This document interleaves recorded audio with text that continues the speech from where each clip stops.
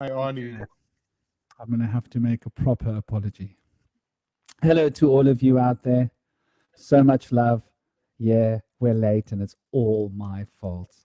I was dealing with home issues, challenges, life throwing things. We're talking about the causal body, talking about karma, talking about how the human passions are the instruments through which this causal body manifests, this Maya of this universe, and how we are stuck in the frame of the film that becomes the story of our lives, that moves us through the pictures in our head, that becomes the obstacles we need to face through the powers of the Ganesha, how we can remove these obstacles and move towards the higher causal impulses. I think where we're going to go.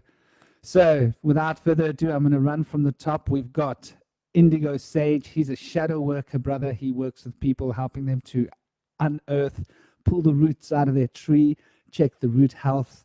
How is the uptake of the minerals on the superb spiritual plane? Where's the liquids going? He's an awesome brother, very much down to the focus of the grounding impulse. We've got our brother here, Gabriel, from the Slick Academy of Slick Dissidency. He's going to come and share his Greek wisdom. He's also an occultist of note, also working with various different impulses, specializing on the Ennead, the Enneagram. He's going to be throwing some of the ancient wisdom from Greece at us, and Sanskrit. Yeah, you name it. We're all over the shop here. We've got MoonFeather that's just joined us. MoonFeather is a wonderful, innate, psychic, intuitive card reader, tarot. She works with helping people find their guidance in life, moving them towards the right kind of advice and impulses from the spirits. She's a beautiful sister, also coming from a perspective of astrology, as well as the archetypes, as well as her own personal adventure, which has been one of note. She's a mum, she's done it all, and she's coming to us from the States. We've got with us as well Kilelle. He's the numerologist, decoding brother in the circle. We're all a little bit all over that, but he's a specialist with numbers. It's his thing. He also does wonderful grimoires. I was actually looking at a grimoire that Kilelle did for me a little while ago. I thought I'd lost it because I'd smashed my other phone, but luckily it was still there. Those of you that haven't had a grimoire, go and check that out. Those grimoires rock. Kilelle is also well versed in various different forms of occult philosophies and spirituality and psychology. Very grounded guy. You're going to love him. He's often referred to as Dr. K. And we've got here Quintavious. He's also another fascinating brother with a wide lens from the ancient Egyptian, ancient Chemians, to the Greek stories, to the Vedic tantrics. He's also a little bit like myself, spread out all over the show. And there's me. I'm spread out all over the show. Shamanism's my main show. Nature, animals, plants. So I'd love you all to have a turn. Anybody wants to jump in? Feel free to jump in. I was late, so I'll go last. Well, I just want to say thank you so much, Franklin. Peace and blessings to everyone. I'm so grateful to be here. And I can't wait to get into the show, because you guys always, I learned so much from you guys. It's amazing. The energy is always wonderful. I'm so grateful to see everyone here. And yeah, guys, let's just get started. Let's jump right in.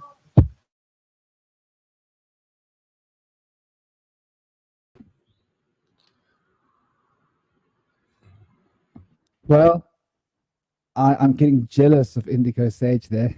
He has this way of making me think like I'm not at the right time or the right place, but we're all at the right time, at the right place. You just got it going on there, brother. So without any further ado, I'll kick the ball out there. So the causal body, karma, passion, the passing of ions. I like to think of passion as the passing of ions, the passage of ions, the way in which the ionization process of the consciousness field becomes electricity and magnetism, the Idam Pingala, expressing itself through the passage of the cause and effect. And the cause and effect, as we see it, is a physical manifestation on the physical plane, which is a physicalization of a spiritual principle which precedes the structure of creation. So my understanding of the causal body, and hello and welcome to all of you in the chat. We've got the Ronan there, we've got Mexico, we've got Krishna, we've got Third Eye Edifice, we've got a whole lot of people. Hello to all of you. Sorry to have not jumped on you guys yet. I was late, of course, big apologies. So my understanding of the causal body is that which precedes the story of Maya. And Maya is a development of the causal principles as they are becoming manifestational in their focus and in their implication. I see the causal body as being that part of the soul, the manifestation of the spiritual body, but that soul manifestation aspect, the seed of the spiritual body, which is that which jumps between incarnations, that which carries us from one to the next, and it carries the imprint of the karmic imprint from the previous life, and it puts the imprint onto the next life. It gives to the astral that which is been received from the previous, and it receives from the etheric that which needs to be imprinted to the next. So it is the structure through which time is able to create the loop and the wheel, through which the wheel of karmic expression can find a place to put its proverbial eggs. And all the eggs seem to be in one basket. They warn us against that, but this is the nature of life. And so this karmic wheel is turning as a process of the axis, and the axis spins around the causal influence, and the causal influence is that which precedes and is the source of and is the embodiment and the structure through which the great dream of dream time, the three dreams of the shamanic world, and the basis of karma being expressed through the Maya is able to take form, and the story of our lives come into being. That's my 2 cents worth understanding of how the causal body could be understood in a, I hope, basic way. I also see the causal body as being the instrument through which the fundamental cause and effect comes into being. Yes, it's the sixth principle of Hermes, but I see it being the preceding. Everything's inverted from my perspective. So the expression on the physical plane is an inversion of the expression of the spiritual plane. So we look at the 6 principles and we see them as very much being coming from the principle of the mentalism and expressing through the quantum entangling field of the corresponding units of consciousness through thought, becoming an expression of vibration and sound through which the principles of polarity can produce the life that is the power of the rhythm that flows through our hearts and through our souls, that brings us to this karmic influence of causality, and those choices of cause and effect are which imprint from the astral and to the etheric in order for the manifestation of the generative function to come into being, that function which can hold the other 6 essences, which is structured around the profound polarizing effect of as above, so below, so within, so without. And so I see the causal body as being the sort of seed through which all of this is coming into being, and hence it is the 6th. I personally place a lot of importance upon Mars. And by Mars, I don't mean the ancient Pluto sign. For the ancient Pluto sign is that little arrow on this circle, which has been confused with Mars by many astrologers in modern times. Traditionally, Mars is a cross on top of a circle, and Venus, the polarity, is a cross beneath the circle. So I see Mars as being the instrument through which the causal body creates the structure of being, and desire is the substance and the glue through which we have this movement. And it is the desire which is the movement through which the senses, which are experienced physically, though are embodiments of a supremely mental function, the quality that sees, the quality that hears, the quality that smells, the quality, and the sense apparatus are just the tool through which this objective realization of this mental influence, which is an astral situation, can be experienced. So I think I've given a sort of introduction. I'd love you guys to start kicking the ball around, throw something at the wall. Let's let something stick, not stick. Let's bounce off the wall. Let's skateboard off the wall. Let's roll with the wall. Even let's go into the wall if we have to. So much love to you all. Thank you all for being here. Thank you, Shaman. I'm going to be listening for a bit because the terms are they're going left and right in my brain at the moment. Since I'm Christianishy, trying to figure out what the causal body is and that side of things, and trying to figure out how the Bhagavad Gita, kind of puts it in perspective. So I'm going to be listening for a bit. Thanks, Quinty. It's my understanding that the causal body is primarily composed of thoughts and ideas, whereas the gross body is the name of the physical body. But in some definitions, the causal body also includes the physical body. But it's been said that the causal body can be seen as the shadow of the light of the higher self. It's interesting that the causal body refers to causation. And so it implies that thought comes before form. And so our mind comes before our body, which to me helps me understand the connection between karma and dharma. I know that we have influences from our past lives, which I associate with dharma, but some people associate with karma as well. And karma itself has been misinterpreted in the West to a great degree. It is actually a word that means action. And so a lot of people associate it with reaction, external reactions outside of themselves. And it couldn't be further from the truth. Karma refers to the connection between the emotion within and the action that one takes. And if one's actions align with good emotions and good thoughts, one's karma is in balance and in good karma. But if one is misaligned and either associates negative actions with positive emotions or positive emotions with negative actions, one is engaging in negative karma, which in the West is associated with fire. Bad karma is associated with fire, good karma is associated with water. And so, like those elements interact, the good karma can overcome the bad karma. When one makes a shift within and aligns the emotions with the actions so that one is in harmony, the water of that good karma can squelch out the bad karma of one's past and all of the effects that it had taken, domino effects that it had taken in one's world, can be squelched out by one's own personal transformation from within, engaging in self-mastery. And so this is something that's often been misinterpreted in the West. When we hear the word karma, a lot of people think, oh, punishment for all my bad deeds. I've got it coming to me. And so I think that this is a way in which a lot of us are distracted from being able to do that work within. It's really more about, as soon as I get that punishment that I deserve, then my karma will be better.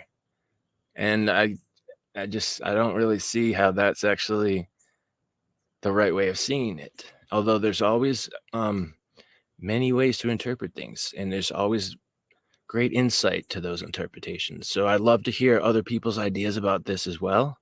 And we could throw around some ideas about the causal body as well. What do you guys think?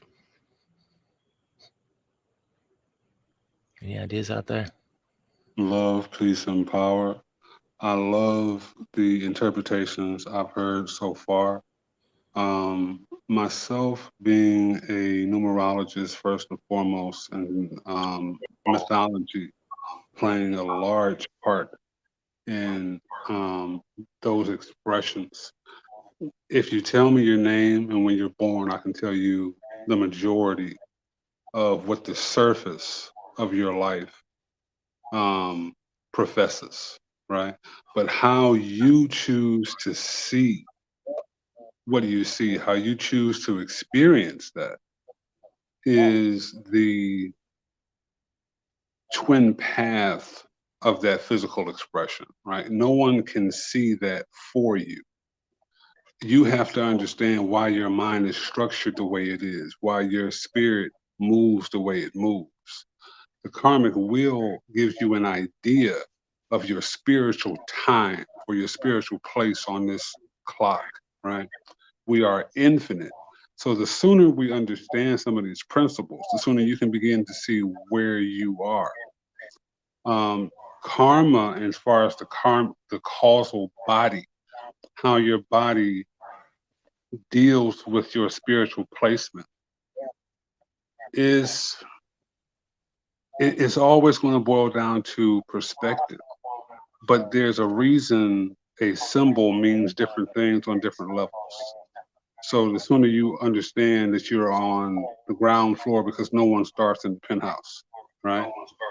We fall into the physical.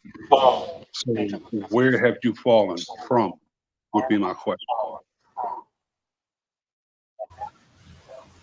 Very well said, Kala. I'm sorry, there was like a feedback. Right now, I'm hearing my own voice. Maybe somebody has their microphone on, but I'm hearing my own voice now, as well as Kala. That was you, Slick. That was you. Oh.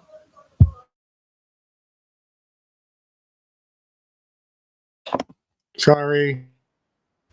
No apologies. It's okay.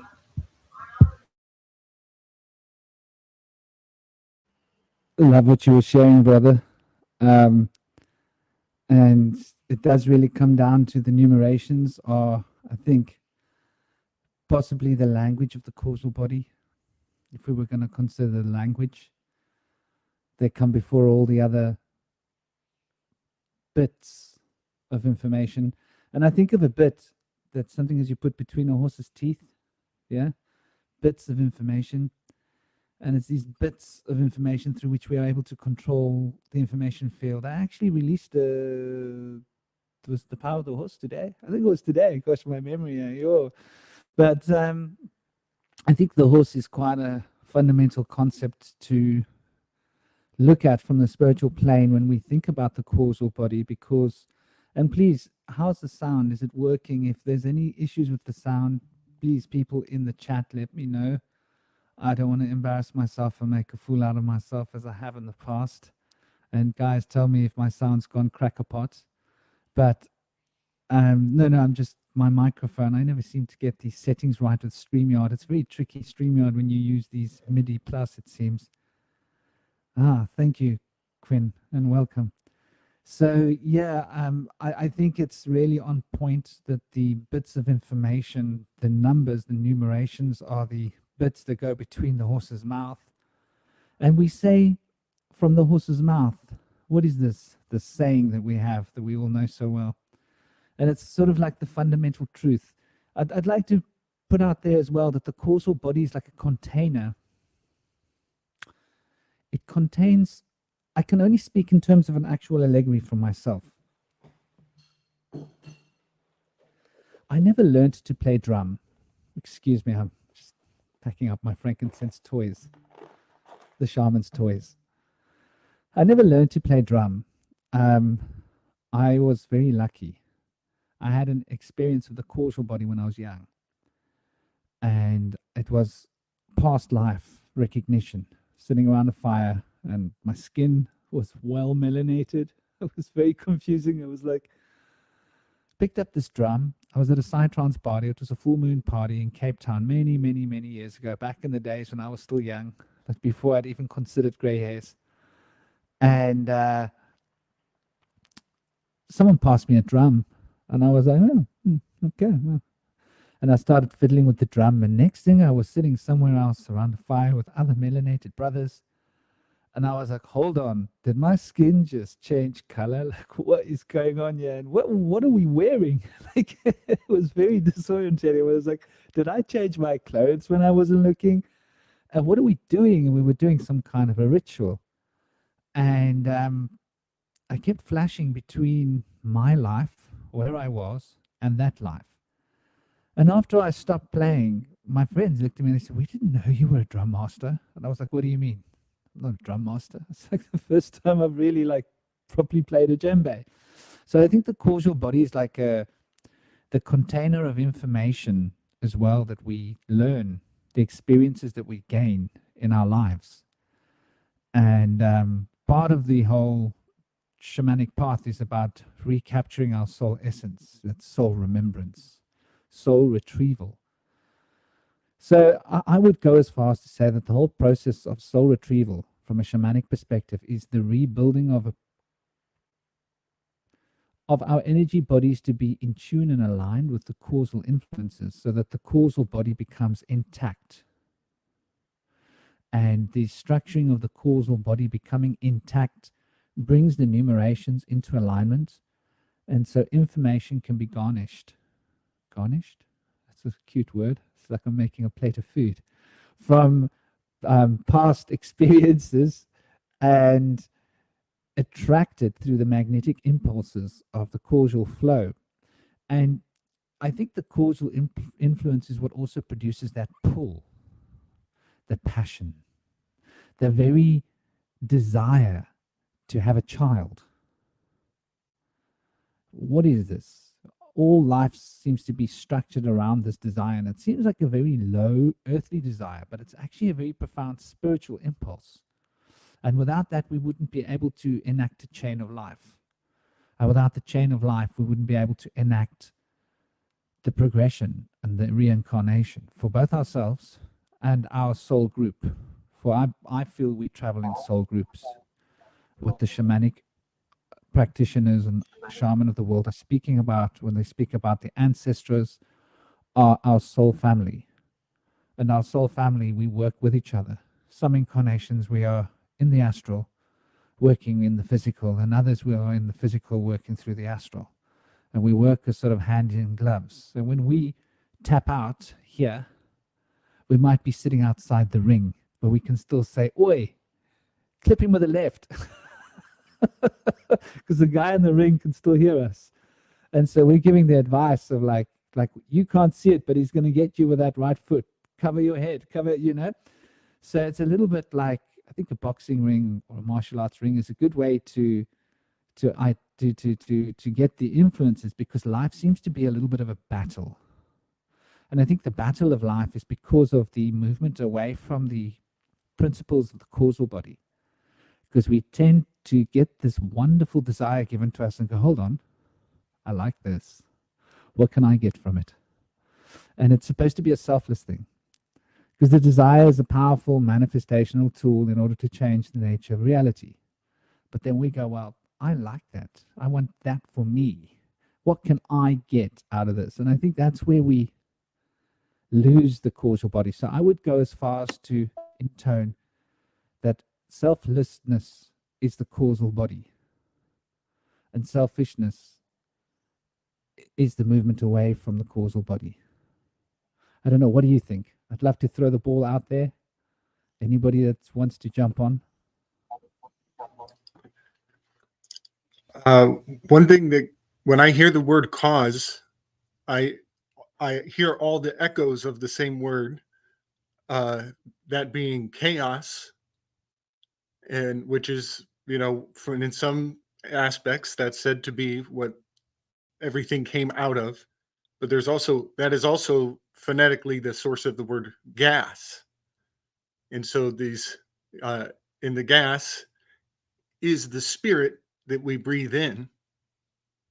And all of these have their powerful correspondence with Jupiter in particular, the gas giant. That's the mantle that Jupiter wears. Now, in my Enneagram system, Jupiter, which is kind of a beautiful thing, that it's the shape of a number 4. The glyph for Jupiter is a number 4. Some would say it's a 21 melded, fused in together. But that Jupiterian glyph looks like a 4, but his station on the Enneagram is a number 7, which brings the 4 right next to the 7, but it's in 2 different languages, but it still corresponds, which is kind of fun, because Jupiter is often called the shining one, said to have a lot of silver. If you look at even the pictures that we're given, artistic images, he's He's obviously Zeus with those gray swirls. He's also obviously Job, covered in boils and with ribs showing. Jove, Jupiter, all these, all these correspondences are even in the people who don't believe the planets are their gods. There's still penetrating consistency. But also I love that, Indy, when you were saying that it is, thought before form. I love that aspect. It's, he's number 7 is in the thinking trine of the Enneagram. He's a storm god as well. So, like, when I think of vortexes and spinning things, all the way down to a maelstrom, a sea storm, that would be like Neptune, because Neptune is sometimes called Poseidon Zeus or Zeus Poseidon. And that would be like a shared aspect, because they're family. They're literally family. So they share these aspects, kind of like a group of like a team, a family. It's exactly like a family. It's so fun.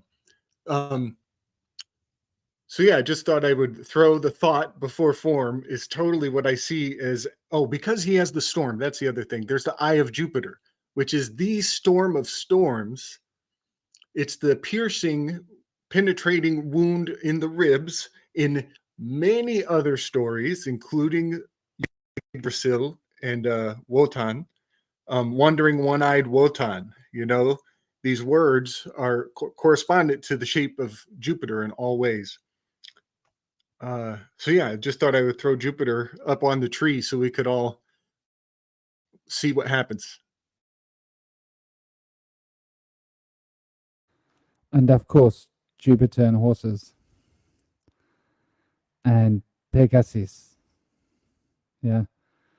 And the horse being the symbol of personal power, through which personal power moves, and the very nature of personal power being Zeus, being the first of the eons, the father of the gods, and also the principle of expansion.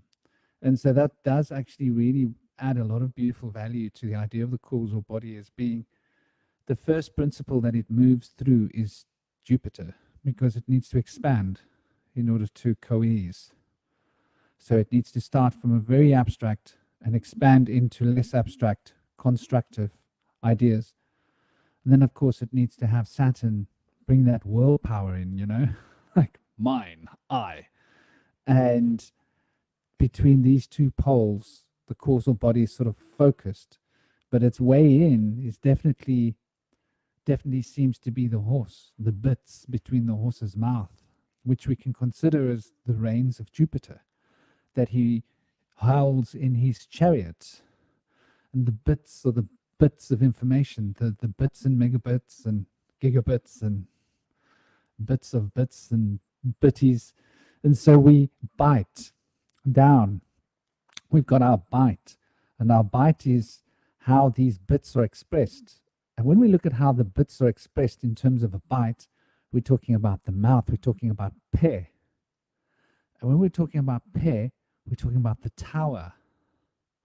So now we're getting into a tarot card, which is quite interesting, which to me represents the use of the passions, that double-edged sword, which is the instrument in the horse's mouth, through which the horse's mouth is able to accentuate the essence of truth, which is the heart of Jupiter or Zeus. And this heart of Zeus brings this memory, this knowledge, which is from inner reality into being, so that we're able to gain the expression. So much wonderful value there, brother. We're going to be chunking on the bit for this for a while, I think. I can see Indy's got something to say, brother.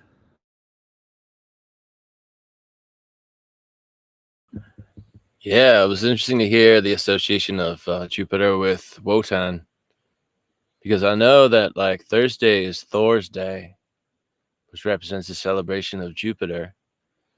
And I always knew it was associated with Thor, but I wasn't aware that Odin was also an association, but it makes a lot of sense. I know Odin is also associated with Mercury, but I found the connection between Jupiter and Thor to be interesting right now because there is space lightning arcing through our solar system, and these transluminous events here above the clouds, we can see red and blue lightning bolts going up into the ether. And so they found that there's lightning that comes from Jupiter and possibly Saturn that arcs its way all the way down to us. And Saturn and Jupiter were both thought to have been stars at some point, both of which are still somewhat active. They emit microwaves from their poles, if I'm not mistaken. And they have primarily hydrogen and helium atmospheres, mostly consisting of gas, like a star. And so it's just so fascinating, the interpretations that have been made of what the significance of Jupiter and Saturn could be for us. Some have thought that, I know David Talbot and the electric universe theory suggests that we used to actually orbit around Jupiter and Saturn as a binary star system, and they had less luminosity than our current sun. And so things were really thriving at different levels of light. They had less UV light and more infrared light. And it's thought that things had more darker pigments, and that things that have purple pigments are really thriving. Whereas the green is a defense mechanism to protect them from the UV, but they don't thrive as well. And all these ideas are just so fascinating to me. I feel like there is definitely some merit to these ideas and these thoughts. But the connection between Jupiter and lightning and storms, I see that to be big. So thanks for bringing up that connection with Odin. Now, I know Odin used the crows or the ravens to get information. He was working with them to get divination as an augur. And that to me is always so fascinating, his connection with nature and with the crows, that they would, one represents the past, one represents the future, and that they would split into innumerable crows and go out and then return back and give back the information they gathered. That always was so fascinating to me. And I know one last thing, that I believe that Saturn is associated with karma. I think that's definitely a thing. It's also associated with justice and lines and the gross body. But and I think karma very much interplays with the causal body, with the mind self. And so I feel like I personally have had a past experience of a past life, and it brought so much light to the way that I operate here now, that I really felt like it kind of explained a lot of my karmic ways, things that I've been trying to dig myself out of, things that I'm drawn towards. But I know it's somewhat of a transgressive impulse, trying to pull myself out of those things. And then seeing my past life, it brought so much insight into that. But I don't know if you guys have had other past life experiences besides Franklin and I, but the karma and the past life experiences can really be interwoven well with each other.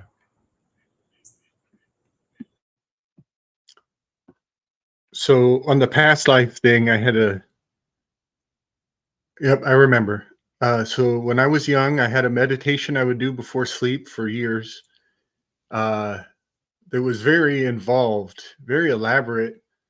I'm still kind of more, it's like I had better dreams back then than I do now. I was a very experienced dreamer at a young age. But I was floating so I would slowly float into a dojo of this ancient building made all out of brick and stone and with torches on the walls. And then I would fight assorted characters in different combinations and different strategies, different situations. And sometimes I would throw them off the cliff. But they were phantoms of my mind. But along the walls were the ancestors watching and giving me advice and cheering me on and telling me when I screw up and what I did wrong. Well, the layout of that dojo of my childhood turns out is the layout of Westminster Abbey. And I was about 40 years old the first time I saw the inside of the ceremonial space of Westminster Abbey. And I was like, it has a harmonic resonance to the design of the building that I was in at a young age. In the mysteries around the history of those that part of the world was echoing with some deep roots of mine. But the floating in again, coming in and out of the space was a sense of floating. And so this is, the vessel, the chariot, the Merkaba body, the living in the breath, and to the extent with such subtlety that the heartbeat is actually making ripples on the waters of the breath, and that was the entrance and the exit to get in and out of the temple. But again, with the crows having the feathers being on the shoulders of Wotan, air elements, as we move, the crows are in Virgo. Corvus constellation is a minor decan of Virgo. Virgo is the harvest where we've chopped down the field. So the wind is now ripping through because the field used to be a windbreaker. It used to slow down the winds. Well, now you've cut down the fields and the winds have momentum and the horses are riding through. And and all the chopping down of things, everything, the landscape is becoming naked. So these aspects of the winds being more penetrative as we cross over the equinox, the fall equinox line, it's I think it's just very apropos that we think of the wind of Jupiter, and then we're moving into Libra, which is an air element. So we've Virgo is an earth element, Libra is an air element. And so all of the chopping of the leaves and the sword, the justice card, often the justice card has a sword. So the slicing of things. And then I love that you brought up Saturn as the karmic one, because Anubis is holding the scales of justice. Anubis being a dog, actually a perfect anagram for Saturn. Or no, gematrological match for Saturn. The word Anubis is basically the exact same numbers in ordinal reduced if you print it all out letter by letter. So he is the Lupus constellation right next to the Libra constellation. So he's holding the scales for the weighing of the heart feather, but he's also in the position number 10, which is the 10 commandments. So all these emanations of truth that come out of this movement into the underworld of going into Libra has the Saturnian lawbringer and the ultimate boundary. And now it's time to go on your underworld journey.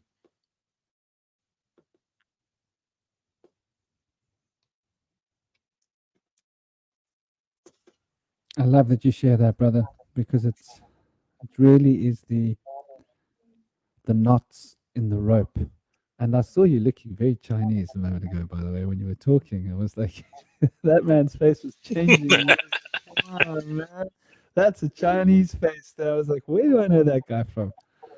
So anyway, I know that guy. I met that guy somewhere along the line, I'm sure. But no, it's interesting. You start remembering that your face starts changing. Like the way I see your face starts changing. So you start to wear that other face. Like the moment you start considering it, probably a good meditation would be to relive those memories, being in that space, and go there every day and actively engage that memory, because there's definitely like some ancient Chinese connection there, I think. I mean, there's probably others. There will be others. That's how this works. But I love the connection with the crows that was brought first. Well, both of you have basically been touching on the power of the crow and Woden and Odin. There's often been the story about Odin and Thor. And Thor is the son of Odin, is he not? So he's sort of like Re and Osiris. Yeah? Odin and Thor. What I mean is the one takes over from the other in a different age, embodying the same essential qualities. Where the one was the father, the other becomes the king, if that makes sense. The father of the gods or the king of the gods. You know, at the end of the day, there's a very small difference between the father of the gods and the king of the gods. And they all do relate to this Thursday concept. And it's interesting when we look at Shiva. So Shiva's obviously two main, like, guides. Obviously, okay, we're going to have to talk about the Ganas, because Ganas will have to come up as the structures of the will and the desires, the limitations that bind us, and the instruments of freedom and power to manifest, through which Maya is able to recreate the structure of this universe from our karmic notions to bring them into a structure of reality. Though Shiva's Kakbushundi is the crow. And so this crow is always a very big part. It's got to do with death. And so Shiva is the path towards overcoming death. But Jupiter is the transcendence of this life and death. So to think of Jupiter as being the principle of maybe eternal life, if we want to consider it in such terms, because it's just a pure expansion. Just expand, expand, expand. And what a gas, yeah? What a gas. You know, the joy of life flowing through you. And always the crow comes back. So Jupiter, being the king of the gods, has kingly domain over even the god of the underworld, life and death. He might not be specifically controlling the life and death story, but he does have dominion over it through his agent who runs the place. His right-hand man is in there running the show, so he can always like pick up the phone and say, "Oi, you know, Anubis, what's going on? Like, what's the story? Crow, send me a message. I need some lowdown on this." And the bits of information do come from all aspects of life and death. So that comes down to the informative structures once again. And so this idea of eternal life, of Zeus, Jesus, as the embodiment of this principle, as has been given by the Greeks through the Romans to the Jews that weren't allowed to be Jews anymore, who were forced to change their Shabbat from Shabbatai to Shabbat to Sunday, right? Because obviously Mithras, he rocked Sundays, he didn't rock Saturdays. So it was like, okay, you can not be Jews, you can be Christians, only you can't have the same sacred day as the Jews, because it just doesn't work. You have to have Sundays. And this is why we have Saturday and Sunday as a holiday. Ever considered why? Traditionally, there was one holiday. In India, there's one holiday, and that is Shivden, Monday. Monday is the sacred day, the day of Chandra, the day of the moon, which is really interesting. Monday is the day that everybody goes and gets hammered wired in Rajasthan on banglasis, because they don't go to work. And it's like, it's divine worship to drink banglasi and go and play music in the temple. And what a way to spend a day, man. Come on.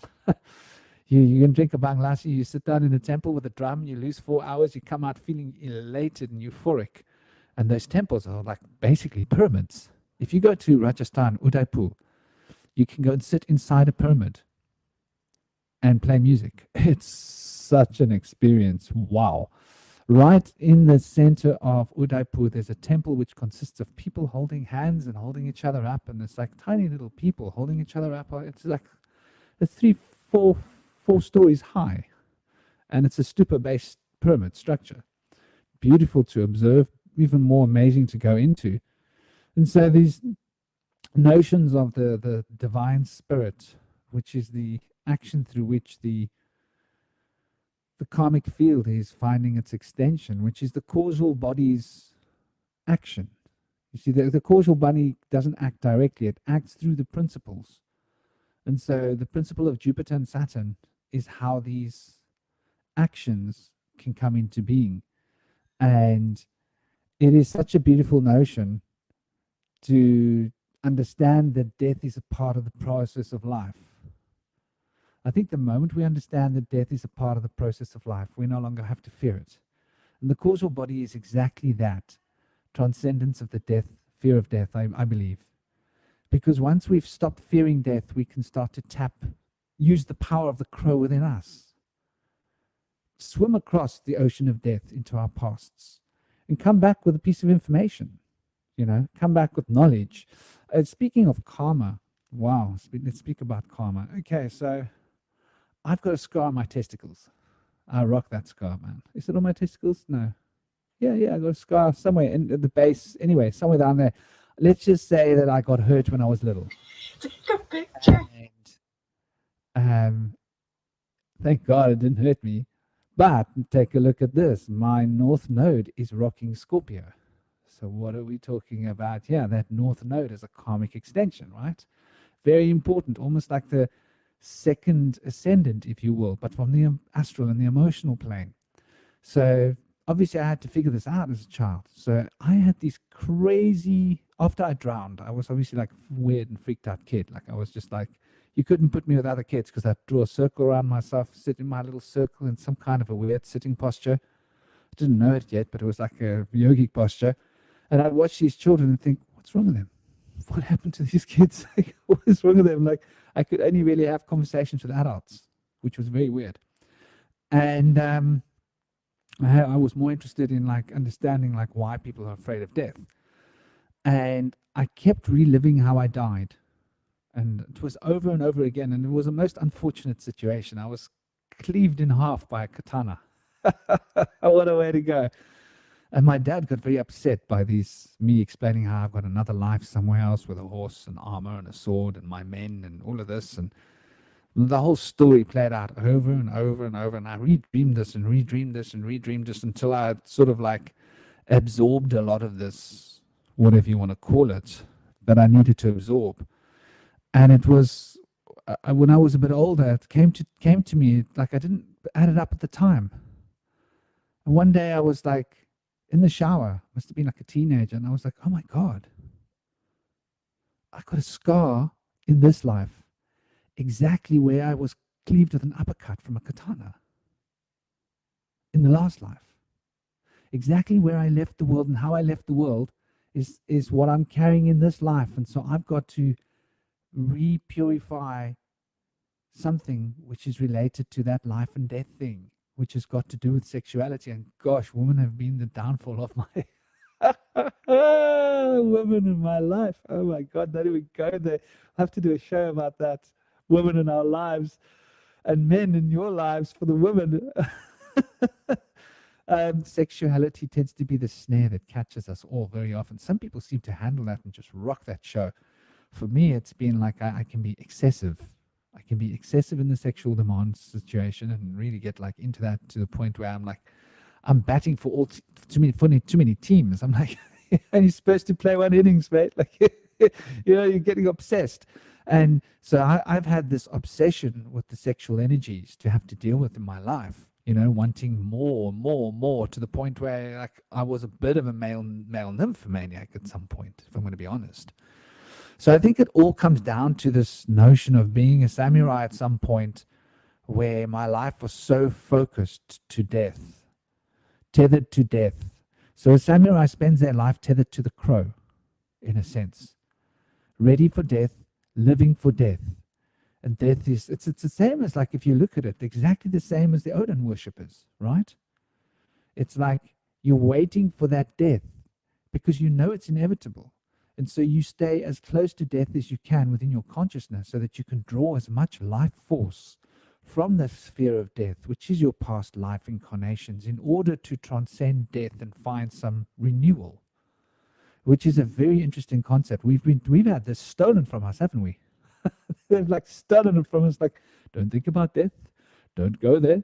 Ooh, it's sad. Ooh, let's make horror films about death. Let's make like psychologically rending films about all the horrible ways that you could die. And, you know, we've had a lot of brainwashing. I think this is somewhere we need to go as well, to look at how we've been brainwashed by the media, how we've been brainwashed by our society, and shall we say those that have knowledge of these things, that have used their knowledge that was given to them by Edward Bernays and his cousin Sigmund Freud, about how to use propaganda effectively to control the minds of people. And they were like, okay, well, selling cigarettes is a good start. What else can we do with this? You know? And what else have they done with it? And why are we all so lost? This was something that plagued me as a child, because I'd had an experience of death, and I was like, okay, so the drowning thing's really not that cool. You don't want to do that again. But what came afterwards was wow. You know, when that little juice in your head pops and it goes like, and you feel that stuff flowing into your brain. Oh my gosh. There's no drug in this world. There is nothing that will come close to when you die. I can tell you, you will feel the kind of, forget orgasms. Forget them. They're great. You know, no matter how good you feel about sex, even if you're there and you make a woman come like multiple 10 times, whatever, it doesn't touch anything compared to the feeling of elation that you get when you leave this flesh. And what a nightmare to consider, oh my God, I have to go back in there? No. What? I have to go back in there? No. So once we get out of this flesh, we realize we're in our causal body. And in the causal body, it's like we've got a causal body and it gets wrapped up. It gets wrapped up. And it gets wrapped up full of all these layers of stuff. And these layers of stuff make us feel like sluggish and lopsided, confused and angry or scared or sad or happy, you know.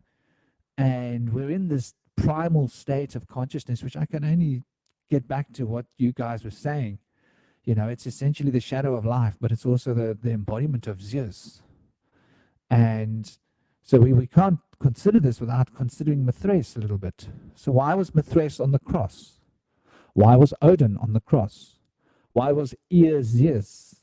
Ea means praise, right? It's one of the oldest names of God. EA Games, yeah? EA Games. That's one of the oldest God names around. Ea. And the Jews write it as Yod-He because of Simeon ben Enli. They pronounce it as something different, yeah, but instead of Ea. So Ea is the oldest name. Yahweh is the prefix to the Tetragrammaton. And so we've got this interesting ancient name, Ea and Zeus, coming together. And so what is the meaning of this name, and why have we had this Catholic indoctrination that wants to teach us that this is just about one man? What is that about? A divine principle that any one of us can embody if we allow ourselves to really go into our hearts, but only when we're ready and perfect. Okay, there was some bloke that rocked it. He was like, I'm on the stage. I got this. And okay, he had it. He did it. But it's been done before. And so there's this repetition of hanging on the cross. So it's like Zeus with all the warts and all the sores, right? Paying the price of Saturn. In order for Zeus to come here, he has to pay the price of Saturn. He's got to pay the piper. And when Zeus pays the price of Saturn, he's proverbially hanging on the cross. So now we're talking about 2 tarot cards, 3 tarot cards. We're talking about the Tower, which is the passion, because hanging on that cross, you pay the price through the currency of desire, right? That's what puts you on the cross to begin with. And the cross is Saturn's own. The hanger on the cross is Zeus. And so we've got the Wheel of Fortune binding the desire, the cross, and Zeus in the structure of being. And then we've got the hanged man, the element of water, which is Pisces, the negative aspect of Zeus, which is interesting. Pisces being the domain of dreams, the domain of the true inward journey of the spirit, where Sagittarius is the expressive nature of Zeus. The journey inward is Pisces, the hanged man.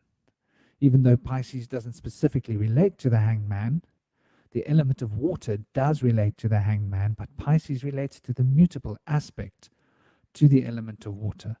And so Quaff, the back of the head, as a hieroglyph, which is relating to the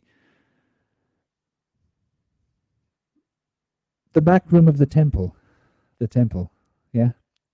And Zeus reigns in the temple, and in the back of the temple, and in the front of the temple. So the front of the temple, we've got Sagittarius, the sage, the wisdom. The back of the temple, we've got the fishes that move in opposite directions, that subconscious pool through which we can enter in back into the waters from whence we've come, life and death. And through that, we're able to move through the sphere of Mars, which thus is Scorpio, which will take us on this journey back to Aries, where we've come into the physical form, using all the other principles, which is a really interesting concept for us to understand when we start to look at why the crow is so important, because it's all about going back into death, going back into the Bint chakra, as it's known in the Vedic schools. I know I've hit a nerve. Let's go. Yeah, buddy. Yeah, buddy. I love this. Is everybody familiar? Am I coming through all right? Yes. Am I sounding okay? Okay. Is everybody should be familiar with the anatomical zodiac and some call it the arch of hysteria, but it's just the human body in a yoga pose where they're arched backwards through the zodiac, and the head is in Aries, the feet have come back around so that the feet are on the back of the head in Pisces, where Aries and Pisces meet for the spring equinox. That's right. Where all the Jupiter, yes. And so something that I have seen implemented in the arts and in the sciences is the technology of cephalopod. Cephalopod means head walker. They have signified this through the Medusa, through the echidna, through many forms of mythology, but these are also in science. The echidna, echinoderms, are an umbrella term for a genetic link between mammalian and reptile. This is where this genetic bridge is caught under this term of the echidna, the echinoderm, the she drake. All these things are Medusa. But one of the more popular and well known is the cephalopodic, which is like a head walker. This is more of a clam, right? This is another oceanic thought form. So when you mentioned that there are fish going in two directions in the back of your mind, in the subconscious aspect, and I'm thinking, well, that's your own footprints. You're just walking through your own head, and the footprints of your head the footprints of your feet on the back of your own head are casting shadows on the walls of your own cave. And I love that because we make fun of man caves, but if I had a man cave, it would have 360-degree fish tanks all the time. I would have thought forms and movements and shadows going in my man cave if I were a Elon Muskrat. Very, very well said, Slick. Definitely. If I may just, as I'm listening, I'm just making a lot of observations, and I'm so grateful for spirit to move in certain, like in particular ways in my life in the past, in this year.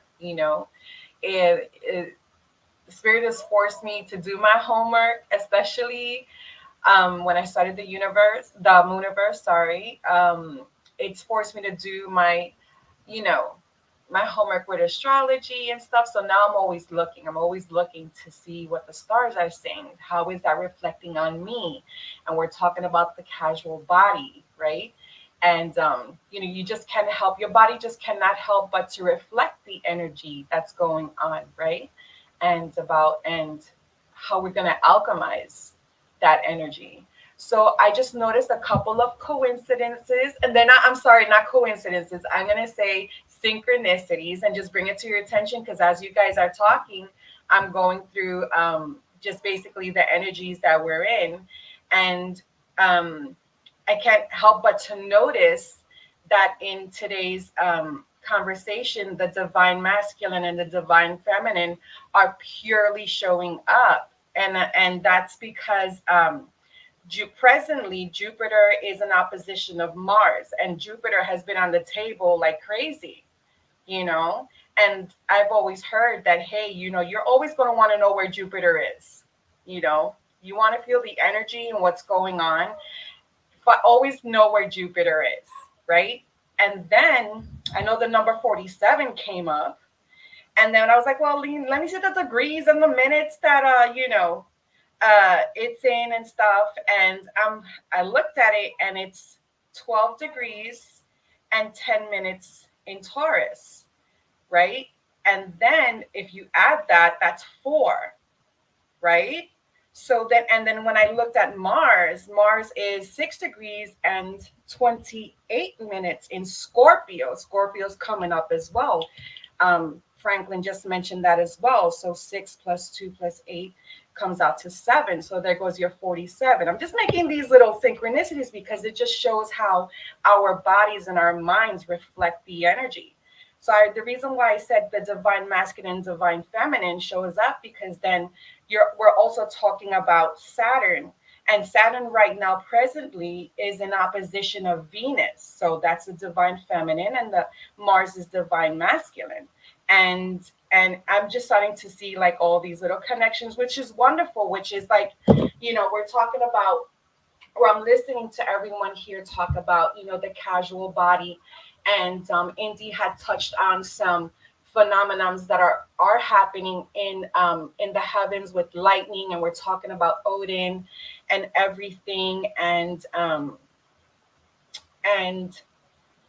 just can't help to think, like, or maybe I want to ask you guys, how do you think personally in your life this energy is reflecting within you? How would you alchemize this energy that's happening in the cosmos right now?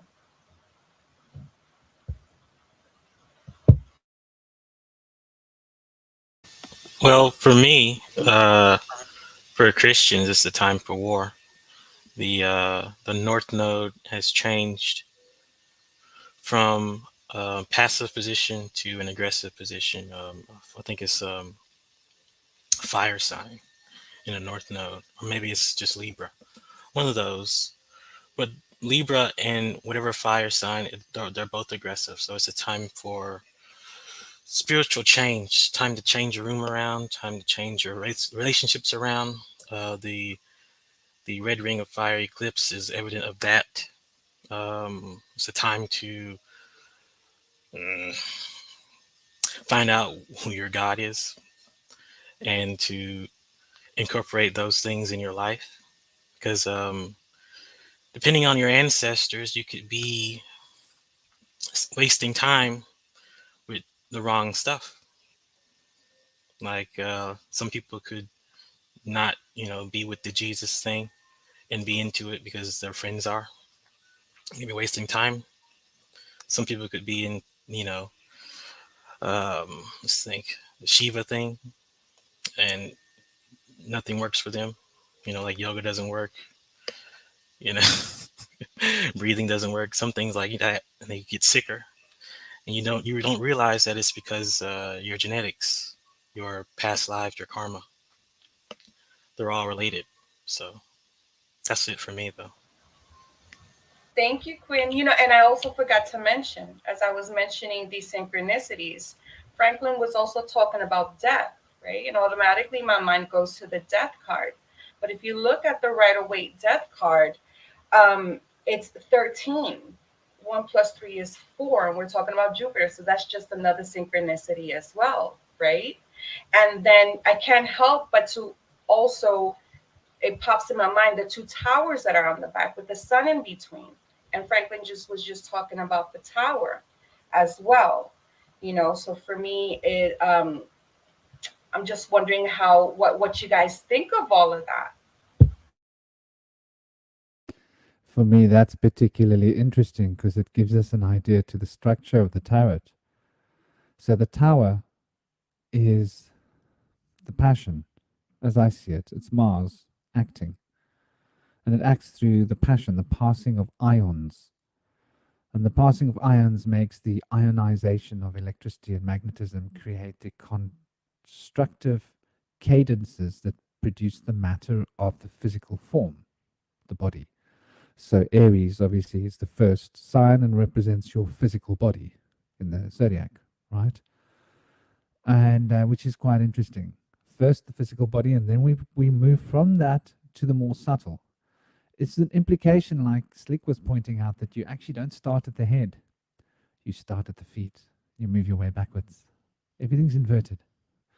So you start at Pisces, the most abstract.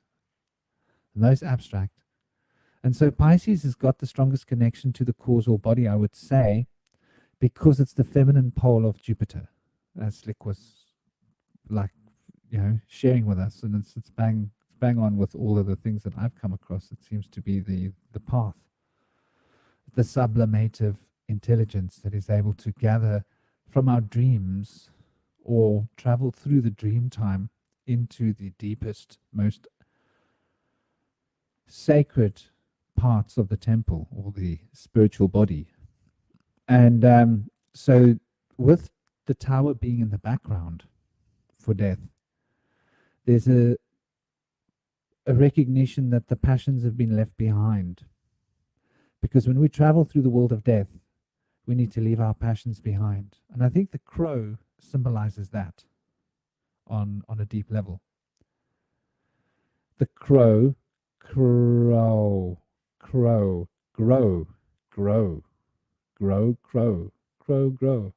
So there's something of the crow and the grow.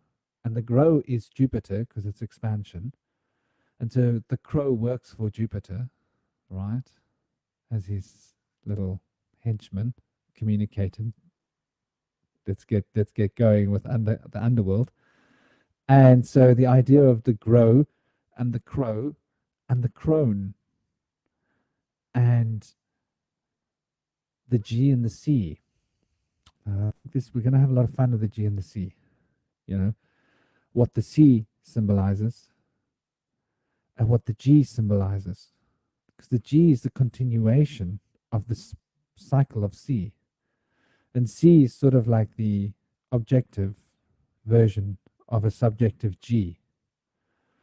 It's the way I think of them. And which is why they look so similar as well. And when we look at what became Chaldean, C, cuff, the hand, Jupiter.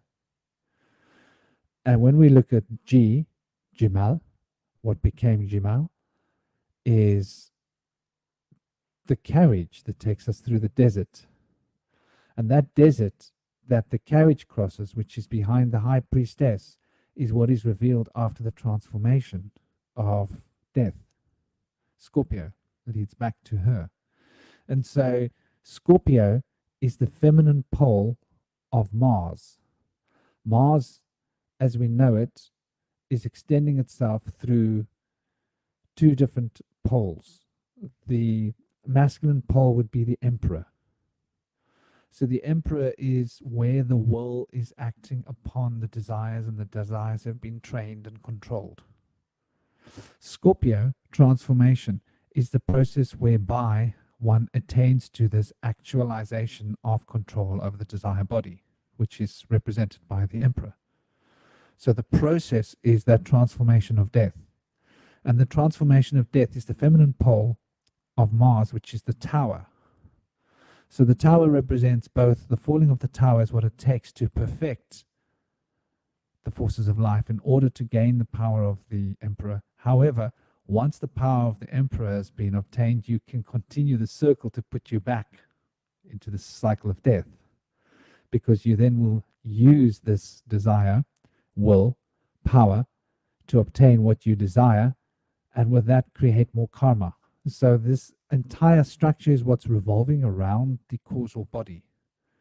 And so the causal body is being turned by the principles of Mars's actions through the tower, becoming death, moving towards the emperor, which takes us full circle back, which is a very interesting story, because it seems to be this is what puts the hanged man into position.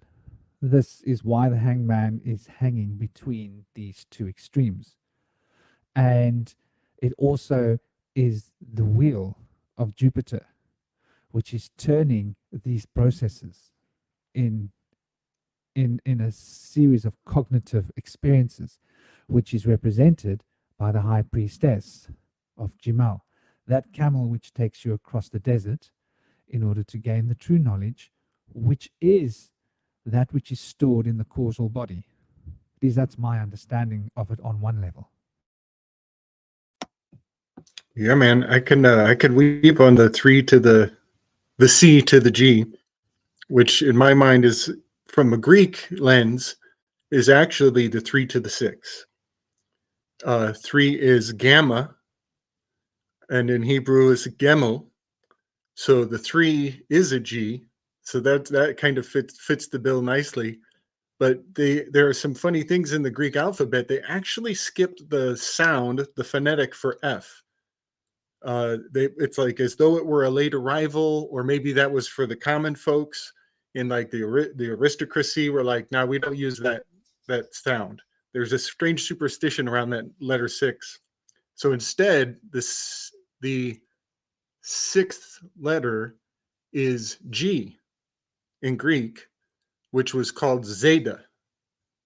Perfectly confusing, right? So C becomes gamma and G becomes zeta. And I think of the zygote being the Z to the G there. It's a very crucial locking mechanism that pays off later if you just keep that side note. But zeta is the F. Confusingly enough, it is the number 6. Which, yes, is the 3 to the 6. Well, this is full circle. This is the sacred number of the 360 of the circle of geometry. And so right there, we've kind of initiated in a fun way that all things that we speak of require geometric affluence. It's important. That's actually on the Temple of Pythagoras, that you cannot initiate beyond a certain archway unless you have command over geometry. And so that's why you'll notice that people speaking of the causal formulas will use spatial words and will literally draw maps with their words in your mind so that you can picture the order of things. And I just love that that's what we do, but through the oration, through the poet. It's the poet in us that takes an inspiration and puts it into shapes so that it can make an impression and influence your thoughts. And the word influence has its root in the stars. The belief that the stars come through the windows and influence you and maybe give you influenza. But one way or the other, they definitely have everybody's fate in consideration. And we still do this with Hollywood, Bollywood, but some of us do it with the tarot and the zodiac, and some of us do it with other sacred books and texts.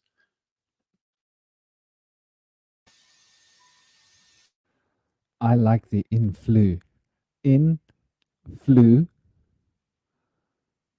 So they flew in. And once again, who flew in? it seems that this idea of the eagle and the crow are sitting on the poles of Jupiter and Saturn. For the crow is obviously related to Saturn, but Saturn works for Jupiter, if we can call that what it is, because everybody works for Jupiter. Like basically, he's running the show. If we want to anthropomorphize a principle and a concept and a living being, which is the founder of the chain of life, if not the founder, the foundational structure through which the chain of life is manifesting, through which these beings and archetypes and structures of the self are able to bring in the cadence of life. And it brings me back to that Fika oath, which I love so much. The Fika oath, the ancient tablets, the Chaldeans and before the Chaldeans, they speak about how these giants were wearing these tablets, which were the oath tablets, on their chests. And these tablets, oath tablets, were very powerful. And they were the substance of the Fika oath that were brought here to the physical dimension. And this was during the time of what is the Nephilim is called, and the yakshas that came with the devas. That then some of them became asuras, and asuras made rakshas, or the Nephilim made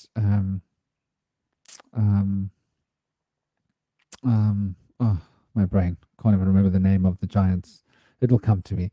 But they created the giants who we then fought these great wars with. But in the earlier times, in Shimyaza and all of those days, they were wearing these tablets on their chests. Whoever could get this tablet was sort of in power of dominance. And now we speak about the Ark of the Covenant. The Covenant. So, okay, let's look at that word. The Ark of the Covenant. So a covenant is an oath that is taken between a group of people. It's an oath. And so all of these beings that manifest our body swore an oath to work together to be part of a cosmic play, to all play a role on the proverbial stage of life. And I know Stick's going to be jumping all over that play, because life is this play of Maya, this dance of the gopis around Krishna, if you will. However you want to put it into perspective, it's the same idea.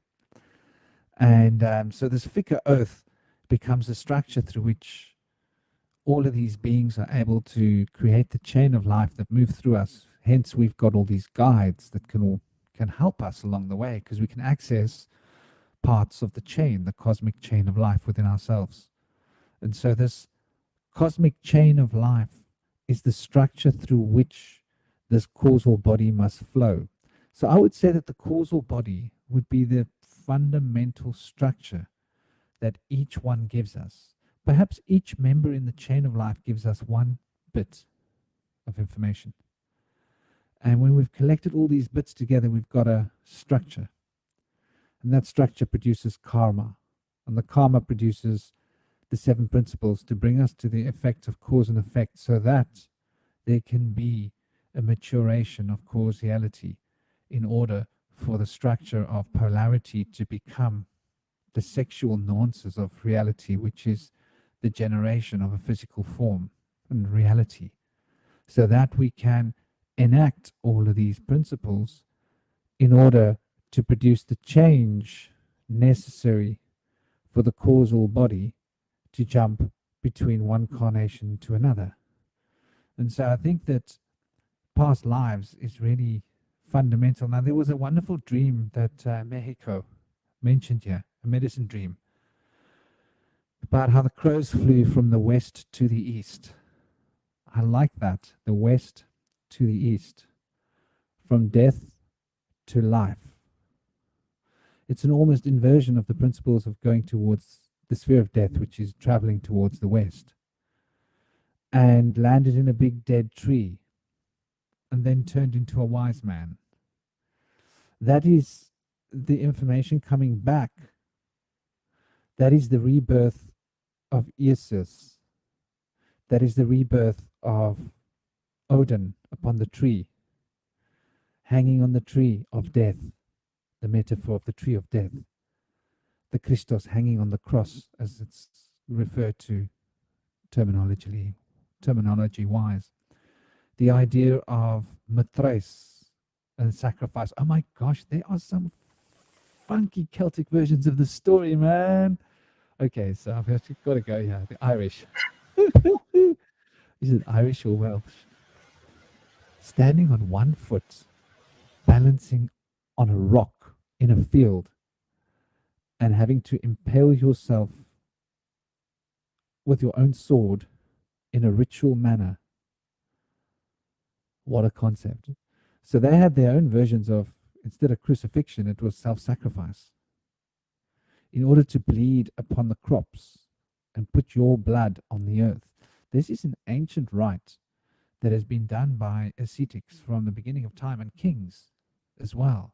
I wish I could remember the name of this Celtic king that did this. It was many, many years I came across the story, and I fell off my chair giggling like a fool, because I thought it was just too bang on point to let that slip. But it does sort of bring us back to the idea of self-sacrifice.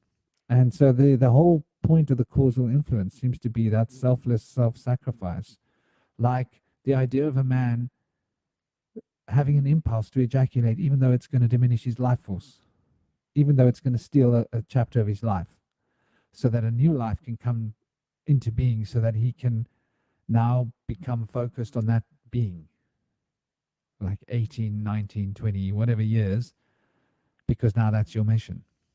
It's a very interesting concept. The selflessness that comes from the selfish act of ejaculation. I'd like to put that out there. How selfishness becomes selflessness, whether we like it or not. If I may, please, just to comment on things that were just said, and then we could get back to, I don't want to disrupt your question, but I just got to get this out there because I get hit with so much, and I just want to let everyone to have their turn. But like I said, so many synchronicities, and guys, it's undeniable how death is very prominent in this conversation and how it's revealing itself, right? Because we're talking about crows, which they're also a symbol of death and rebirth, which honestly reminds me of the movie The Crow with Brandon Lee in it, and it's about death and reincarnation. That's what that movie is based on. That's one coincidence, or synchronicity rather. But I also want to touch on, we were talking about karma a few minutes back, and it's funny because as you guys were touching on karma, Slick, before the show came on, Slick posted some very nice images, and it was talking about some gods and goddesses and the energy that we're in, and linking it to some tarot cards. So I read one really quickly, and it was talking about Sati, which is the daughter. If Slick wants to come in and comment on it really well, I didn't take any notes on it, but as soon as I read the name Sati, it reminded me of the little girl character in the movie The Matrix. Her father was named, I had to look it up, it was called Rama Chandra.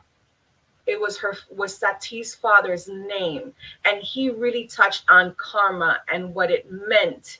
Even if he was a computer program, Neo was saying, what do you know about karma? It's like, well, it's just what the word means to you. What does it mean to you? Right? So so then I guess it kind of goes back to the casual body, right? So it's whatever that energy reflects within us, what it means to us, right? So I wanted to make that one connection or comment. And then I saw, which by the way, Sati's mother's name is Kamala. And I know we just went through Kamala's birthday, the vice president's birthday. And I know Kilelle knows the age because the number was significant as well. Kilelle, if you could remind me of her age again. It was just this past day or two or so. She turned 59 yesterday. Okay, and I know you had mentioned it in the Ronin experience how that number was significant as well. But anyway, I'm just making all these little connections, guys. I'm sorry if I'm rambling. Um, so and then I was looking at Mexico's dream interpretation, and you said it very well, Franklin, how it's going from death or from the darkness to the light in the direction that the crows were flying in his dream. And he said that the crows look like arrows. So that's direction as well. So we're talking about cardinal direction, right? From west to east. And that they all flew into a dead tree. So I think that dream is personally talking to Mexico. I mean, I don't know if Mexico is a woman or a man. I have no idea, but I think that's personally to you, Mexico, in your journey. Because we're talking about death and rebirth in parts of our conversation which has been extremely strong, and turning into a wise man. That's just your journey, to get into spirit, to leave the casual body. What is the scripture in the Bible that it says um, you need something about putting the old man to death, something like that? If anybody could quote me on that, if I got it right. So it's basically just moving. I think it's very spiritual for you, Mexico. I think you're going to definitely um, elevate spiritually, and that dream is just a symbolic of that. So yeah, thanks guys. Sorry.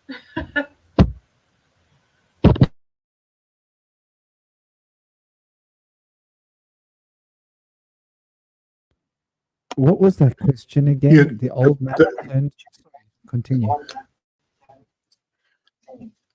oh well, I want to kind of pick up with that part of the dream, how the arrows, how the wise men returned in the form of arrows, or flying as fast as arrows.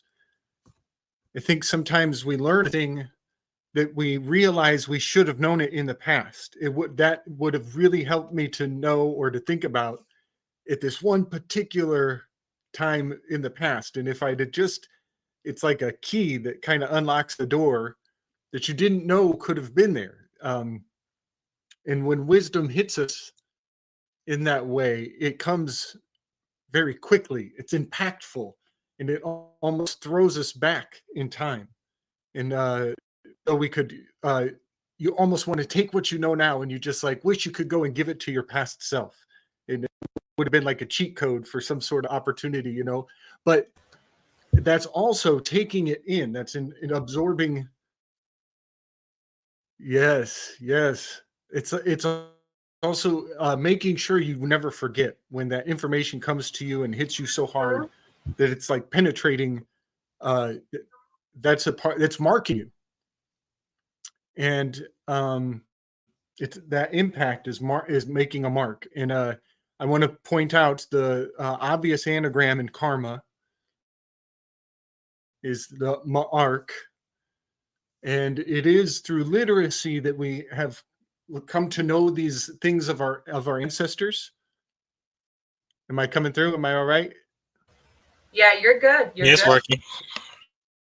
Is this still good? Okay. So yes, the mark and the significance of literacy, but also I think another aspect of these messages. So the Pegasus constellation is the Pegasus square that Mesopotamia was considered the tablet or the writing or the story, and it is like the ledger, and it is at the point where um, uh, Andromeda is chained to Pegasus on that square, so she's like in a hostage position, marking the X of the crossing over from the spring equinox, but also uh, who's the light bringer?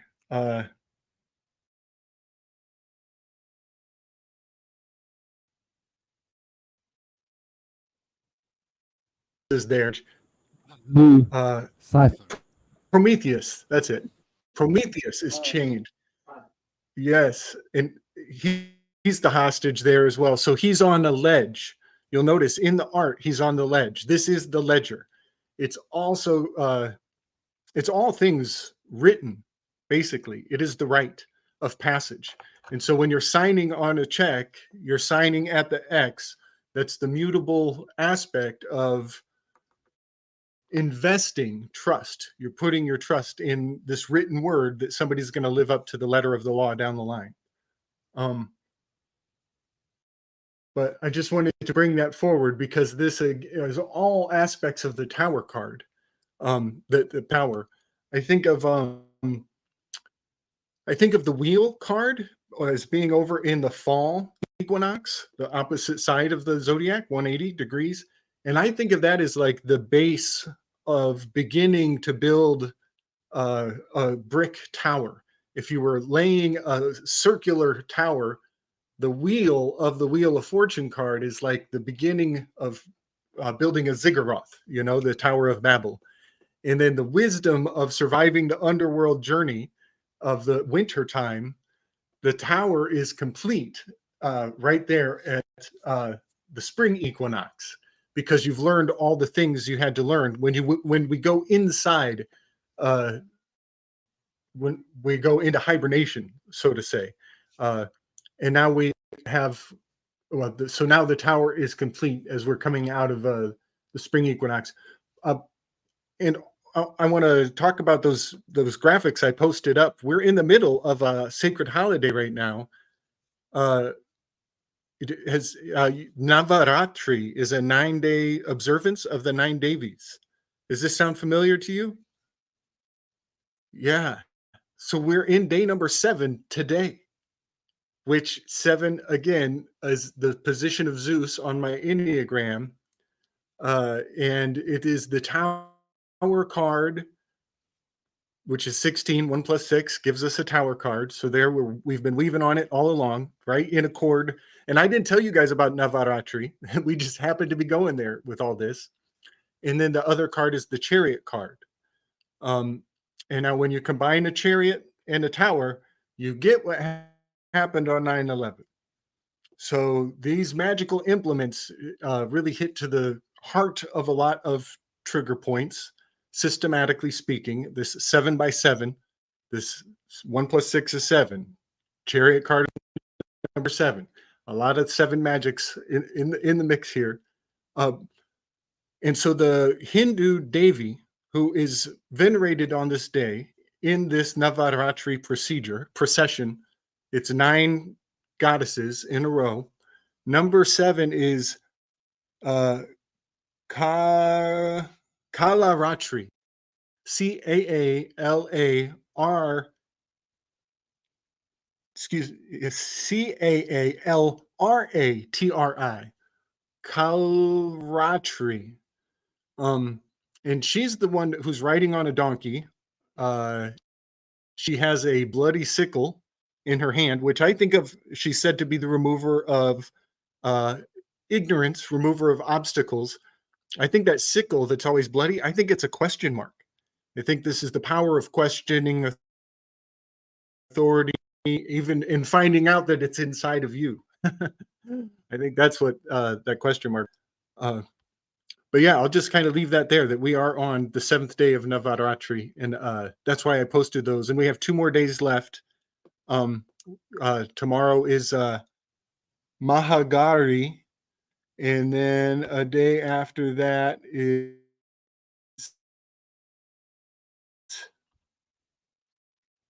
the final day is Sadi Datri. Are these sounding?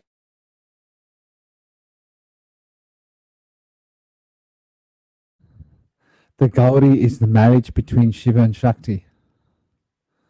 So the Gauri is the masculine and feminine being united. And so today is very significant in terms of the polarizing forces between the wheel and the tower. And you can see how Ganesha operates the wheel, and the feminine counterpart operates the tower. And so there are expressions of one and the same and two. So the Ghana, I suppose we have to go there. We mentioned in the beginning, and this is where we've come full circle to that point. So the Ghana are the attendants of Shiva, the personalities of Shiva, the personalities that are part of the crowd that follows Shiva, does his bidding, as a metaphor. And also expressions of the, the Priviti, the Vapas, the elements of earth and water, and the Rudra, the fire, and the Vayu, the air, and the Akash, the spirit, and the zodiac, the Mazloth, as it would be called, and the Surya, the sun, and the moon, the Chandra.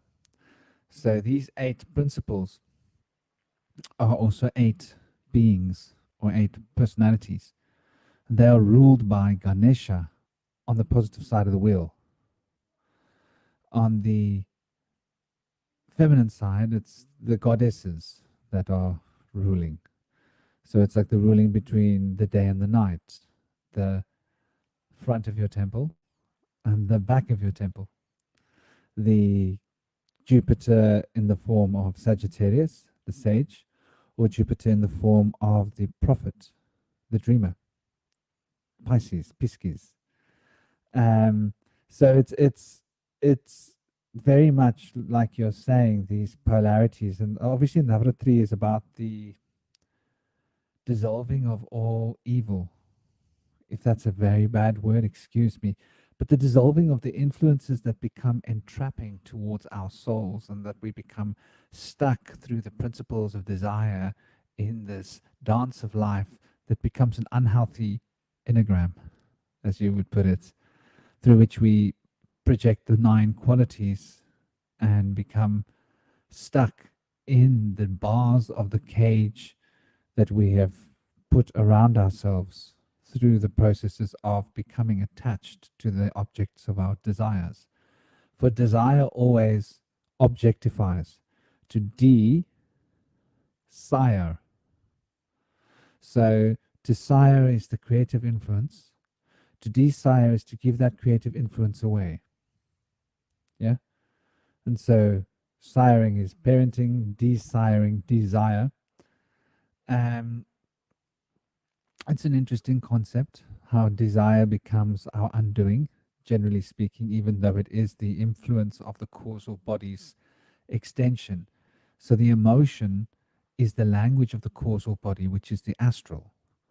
And so the astral body speaks out the causal influences, which then become the etheric response on the physical plane, which binds the desire through the astral to become a physical object of desire.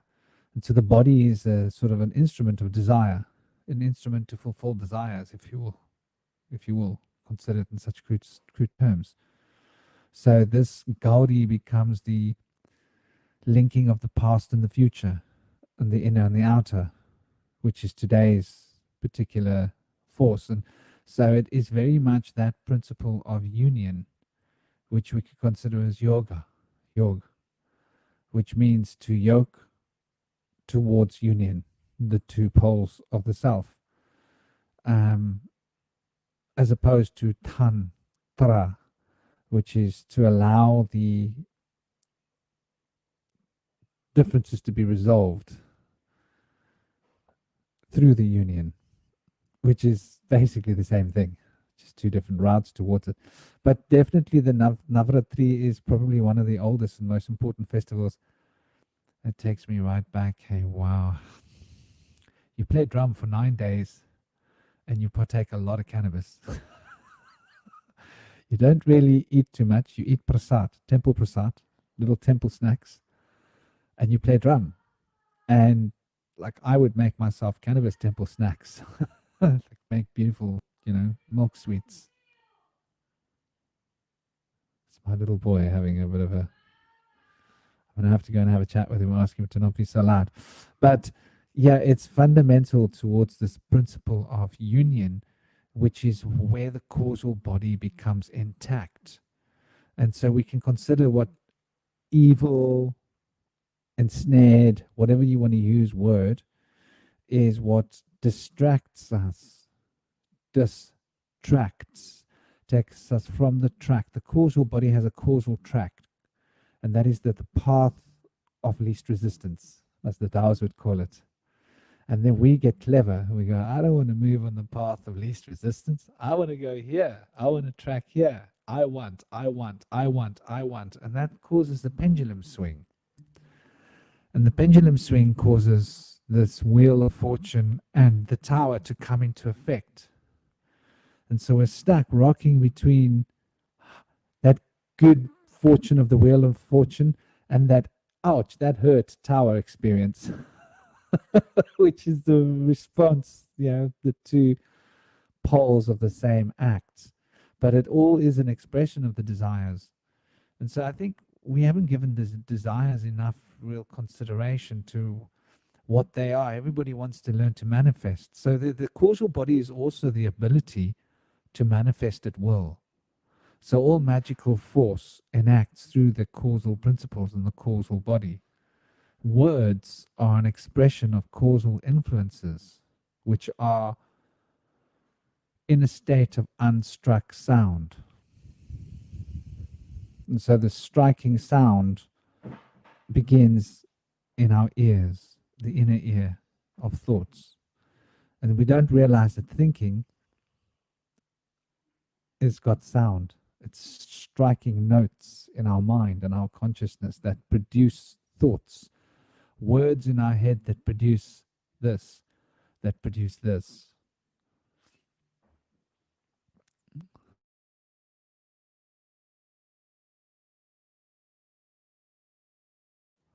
Sorry, I didn't want to go off on too long a monologue, but yeah, what you said is really on point, brother. It's so on point. I see you're going to say something, so. That was great.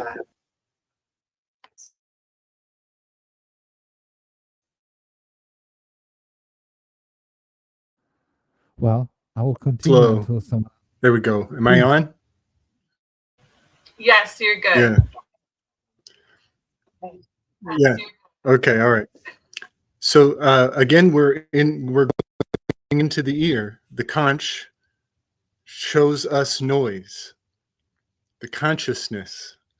This shofar of initiation. This horn in our anatomy is very much more pictographic than I ever would have imagined.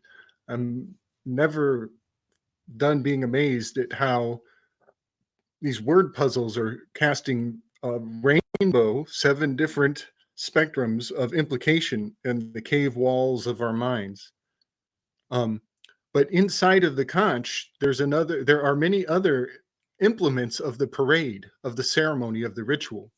One of which is the tambourine, the timpania, and that's the drum head of your ear.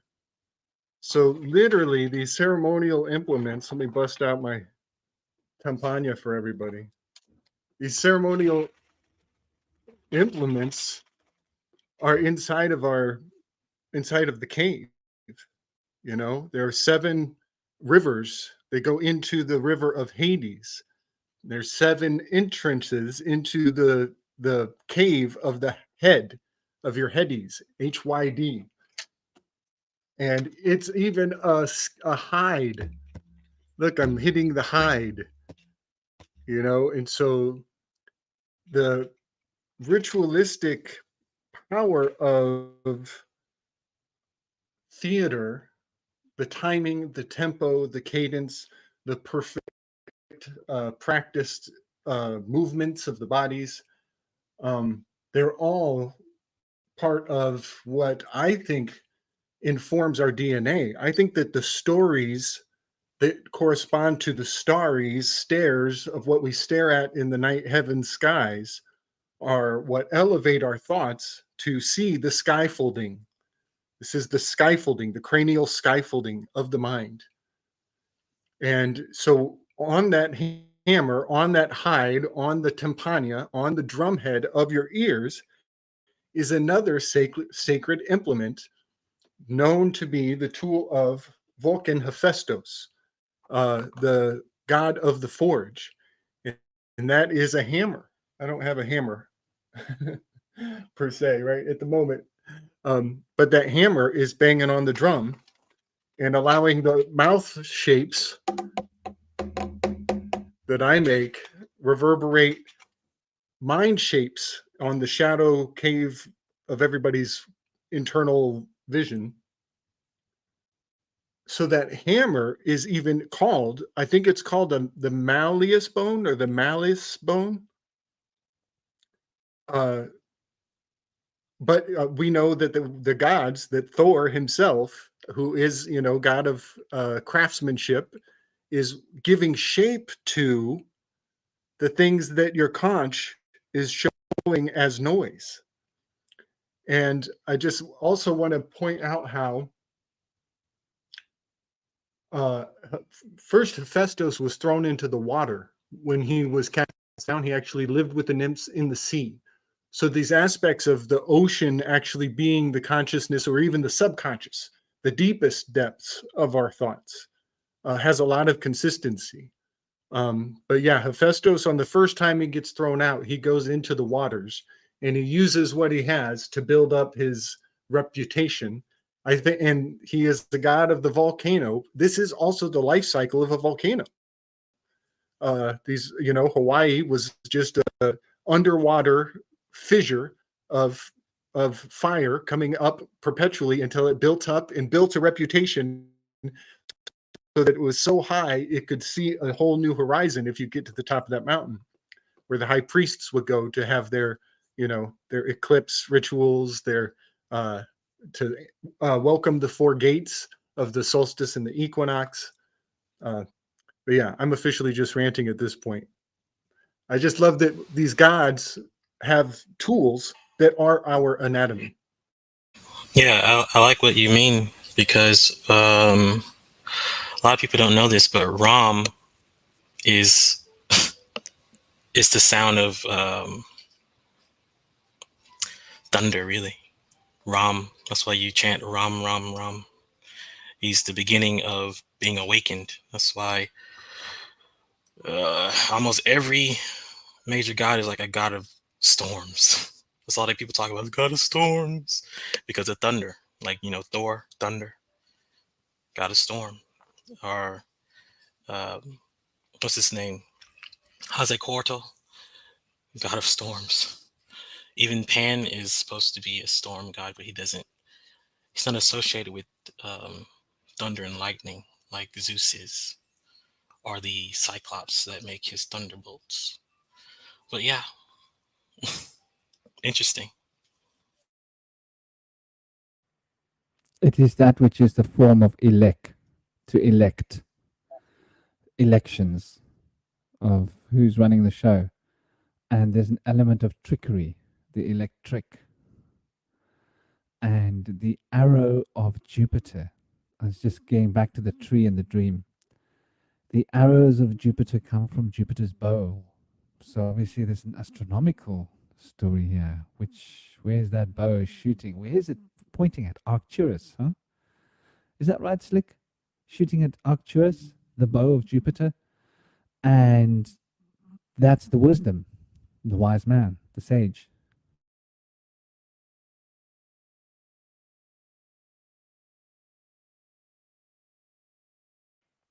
That's so much beautiful content being shared by all of you guys. It's truly beautiful, beautiful and inspiring to have so much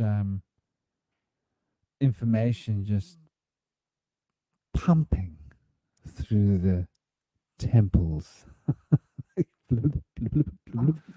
So I think, yeah.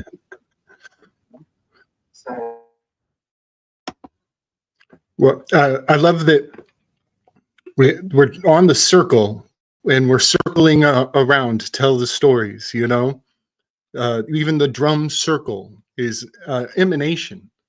You know, this is the micro to the macro. It travels in emanations. And if you've ever seen a topographical map, you know, it's all ring sets that actually give depth and the third dimension from this two-dimensional shape on the paper. You can actually imagine the grade of the hill by the, you know, by the frequency of the rings. So the one other aspect of the conch shows us noise is what is it that you're seeking when you put the conch to your ear? What do you find? You find the sea. You find the sea in your ear, and you can see the ocean because your ear hears the thing that sounds like the sea, but you're not looking at an ocean. You're looking in your living room, but you can hear sea. And so this hear see wordplay, this pictographic uh, subliminal implication are like the eddies that edify the aspects of your mind that you might not have thought of before. But there's a lot of consistency to these ripples and these synchronicities. And I just love how that's musical. Some people see these ripples and they get musical downloads, you know, kind of people can be more synthetic than others. And those are, you know, those who are a little more artistic and a little more adventuresome with our imaginative wanderings and our thoughts. Yeah, Gabriel, that's interesting what you said because a lot of children, well, I shouldn't say children, but a lot of people, a lot of souls being born are aphantasic. They can't do what you just said, where you hear something and see it in your mind. A lot of people really can't. Like I don't know, maybe it's the technology we have. They rather just in their minds when they read the story. I ask them, "What do you see?" And they say, "I see the words." Like the letters and the words. I'm like, oh, you don't see the picture? You don't see an image moving around? You can't see the stuff? And they're like, no, I can't. And so I researched what is seeing in your mind. What is that called? And it brought me to Egypt, and it brought me to the Eye of Horus, and it brought me to his mother Wadja and the Eye of Wadjet, and brought me to the Magi and why they were called magicians. A magician is someone who can see things or bring into existence things that aren't there by use of poetry, words, sounds. You know, like you mentioned with your, what do you call it, a tambourine? I call it a tambourine over here, but I don't know what you call it. But it's interesting. I wanted to ask Shaman something. I'll wait till he comes back. But I wanted to ask him about drums and shamanism because Yeah, a drum, buddy. Hermeneutics. hermeneutics. I wanted to know because in when you have a drum, Yeah, hermeneutics is kind of this. It's this. oh, it's a lag. There's a lag. Okay, I'm sorry about the lag. I'll refresh in a bit. But I just wanted to ask Shaman why. How come what is the rattling sound, like a rattlesnake's tail sound? Why do we use it in spiritual dance a lot, and also trance dance, like the tambourine we use? We use those things on women's feet in India, and also in Arabic, they put things on their waist that jingle, make the rattling sound. What does that do for the body in a shamanic understanding? I'll be back though. I'm gonna refresh. I want Slick to continue with what he was saying, and I'm going to hold on to that. Just remind me about the word drum. Drum is Germanic for drum, for dream. But Slick, you were saying something that relates to this.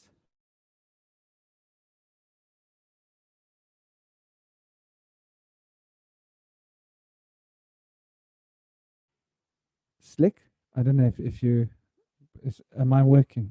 Can you hear me? Okay. Yep, I'm hear you.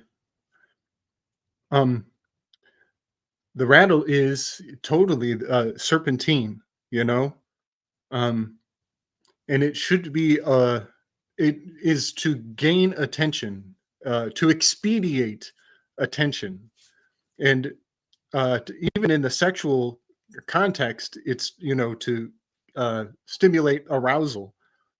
Um, some people have a fourth response to stress. A lot of people have dialed into the fight, the flight, and the freeze, but they forget about feed. Some people call it something else that starts with F. But the fourth response, the fourth potential, is to seduce this threat, to play along with, to go, to get coy and get crafty, and that is the way of the serpent. That's the fourth response. And one way to test a person is how jumpy they are. You walk them through a field, they hear a rattlesnake. Are they going to jump out of their skin and make things worse? Or are they tuned in and ready to just play it cool when the S fan is taking hits? So these are kind of forms of testing a person's temperament, conditioning a person not to show their hands in the heat of the moment.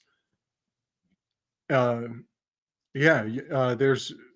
so for a woman to have these rattles as you know, as she's walking around, it literally becomes almost a personality uh, assessment tool. You know, so everybody has different arousal responses to the fourth natural response to a stimulus. Um, and that fourth aspect is definitely lady friendly. You know what I mean? That's a lady friendly response. But in a also in politics, they, you know, they use the seduce technique pretty openly.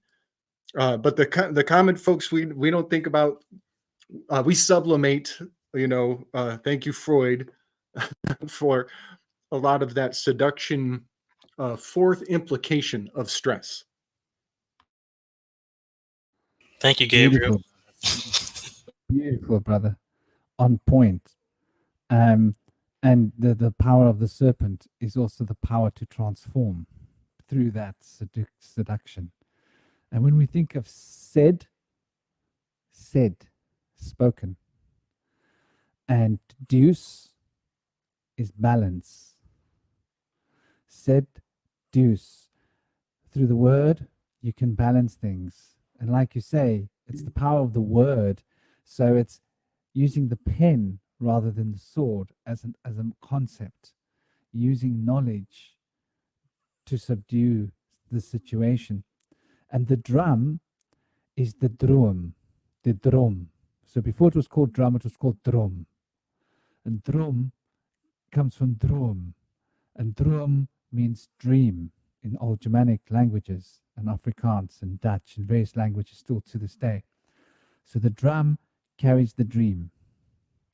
And the dream is seductive. The dream seduces us through the powers of the serpent to change our form, shape change, to shed our skin of this world. This world is like a skin that we wear. And so through the processes of entering into the drum, in the Shiva's story, you mentioned the snake. Shiva wears a snake as an ornament around the neck. So this is about Visuddhi Chakra, the sphere of vibration, the origin from whence the words are arising, the word. And the weird is the word. The word controls the weird. The weird is what changes the nature of reality, magic. And the serpent being coiled around the neck is also representing completion. When the serpent is in a coiled state, it forms a circle, forms the wheel of life, the ring. He puts the wheel of life on and he wears it like a serpent. And it becomes a serpent of transformation around his Visuddhi Chakra. And then he has the Damburu. And the Damburu is the figure of 8, which is the drum, which is the oldest drums, which is little drum. And they're such cool little instruments. I've got an African one here. And so this thus becomes the rhythm of time. And so time is the lord of rhythm, the lord of the rhythms. So Saturn is bringing in the rhythms, and the drum subdues Saturn, subdues the forces of contraction, which is the skin. The skin contracts us. And so Jupiter expresses through the skin the contracts of time. So the skin is ruled by Jupiter, but is an influence of Saturn because it restricts the forces of Jupiter's expansion. So the snake is shedding the skin is that powerful transformative form. So the rattle is there to transform us, as Slick was pointing out, and the drum is there to help us enter into the dream, to travel through the dream and have the transformative experience of the serpent, to be able to embody the powers of vibration in such a way that vibration changes the intonation of what we are, which is changing the expression of the impression of the causal influences from the causal body, which becomes the astral etheric substrate of reality in a nutshell.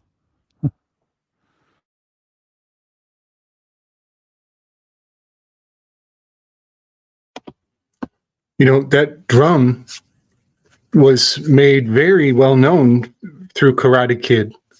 I'm pretty sure it was part 3 where he gets the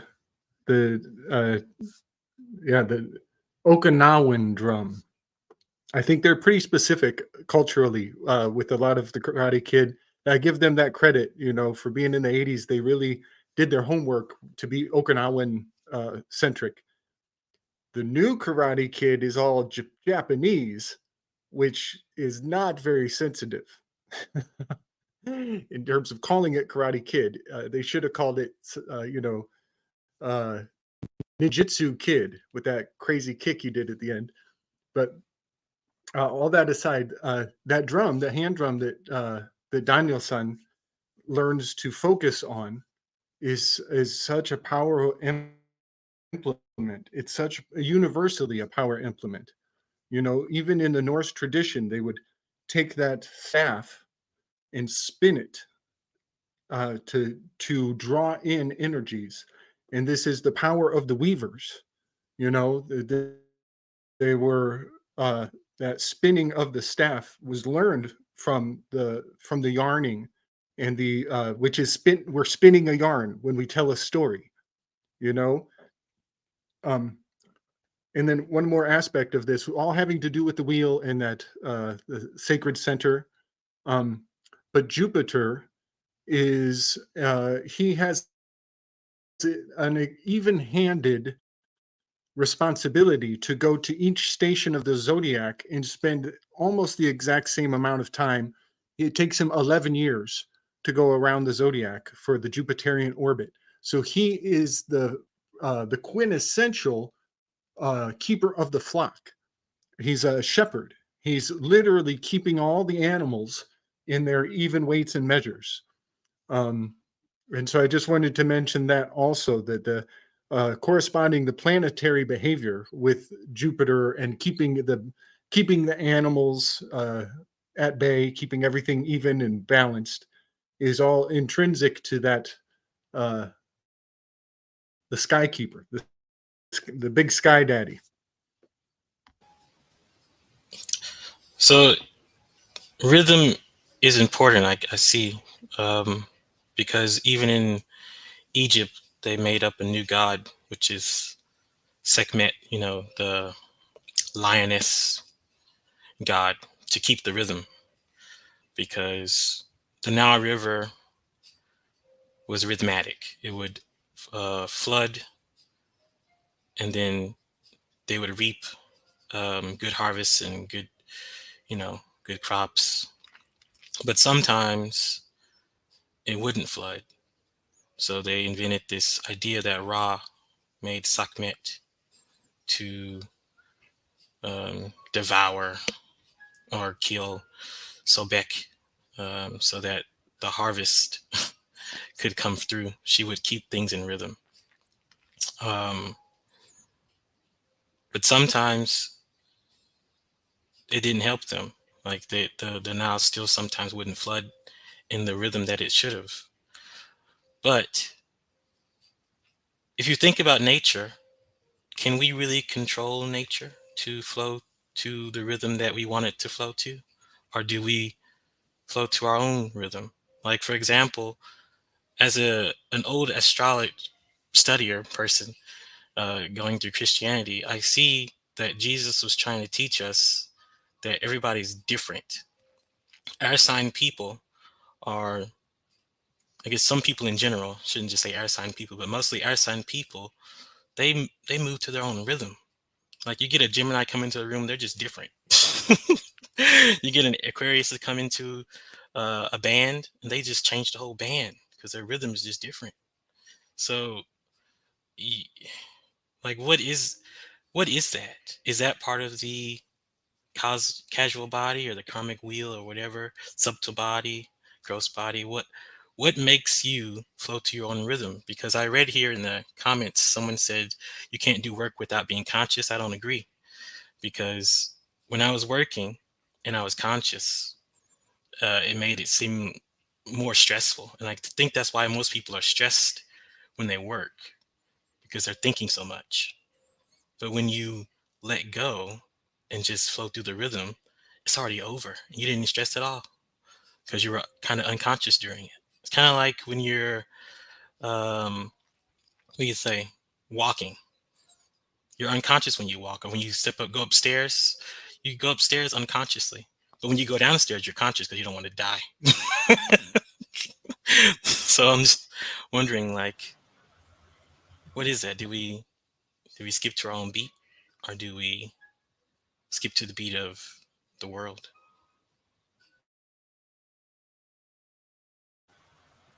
I like that question, Quincy.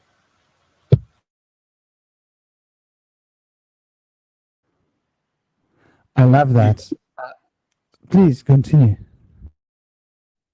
You can't skip to the beat of anything if you're not conscious of it. You can be in a video game and not know you're in a video game, right?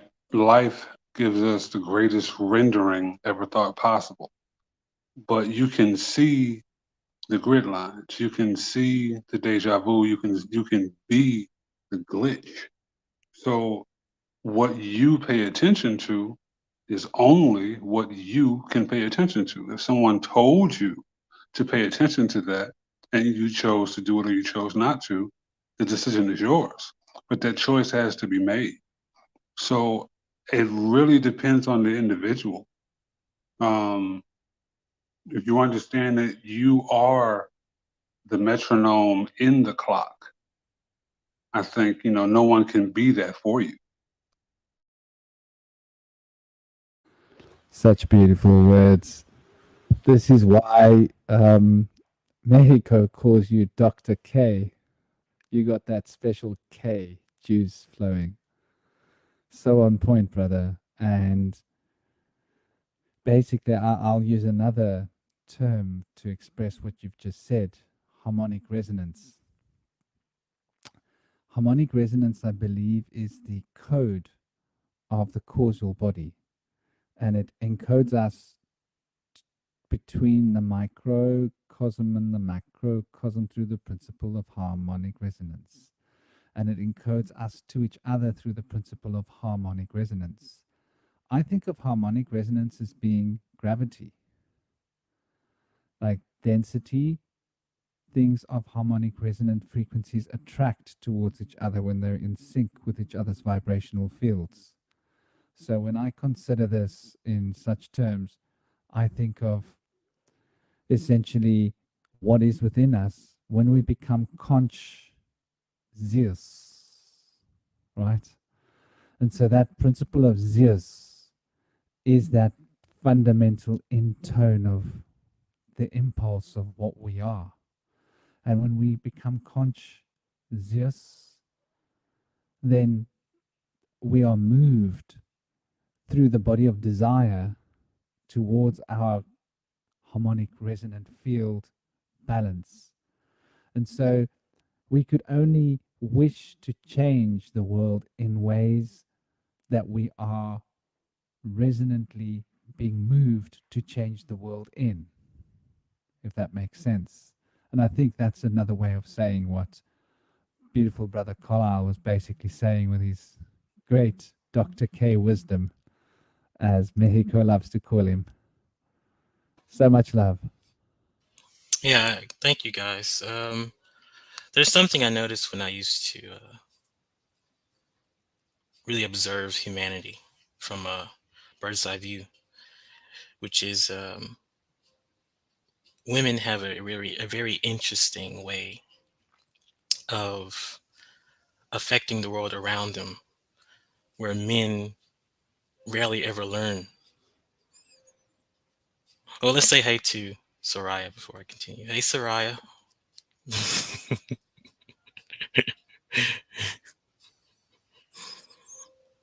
Thank you for joining us, dearest Soraya.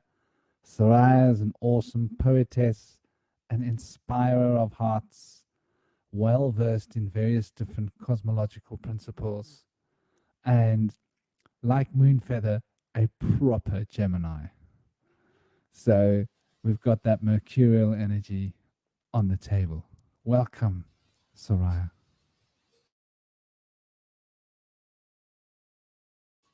Welcome, Please Soraya. continue with what you were saying, brother. Okay. I'm sure Soraya will pop in. All right. So it's just that women affect the world without really doing things physically to it. Like there's an internal thing they can do and affect the world around them. For example, grandmothers, you notice when you go to a grandma's house, you always feel warm and welcomed and full. But then they make you full too, because they make you eat everything they make. But there's something in there, in them, that they're exuding from the inside out. But as men usually don't exude something from the inside out. We exude something from the outside in. We affect things physically so we can change the world. For example, if a man wants to, I don't know, fix his table, he'll get a hammer and fix his table. But for a female, she might want to change the way her room feels, or how the living room feels, how it vibes with the rest of the house. And so before she even moves anything, she'll see or have a desired outcome already, like embedded in her own like essence or something. Her very breath will be that thing that she's thinking about. And then the next thing you know, she'll move things around in a way where she doesn't know exactly why it would affect it. But when she moves it around, that desired outcome exudes from it. It's like it exudes from the area around her. And I think I'm bringing this up because when you're moving to a rhythm, either yours or the rhythm that you're rhythming to, whatever it is, music, who knows? But if you move to a certain rhythm, sometimes you can really focus on something else while the rhythm is going on, and it'll affect the thing that you're focused on. There's really no escaping the rhythms that are around you, really. Like you can either use them to propel yourself to a different place, or you become a part of that rhythm that's around you. Like a lot of people say, what do they say? Law of attraction. Your thoughts create your reality, all this stuff. That's not how it works. at least for me, my understanding watching people, it doesn't work that way. What happens is that you create a rhythm, and that rhythm you have creates your reality, because it's a rhythm of thoughts, actions, and words, or vibrations. And those things create your reality, not just your thoughts only. So I feel like there's some kind of a disconnect somewhere where some people think. You know, Go ahead. There's a lag again for me.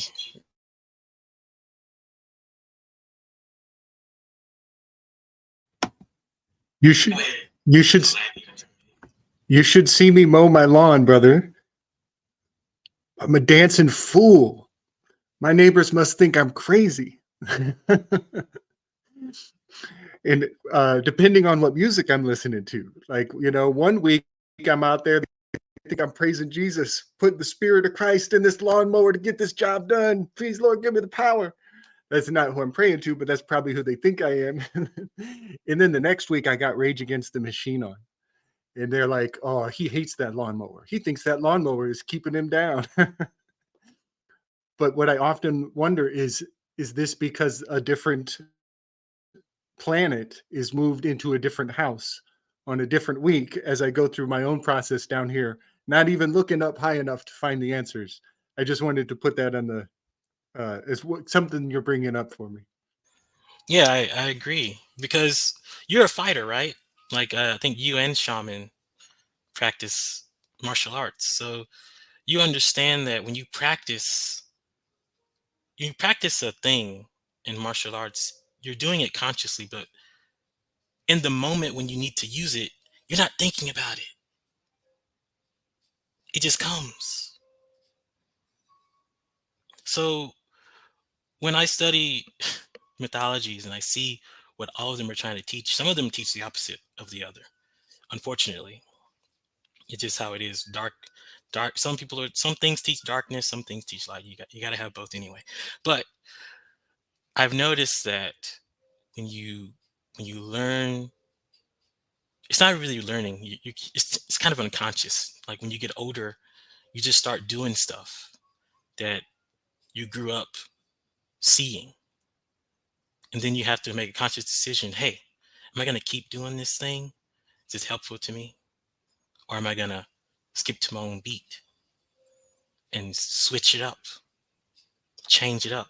Because I'll just tell you a quick story in the Bible where David was running from his king. David's kind of a naive idiot. He loves his king. Okay. And the king's like, I'm going to kill you, boy. He's like, nah, I love you. Why would you kill me? And he's running away from him. And he's running all the way across the world, and he makes it to this castle. And he's at the gate, and he's like, let me in. And they're like, hey, wait, you're the guy who killed our king a long time ago. Aren't you David? And David's like, uh-oh, I'm going to die here. So he starts acting retarded, or not, I should say retarded, but insane. He drools at the mouth, and he scratches at the door like a banana, like a crazy person, a dog. And they go, and the king comes out and he says, oh, what's wrong with him? I don't think we should kill him or let him in. We'll just let him be the way he is, because whatever's possessed him is going to infect us if we touch him. And that's how he made it out of there. So he skipped to his own beat. He changed his own perception of his reality, I guess, in his own mind, and started acting upon it. And I think that's something that I see a lot in women. I think women are amazing at it. Like, it's something we can learn from the feminine principle, or the female aspect of causality, I would suggest, or the cause and effect, where a woman is more, we call them internal beings, but I think it's just a way of perceiving it. But the way they think, the way they interpret and bring out something from inside is amazing. And I think a lot of men can learn from it, which is what Buddha tries to teach. Krishna tries to teach it also. Jesus tries to teach it also. But I guess a lot of us miss it because we don't see it. We don't understand it. and we don't really relate it to rhythm. Or Saturn, which is the sickle that harvests the fruits of your labor. The fruits of, the year seasons that go by, the rhythm of the world. Anyway, that's all I wanted to say. I probably sound crazy, but that's the rhythm I'm in. You sound like Elvis the Pelvis, brother. You bring up an interesting point, Quincy. When you think about how supposed gender different from each other, women tend to think in circles and men tend to think in squares. The divine principle for either would be the triangle, 120 on either side. But women tend to think in circles because everything is connected to feeling, right? Men, we think in angles because this point has to match this point, it has to match this point. This is why the literal and figural cornerstone of most secret societies are the cornerstone principle, right? But even that reflects in the rejected stone of Christianity, right? Yeah. If you're familiar with the idea of a anechoic chamber, if I'm saying that right, where you can not hear any sound other than the workings of your own body. If you understand how thunder actually works, you have to have an enclosed system, right? We know that we live under a firmament or a dome or a Van Allen belt. It's the same with your mind, right? So you can hear your organs. Those sounds tend to drive a lot of people crazy. But if you can deal with it, and if you look at it through studies, women tend to deal with that easier because they tend to think of music. Well, the funny thing about being in the anechoic chamber is if you can deal with that pressure and that lack of sound to the point of hearing your own organs functioning, then you can actually create your own music. Right. This is why we have organs. This is why we have organs in cathedrals and churches to this day. It's a remembrance of that. Yeah, I touched on something a minute ago that reminded me of a song when Slick was saying something, Gabriel. There's a song by Creed. Anybody who may be familiar, My Own Prison, right? It has a line towards the end where it says, Gabriel stands and confirms, I've created my own prison. Well, no one can create it for you, right? It's just based on perspective. Yeah, I love Creed, and yeah, that's true. God says that in Isaiah. He says, "My people are trapped in cages that are made of air," and it's exactly it. Trapped in a prison that it's not there, but you think it's there because I don't know. It's like the elephant that's tied to a tree. Is It tries to get away multiple times. It can't. So eventually you just tie a rope to the elephant's foot. There's no tree attached to it and it just doesn't move. It's like, oh, I'm trapped.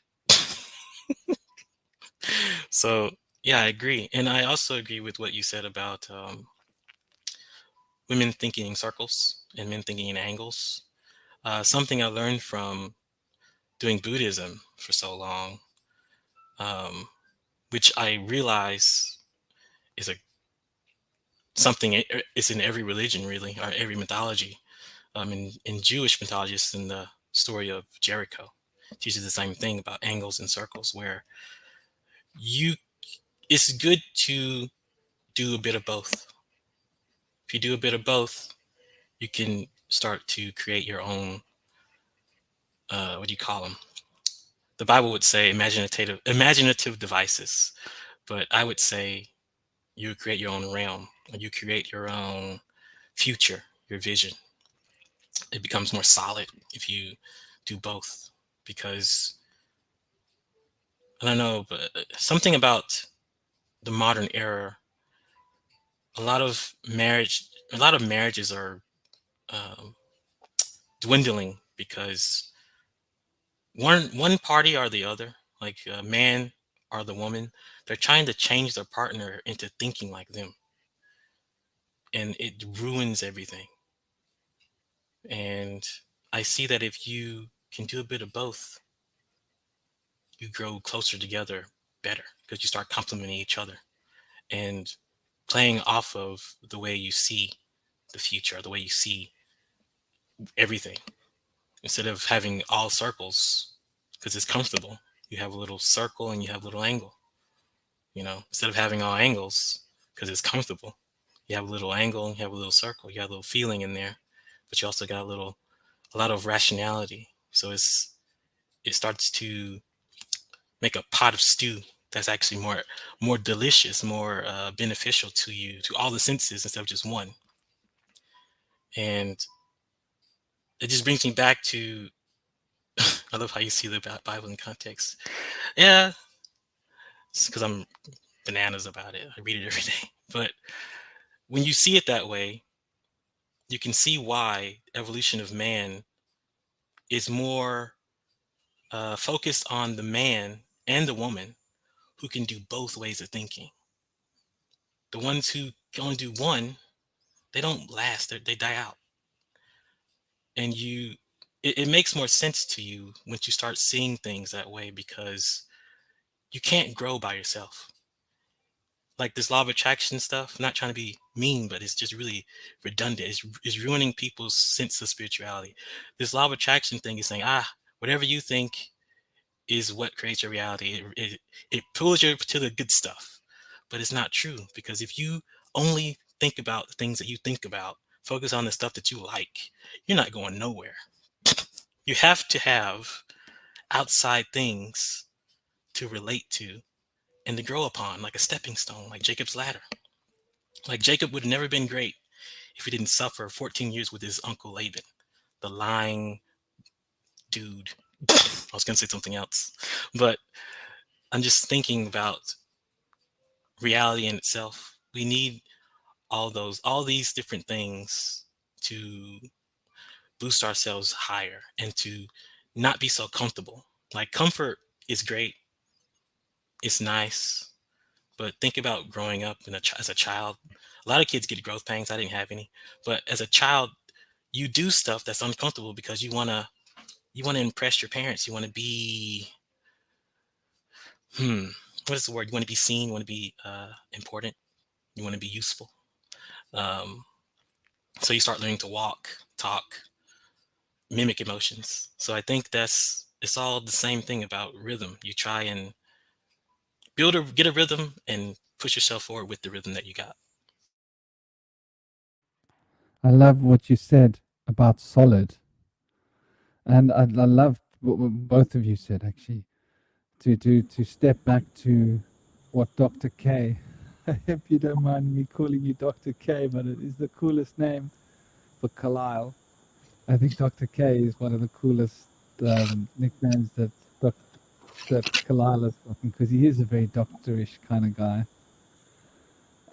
Which is K is his whole insignia. You mentioned the organ. It made me think the ore, meaning light, and the gaining light, or gain. And how you were talking about solid. These two words stuck in my head. I keep it simple, one word at a time. And a very masculine brain, I suppose, And so the soul is the sun, and the id is the driving force of the body of desires relating to the moon. So the sun and the moon, solid. And so we need the sun and the moon for solidity to exist. Magnetic force is the orchestra that conducts the electrical circus, so that matter can produce the movement that it is. Love you, my boy. I'll come give you a hug in a moment, okay? And so we need these two polarities to be present in the same way that we need the gain, the gain of light, because it's the one is the director of the force, and the other one is bringing the presence of the substrate together so that we can have this magical union of substance. I'm just going to say goodnight to my boy quickly.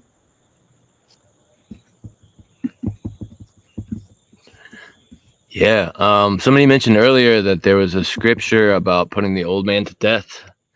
And I have it here. It says, "He who fulfilled the law by putting the old man to death now fulfills the law within us by giving us the new law, the gift of the Spirit, the operation of the law of the Spirit of the life in Jesus Christ." Thank you, Indy. You're welcome.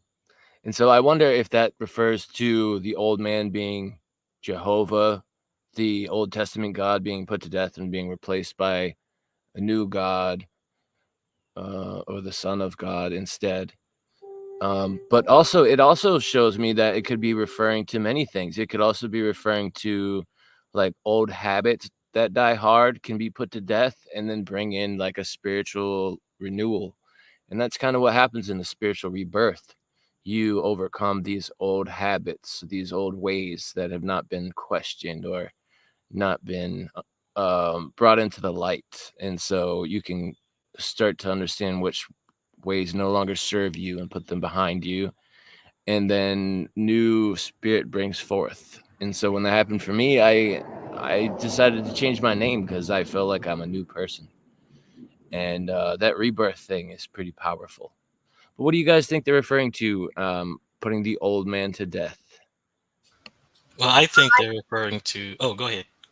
No, I like what you your perspective, Indy. Mm. That's wonderful. As far as me, my own personal experience, I think it's getting rid of a lot of old programming, bad programming, you know, indoctrination, also trauma, instead of living in victim mentality, you know, anything that has to do with the physical and spiritual, a whole renewing, you know. But I know Quincy was gonna comment, but I would love to hear what Kilelle says, because you know Kilelle, you know, he wanted to be a priest, so that boy was in that Bible, knew it front and back. So I would love to know what he thinks about it. Yeah, go ahead, Kyle. I'll wait. Thank you, Quentin. Well, you can see examples of it throughout the Bible. You just mentioned one with the changing of Saul, the first king of Israel, to David.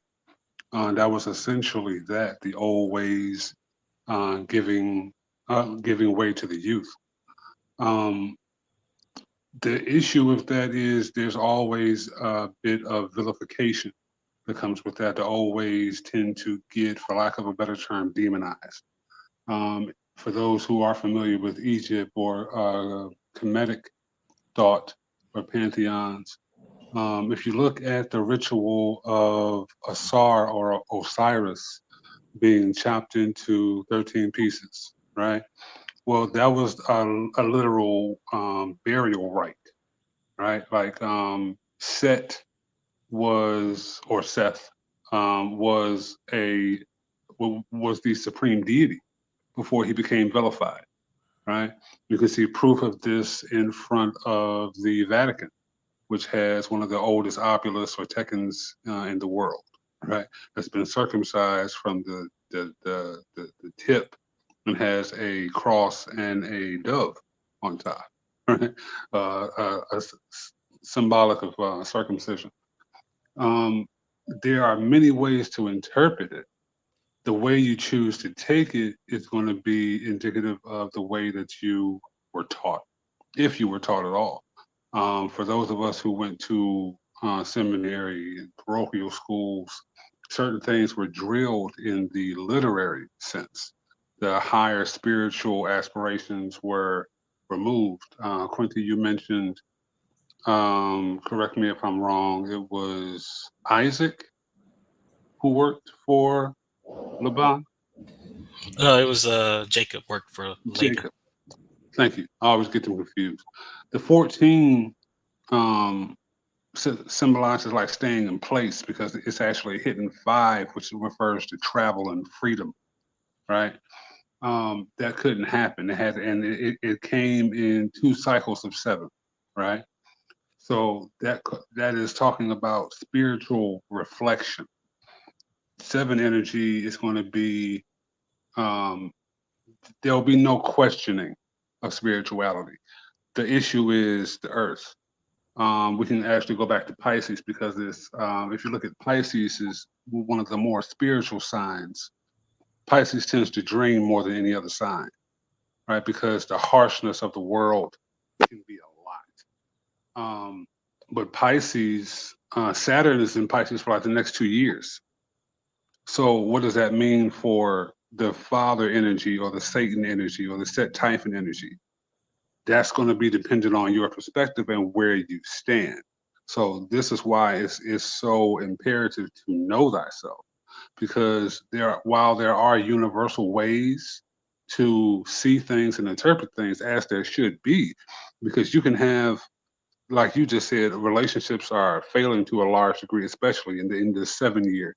I got to point out, if you have a couple looking at a house, well, are they truly seeing the same thing? Because there are as many ways to see a thing as there are people to see it. So just because we're looking at the same house, you may be looking at shelter, comfort, stability, where I'm looking at, I can gamble in the back room, I can put a garden out front and sell moonshine on the weekends, you know what I mean? And completely endanger the security of that house. So you want to be sure that while you're seeing things the same way, you're looking the same way, if that makes sense. Yeah, it does make sense because there's a lot of. It's kind of why Solomon is so controversial, because people look at him differently depending on where they're from. Like the Babylonians see something different, the Egyptians see something different in Solomon than what the Jews really see. So it's really interesting what you mean. I like what you said. Thank you so much, because you're actually right on point with the numerology. It's cool that it does that for you. It doesn't do that for me with the 14, the hidden 5, and being about spiritual freedom or lack thereof. That's exactly what it's about. That's why his hip gets broken, because his soul realized whatever. It's too much to go into at the moment. It's redundant. But for me, the old man that Paul is talking about is a reflection of where he's from. You see, Paul's like a genius about, like, he's a scholar about Jewish stuff, and he's also a scholar about Greek stuff. But when he's talking about old man, he's not talking about Jewish stuff. He's talking about Greek stuff. For example, there's a cool thing that's not in Greece anymore called the tripod of Delphi. And I think it's 3 snakes that go up in, depart in 3 different ways. And it represents DNA. It also represents, rebirth, incarnation, all this stuff. But it's also representative to Kronos or Saturn and Jupiter, his reign, or Zeus, sorry, not Jupiter, Zeus's new covenant, which is the Olympians, because the old covenant were the Titans. And you see, Kronos was eating his children. You see, the old man was eating the new man and destroying progress. So the mom had to hide her child, Zeus, from the Titan. And then Zeus came and killed the Titan and freed his brothers and sisters and created the new covenant, which is what Paul is referencing to, because he's trying to teach these people. The people he's writing to are people who know this stuff. They know the Greek stuff. So when he said, "Oh man," he was talking about that, but he's also making a metaphor for Adam and Jesus. You see, they call Jesus the new Adam, or the second Adam, where the old Adam just messed up everything. He just destroyed the whole world. He destroyed the whole world because of his ignorance, I guess, or lack of integrity. He listened to his wife instead of listening to God. And that's a sign of weakness, and that's a sign of giving your purpose to somebody else. It's dumb. That's why in the Bible it specifically says, and God hates Esau and loves Jacob. And you're like, wow, God's kind of mean, isn't he? And he says it again, like a lot of times, that he hates Esau because Esau gave up his authority for a bowl of soup. You see? And Adam gave up his authority for comfort. You see? He gave up doing what's right for peace. And that's like something that God doesn't want us to do. But basically, Paul is saying the old man needs to be gone because the old man is Adam. And Adam is the son of disobedience. And we need to make way for a new Adam, which is Jesus, who is the son of obedience. That's why they call him the prodigal son. The one who does everything my father wills me to do, I do. That's it. Thank you.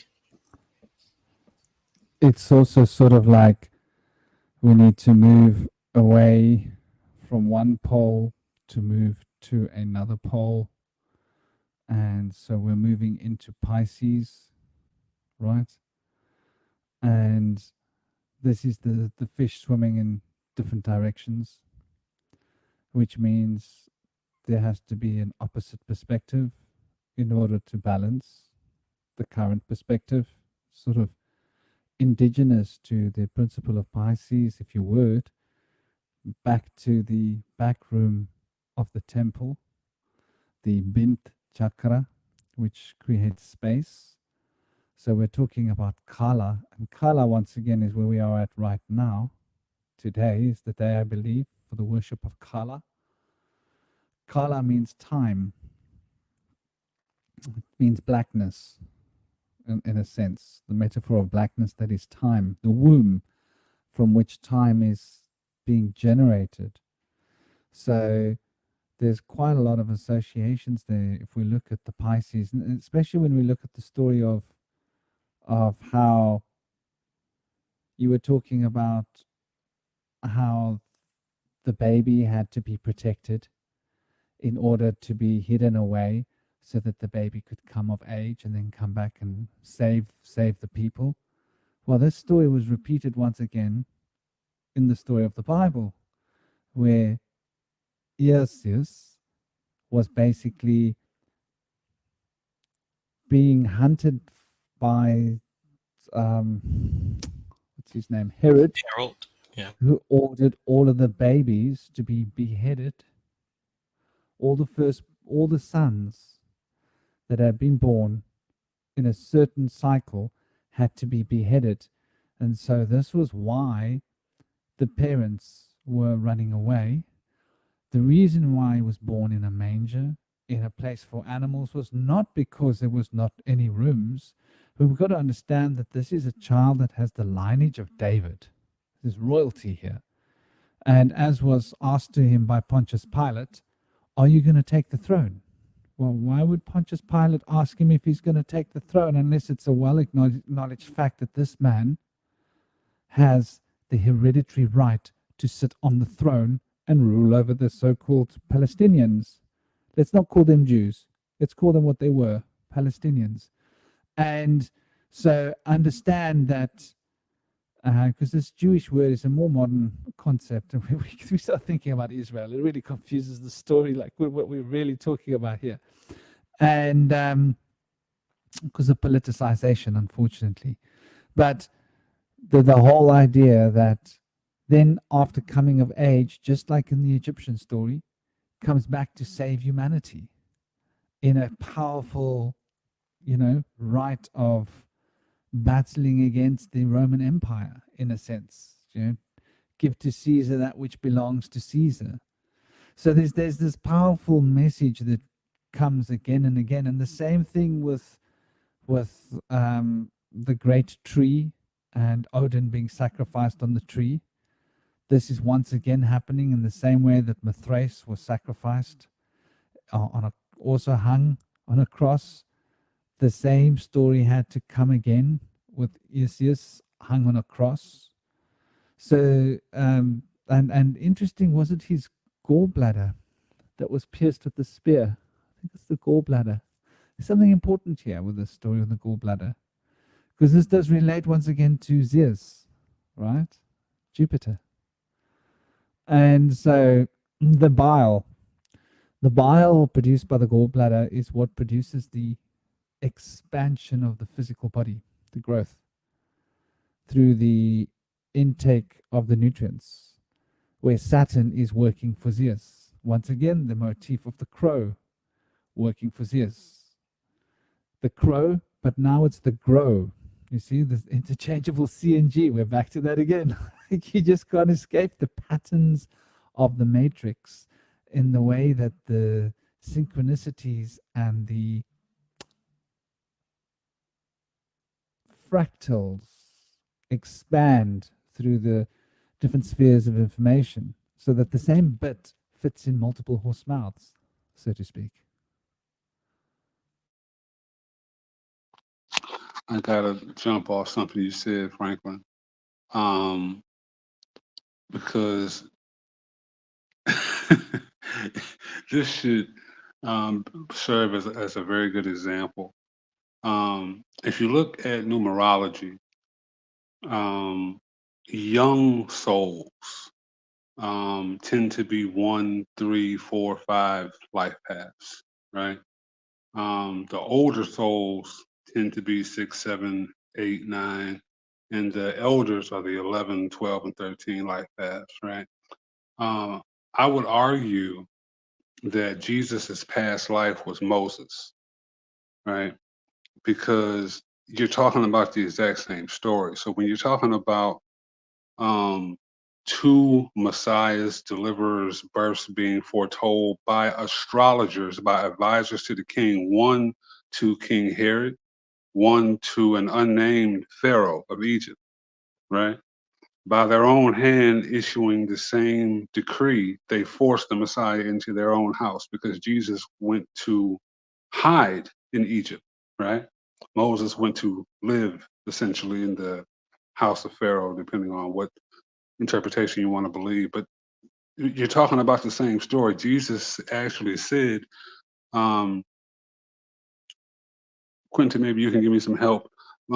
So must the Son of Man be raised up like the serpent in the wilderness, referring to when Moses actually changed the mind of God, right? When the fiery serpents were sent out to bite and kill Israel. Yeah, And exactly right. you know what I'm saying? Like, we're talking about the exact same story. That's a literal crucifixion. You can still find that symbol in most Christian museums and even some old Gothic churches to this day. But we're talking about the exact same life, just a different iteration of it. This is why Moses was able to live to a very old age, but he was not able to see the promised land of his people, whereas his a later iteration of him was able to save all of his people and get out of here very early at the age of 33. Mind you, in astrology, the sun enters at a degree of 30 and exits at a degree of 33. So Jesus was baptized at 30, right? He was put to death at 33. So you can see through the numerology, and I'm not saying it like that, like that's the only way to see it, of course not. But it's a very easy and literal way. But this is why it's not taught exoterically. It's only taught esoterically. Yeah, you're right on. You could even go deeper and say that, Jesus is Jesus and Moses were second Abrahams, and Abraham is like, I guess, Adam, but with more sense, because he even did the same thing. He prayed for the city of Sodom. He said, "Hey God, don't kill those people. How about this? We make a bet. If you go into Sodom and find at least 5 righteous people, or I think at least 1 righteous person, how about you don't kill it then?" And God said, okay, I'll take that bet. And so Abraham was looking, and then boom, the city exploded. He was like, "Oh, I guess you didn't find it." But he couldn't save him.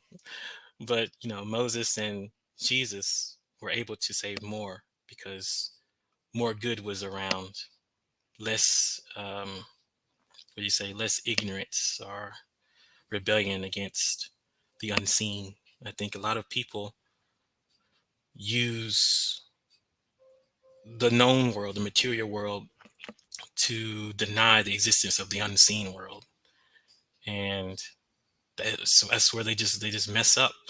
And but they think they know everything. That's what happens. That's like the Pharaoh. He had a hardness of heart because he knew everything. Pharaohs aren't dumb.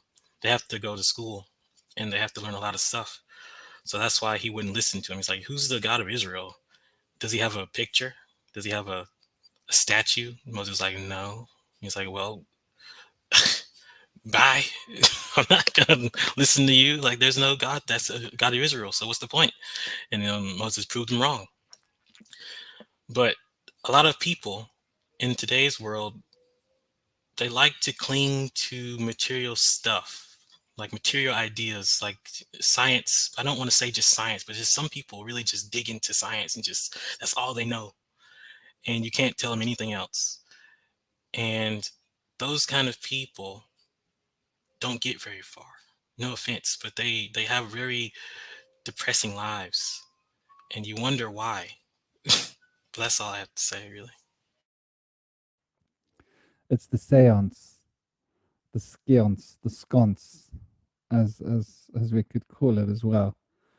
And you said quite a lot there, brother. You said a lot, and both you and Kilelle have been building a beautiful pyramid of concepts and of words. And it is really interesting the way in which people rely on knowledge from the past, seeming knowledge, ideas and beliefs.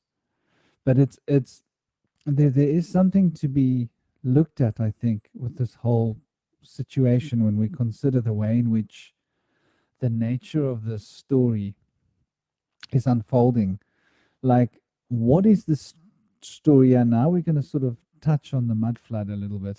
Come on, guys, we've got to put our tinfoil hats on a little bit, just even just for a minute. We need some tinfoilage. So the mud flood, here we go, and the 1,000 years, there we go. Mishiki, there we go, and Yeshua. So how far apart are these guys? Just exactly what is going on here? Could it be the same story that were told by different people in different places?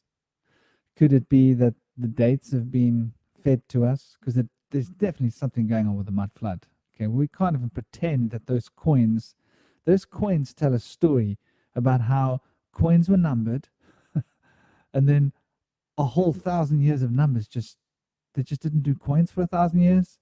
Then they had to sort of change the numbers on the coins. Come on, it's evidence. It's telling us something. The fact that all coins follow the same basic principle is very much a loud and clear story.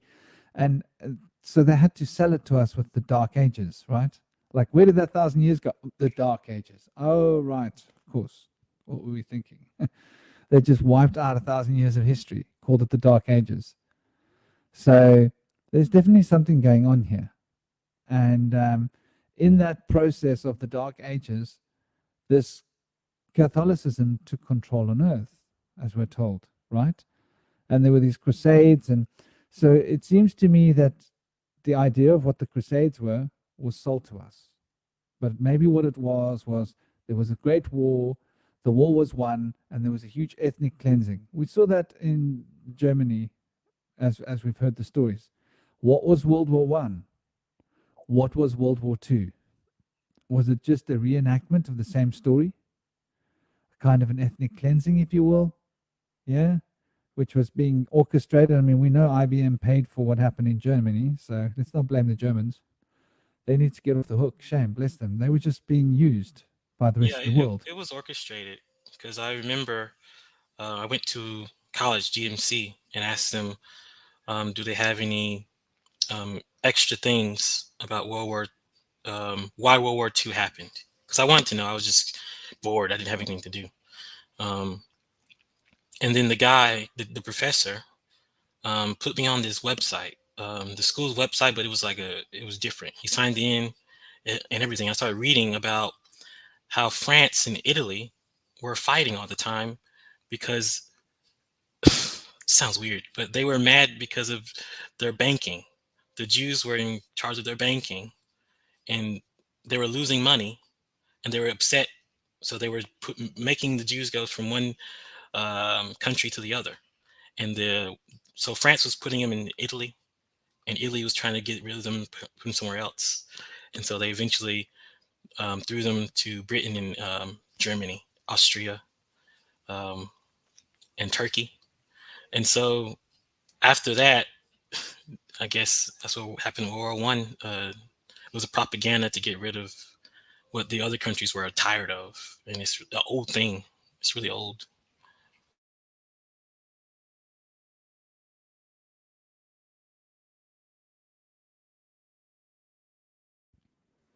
Yes, You know, exactly. I'm thinking, I want to weave on that, put the old man to death, and also weave it into the topic of this jubilee, or the old ways and the old covenants and the old agreements, the old traditions need to kind of move out of the way so that the young bucks can come through. You know, this is why Machiavelli wrote The Prince, so that what is valuable lessons from the elders can be preserved and protected and built upon later.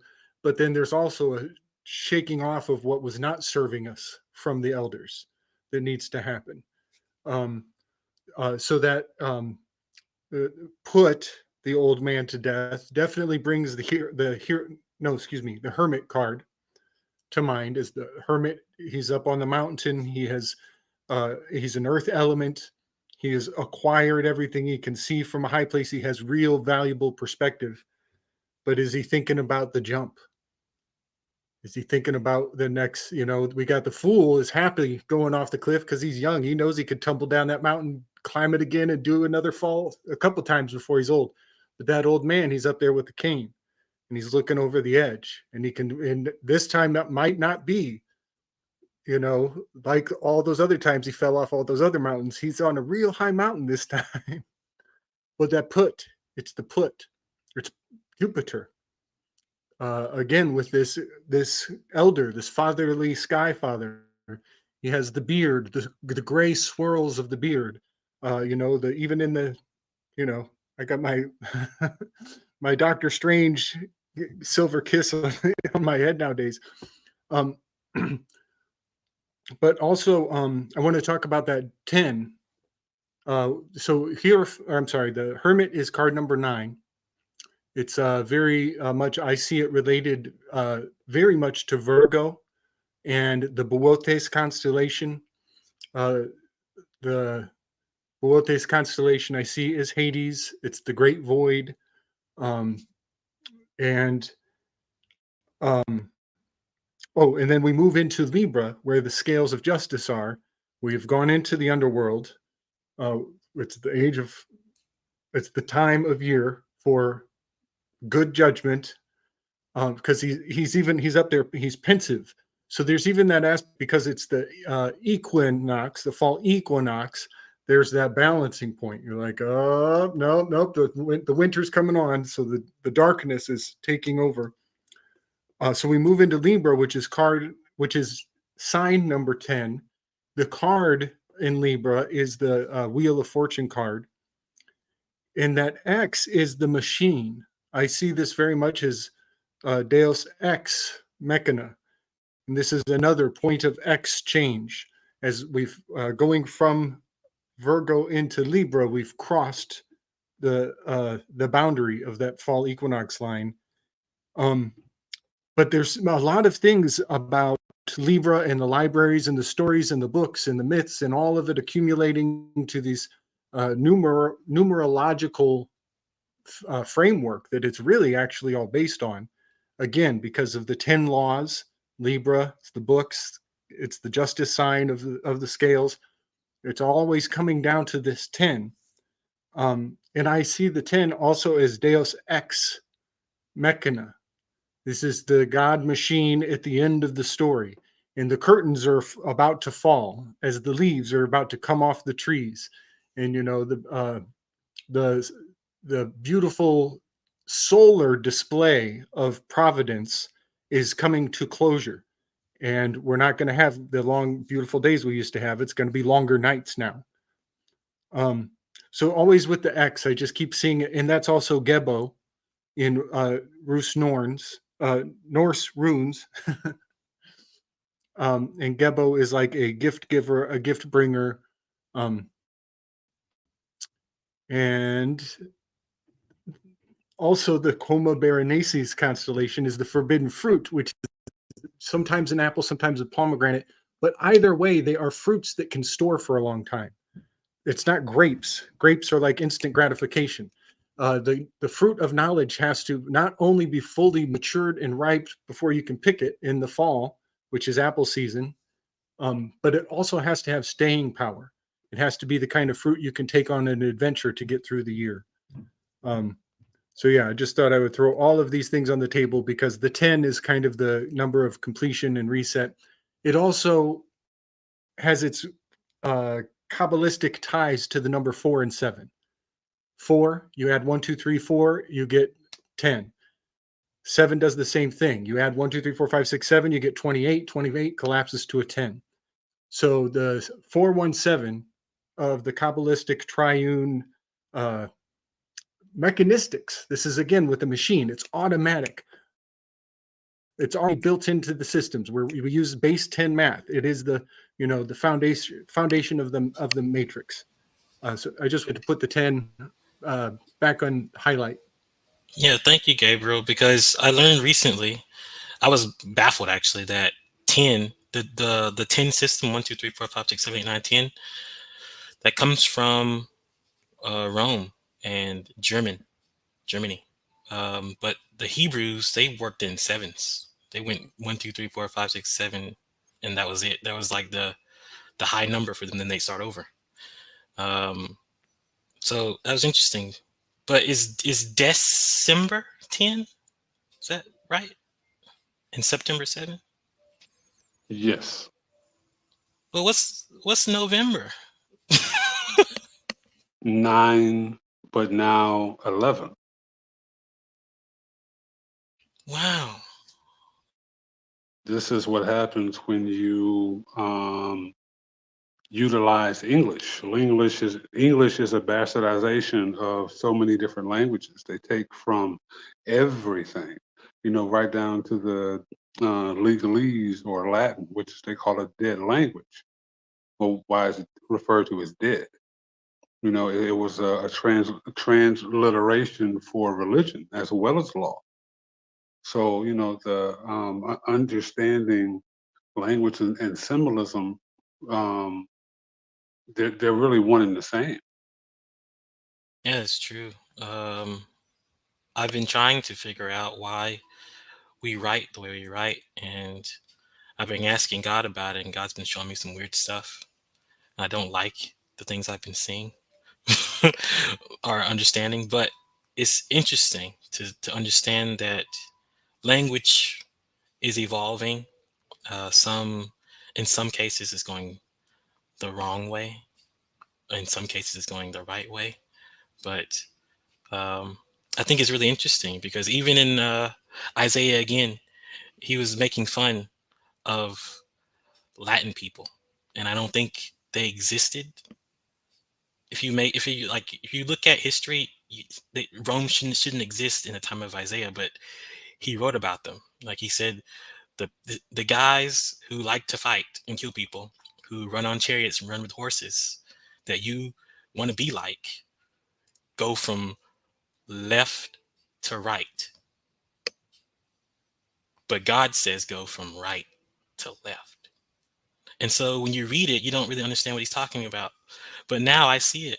And I'm like, oh, he's talking about English or the languages that go from, you read from left to right. He doesn't, those are bastardized bastardizations instead of reading the way he wants us to read, or that culture read. So it's interesting. Well, it's also teaching you to recognize patterns in nature, right?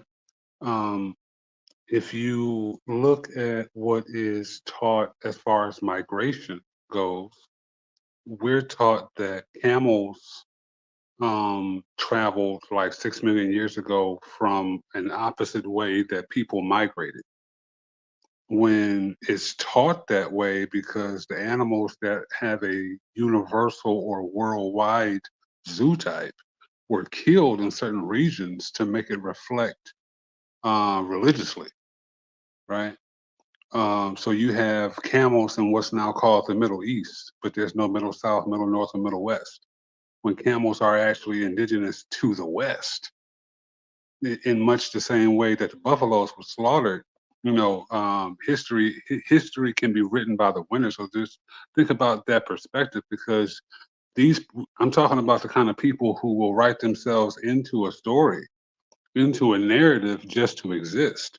There were Yeah. never slaves in Egypt, right? Like there's absolutely no record there. And these people wrote on the walls, the floors, the pylons. They wrote on everything except for the pyramids.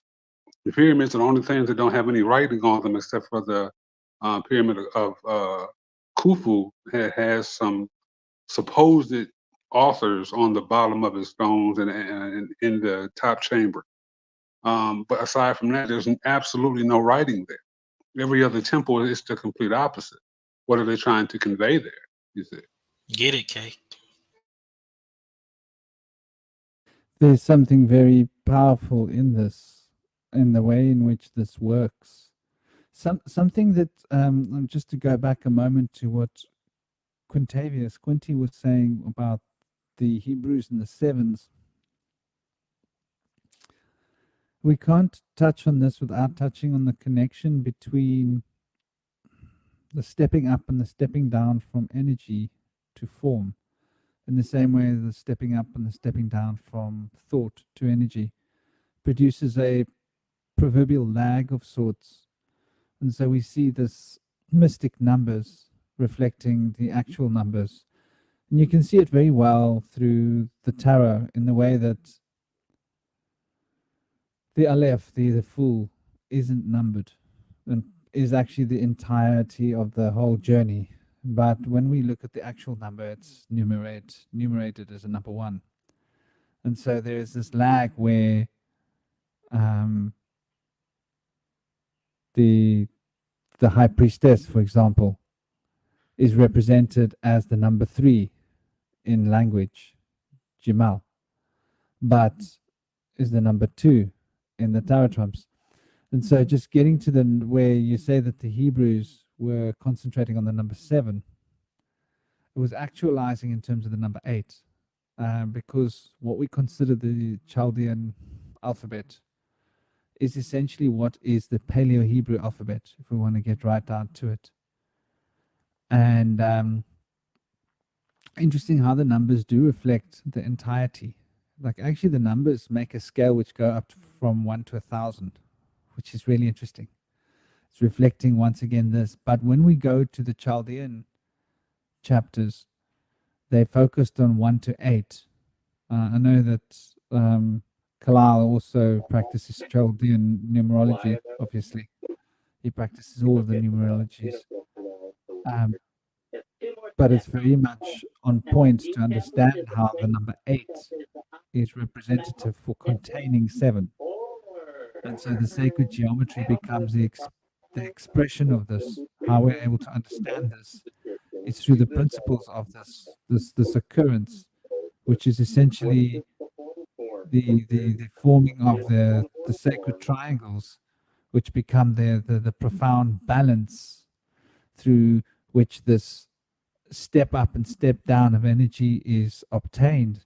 And so the Chaldeans, they only work from number 1 to 8 and realize that the 0 came way later, right? The 0 wasn't being used. So they were working in a scale from 1 to 9, which is a very interesting concept. And when we then get into the idea of the Chaldean number cipher, they only count 1 to 8. If you look at the Chaldean alphabet, it's very interesting, and this is the basis of the Paleo-Hebrew alphabet. Also is carrying these same numbers, which is rather interesting. Though there we've got a complete system which is running from 1 to 1,000, containing the nines. It's something I think worth considering when we look at the different forms of numerology that there are, to compare the Chaldean. For example, DMT 555. That's something quite interesting. 555 Chaldean. And so it's very interesting when you look at the way in which these two number systems reflect each other, and the numbers of the Chaldean are not coincidental, because if you look at the numbers of the Paleo-Hebrew, they do reflect, in as much as G will be 3, B will be 2, well, that's the same. Let's think of another one which will be different. C will be 2, 20. T, well, it depends which T. There's two different, there's T and Ta. Like in Sanskrit, you've got T and Ta. You've got D and The. You've got these different, depends on where you put your tongue and where you accentuate the front or the back will make a different syllable. So they have these old letters that are being expressed in this way. If we look at the Chaldean, pre-Chaldean, the Paleo-Hebrew alphabets, where the D is essentially the, which we can consider as a T and an H almost to an extent, which relates to the number 400. But then when we look at D, it's also 4. So we've got the same concept being expressed with these two numbers, even though they're different different ideas and different ideograms coming from different hieroglyphs. The one coming from the hieroglyph of a door, the other one coming from the hieroglyph of a cross, which is the basics of the crux, all things turning around the forces of time, and the crucifixion, which is obviously bound in time. And then you look at like a letter like which is probably a good one, R. So R would be 300. Now, what is it in the English script? It's not a 3. You'll find that there's this interesting correlation jumps where some letters are the same and others are different, which is rather interesting. And this is not just by accident. It's got to do with the meanings of the letters. So I think our language that has been given to us has been twisted to hide stuff from us. Because to understand that this language that we've got comes from Chaldea, it traveled from Chaldea through the known world until the ancient Greeks got hold of it and said, hold on, let's Latinize this for these people. And let's give them a lobotomy while we're doing it. And I think that we've all been fairly well lobotomized over the course of the last centuries, to the points where we've forgotten the numerological associations with letters, the meanings of letters as well. We've forgotten the hieroglyphs from which the letters come. So when we want to decode a word, we have to go and get a dictionary to figure out the meaning of a word. We can't just calculate the meaning of the word as per the hieroglyphs and the numbers, which is how traditionally the understanding of words were achieved. The hieroglyphs would be considered, the pattern of the hieroglyphs would be considered, the numerations that relate to these hieroglyphs would be considered, they would be put into context, the final base stages of the numeration breakdown would be given stages of the development, and we'd be able to calculate the meanings of a word. And those are the occult principles of the logos, and they've been stripped from us. somehow. And I believe that's been stripped from us by design. I don't think there's anything accidental with what's happening. Yeah, I think Why it's on would you purpose believe too. We don't write in hieroglyphs anymore. Oh, but we do. We just don't know it. No, you can't, like, for example, if you write an A and you ask someone what does an A mean, no one will know. They'll be like, just ah. If you write a B, you say, what's B mean? Buh. no one knows anymore. Like, I read Egyptian hieroglyphs and they make sense. They're always consistent with what it means. And when you combine things, it makes sense like you go from one thing to the next and you think about it and then you look at what the pictures show and it makes sense. But our letters don't do that. So an A is an ox, a B is a house, yeah. A K, C is a hand, a D is a doorway, right? An E is also an extension of an ox. An F is a mouth, which is the same as a P, right? A G is a camel, which is why it's a spiral, because the spiral is what takes you across the desert, the camel, which has been turned into a spiral, but it's still the ideogram of a camel. The H is a window, which is why when you look at an H, it's the wall with the base of the window. You can literally see it in the picture. You know, the I, well, the I is still very close to a dot with something coming off of it, sort of like a sperm, sort of like the finger from whence life is springing, the beginning. And the J is the same extension of the same idea, just it's being moved in a particular current, a particular direction. So you can literally go through the entire alphabet of English and see that every letter is a hieroglyph. We just don't know it, or we haven't been taught it. And for example, the K that we see, right? This is the 3 points. So the line with the 3 points, that represents the back of the head, the Bindi chakra. Yeah?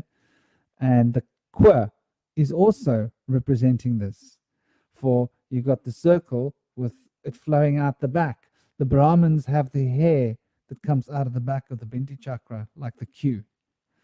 And the S is a snake, which is quite interesting, because traditionally the S would actually be a tooth, but snakes have fangs. So they've changed certain associations for us, where the S is also the sign of Leo. And you know, it's fascinating how they've played with us, because when we look at what an S represents, right, the S is they've taken the astrological sign and replaced it with what it would have been. So it would have been the primal fire, right? And the primal fire would be a tooth. But then they decided that the primal fire as a tooth works through the house of Leo as fixed fire. So they shifted the perspective from the tooth to the serpent. But the tooth and the serpent are connected, right? Because the serpent is essentially T, right? And T, S, S, T, S. It's the same part of the mouth making a representative vibrational field. So they've sort of switched around Leo with primal fire in that little particular alignment of the hieroglyphs as they become English letters. And you know, it's fascinating how they've basically changed this for us. The O is a circle, right? And it's a circle that represents connecting things. But traditionally, it would have been a nail that connects two things to each other. And so they've tried to hide it from us by using clever tricks to sort of hide what is the actual symbol behind that letter. And by understanding that, then you could get a trick. If you look at a trick then, and you take it from the idea of a serpent, T.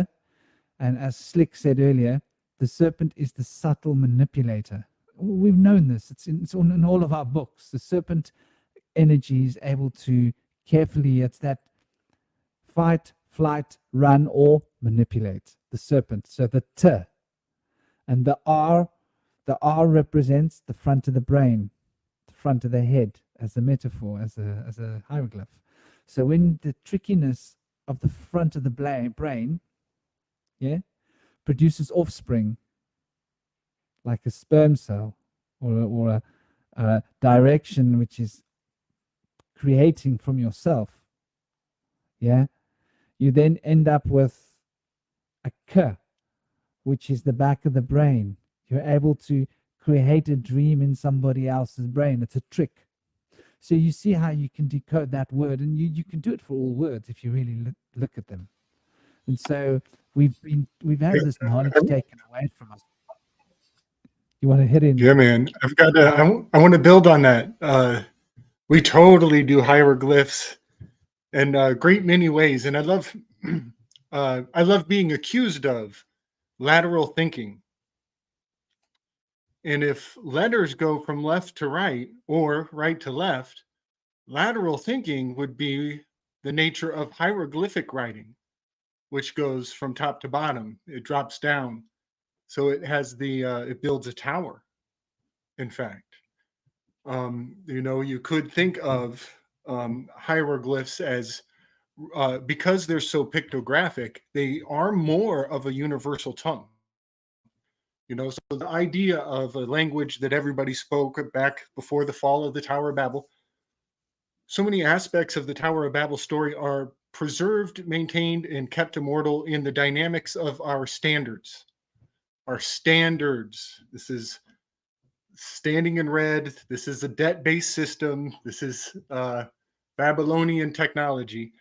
But the building of the tower, a lot of us are fully aware, I'm sure at this level, of the northeast, west, and south representing the NEWS, representing the news. They call themselves the Cable News Network. I call them the Kabbalah News Tower K. The word tower is hiding out in the word network. There's a tower right there. So this is the Kabbalah News Tower work. And NEWS is hieroglyphically, when you stand it on top of itself, it becomes the four towers at the four gates of the tetramorph. This is N is the Leo. Let me get a little bigger. There we go. N is the Leo. You can see how if you flip that horn of the Taurus, it becomes an E. The W is the Aquarius sign. That's the other corner of the tetramorph. In the south, it's even better when you do it in cursive. You do an S in cursive, and you get your scorpion, which starts with the letter S. So we still do these hieroglyphic forms of thought and pictographic encoding, but the problem is you never see IT. Its university has taught people that if you have images in your books, then it's for children. They take the pictures out, and all you get is the power of the letter. You don't get the spirit of the word. So yeah, I wanted to build a little tower from the north, the east, the west, and the south. Now that is a banishing ritual. Anybody knows how to perform the lesser banishing ritual, you're going to want to know those directions, and you're going to want to invoke them. And these are forms of reading of the auguries. When the augury reader wants to clear out a section of the sky to receive messages, they form a four-segmented plot in the heavens. And if the birds come from the east, it's a good sign. If the birds come from the north, it's beneficial. If the birds come from the south, it's not beneficial. So you can kind of see how this is also territorially unique. So while I'm telling you one form of augury reading, it's not going to work if you're down in Australia. So all of these things were totally unique to their own topography and zoology of the area. But yeah, I just wanted to confirm we totally do speak pictographically, but UniverCIT has dulled the sense of imagination from a lot of people.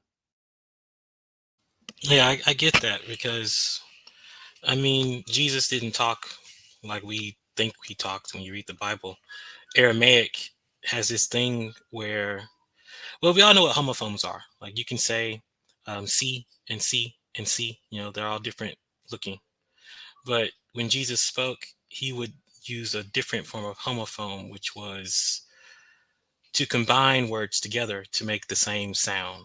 For example, I can say the mall, which is the mall, or I can say them all, and it means them all. It's different, but I'm saying the same thing. And Jesus used to talk this way because in Egypt, when you read the hieroglyphs, they do that to you when you say it out loud. But when you read it with your eyes, they don't do that to you.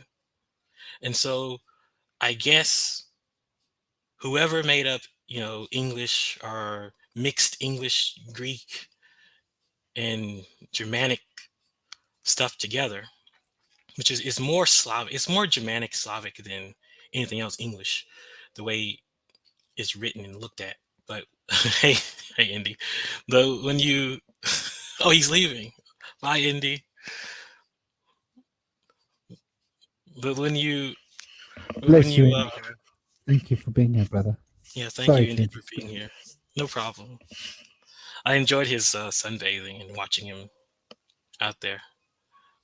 It was really nice to see.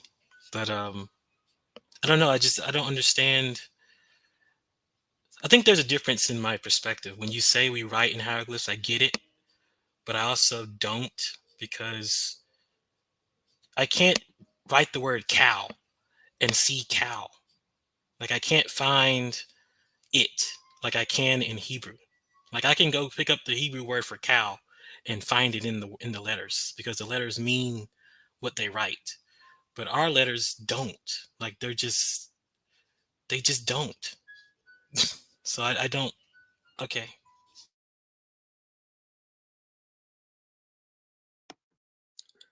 I think of for some reason I think of woke. I read it in reverse right away, and I'm like, well, it's saying other things too. And also it comes when you're woke, it's time to work. The more aware you are, the more responsibility you have to take on. That's very interesting, you mentioning the word woke, because that's right now the people are going to the Shiva temple because they are obviously celebrating the Kala, right? The dissolution of the time, right? They're on held on a sacred walk. Yeah, but they're sacred walk. looking towards the temple through Nandi's horns, the crescent, right? So you've got to be looking from the out inwards. But when you invert it, you turn your back on the temple.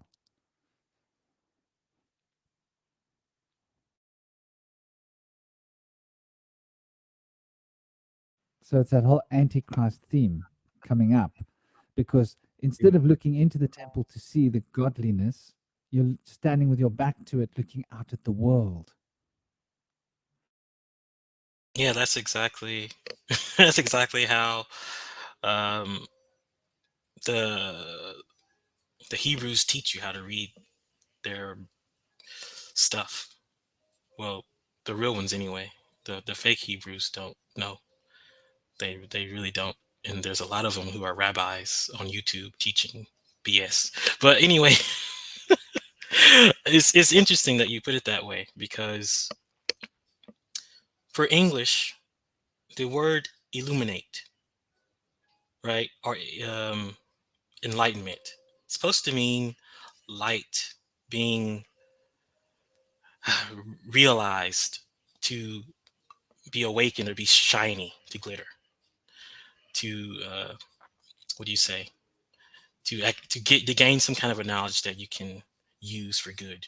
But as I've tried all these illuminating practices that I've been learning from sources, it's done the opposite effect.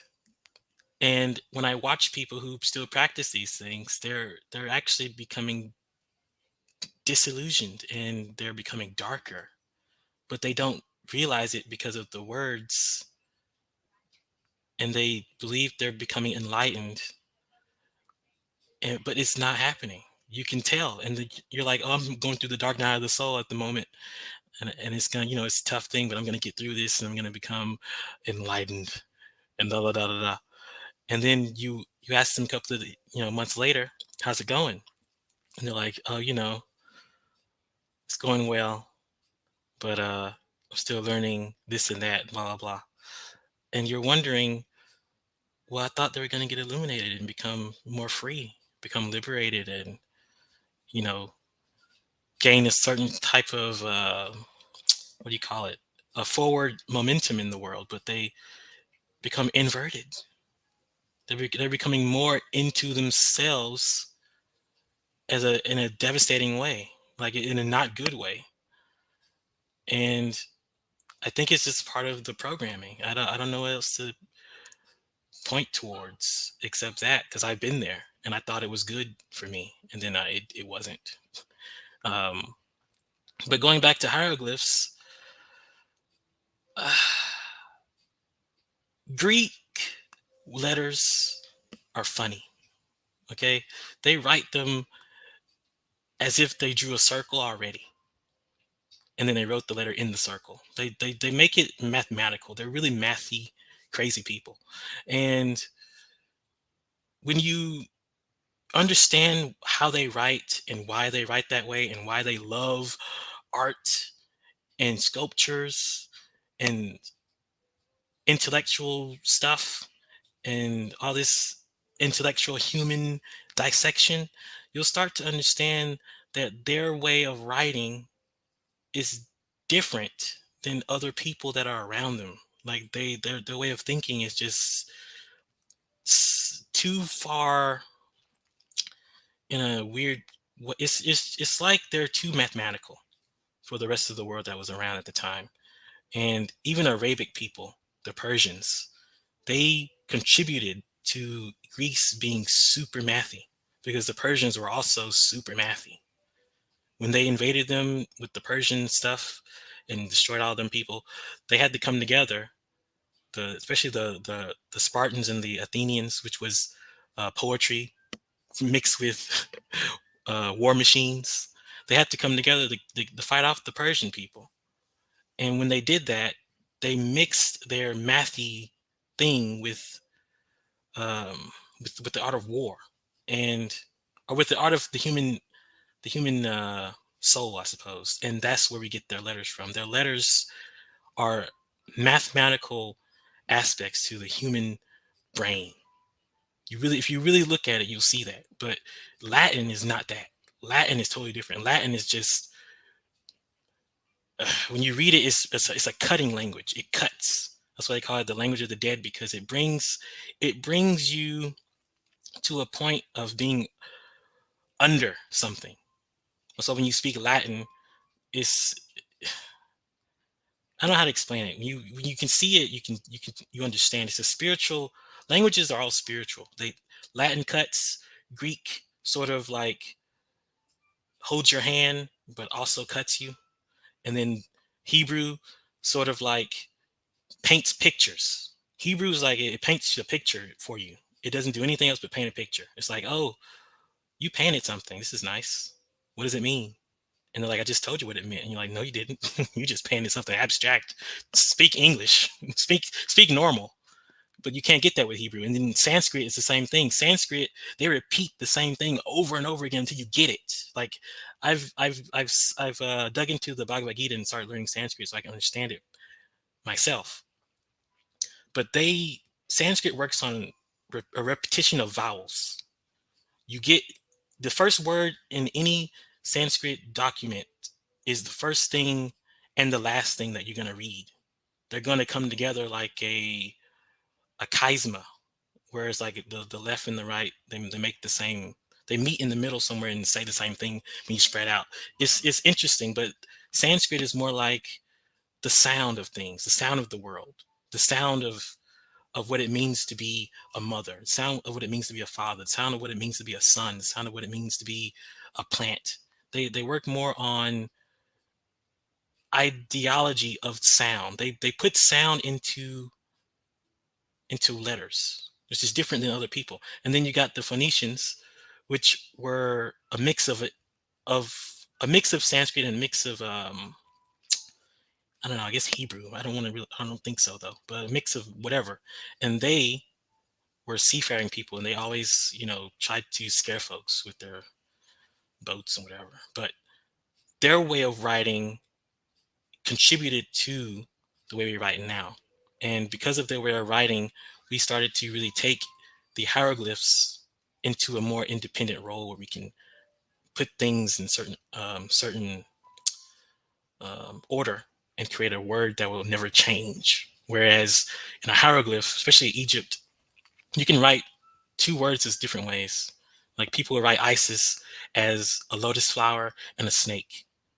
Or you can write Isis as a god sitting in a chair and what do you call it, a falcon. They both mean Isis, but you have to really understand what you're looking at. It's not about the sounds. It's a spiritual, some languages are spiritual, some aren't. It's really interesting, but I love it. But I just, English is really, the letters we have, they don't say what you guys are saying they say. I mean, I get that they come from that, but in the modern era, they don't say it. Like you can, I can put the word axe up and ask you guys to break it down in hieroglyphs, and you won't be able to, because the A and the Tav, the X is a Tav, which means the end, and the A is the beginning, and then the E means I guess energy that comes from that, but it's like the calf.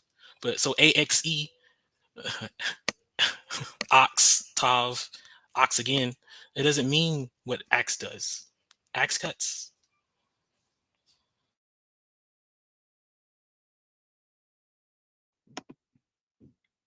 An X is an X, which is a row, and a Cairo has the X on it. Yeah, I think it's polyglottal is the problem. That's a secularization of the world. These adhering to one language or the other, or either or thinking. That's all of those are forms of lobotomizing the full potential of language that we could have access to. So yeah, we dance, from Latin to Greek, to Roman to Old Greek very quickly.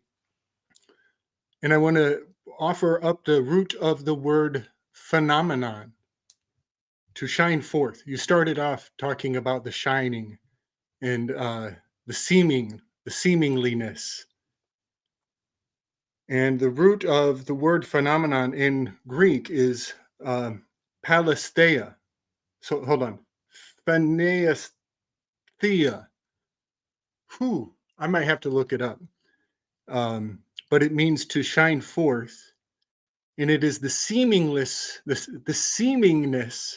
of mouth noises before we even call it a bilabial breathless stop, or a guttural breathless catch, or you say it's an R or a K or a B. Before we put all these apprehension on it, it is something that has not been defined yet. And from there, its ultimate potentiality is all synchronistically up for grabs. And that is a cross-cultural aspect that will never be done with. I mean, who here speaks Swahili? Does anybody have Swahili to bring to the table? You know what I mean? We're missing out on a lot of other phenomenological incarnations of the mouth noise we make. There's even some cultures in Africa that they just talk by sounds. with the clicking of the tongue, and it's very interesting. Oh my gosh, I forgot the name of it. If anybody could help me name that particular race. With the clicking? You mean like okay, so the Khoi have the most clicks in their language. I'm sorry, Kilelle? Zosa. So I can speak some of that language, and Zulu has less clicks, but the most clicks was the Khoi, the Sand people. It's totally just a click-based language. They are, some of them living in the Sahara Desert. That might be it. I saw a very quick documentary on that, and it fascinated me. Fascinated. I'm like, oh my gosh, imagine like being born into that and just learn, and that's it. That's your language. Like, that's amazing. It's amazing because that's vibration. I mean, yes, even when we talk the English language, even if it is a bastardized language, it's still vibration, right? Yeah. So whether this is my opinion, my personal outlook, right? I think that in in any language that you may speak, doesn't matter what it is, Spanish, Chinese, Phoenician, whatever it is it not the intent behind the word, right? Yes, a lot has been changed throughout the time, throughout time period, to confuse and to hide the truth, right? But thank goodness we have our we pick up energy.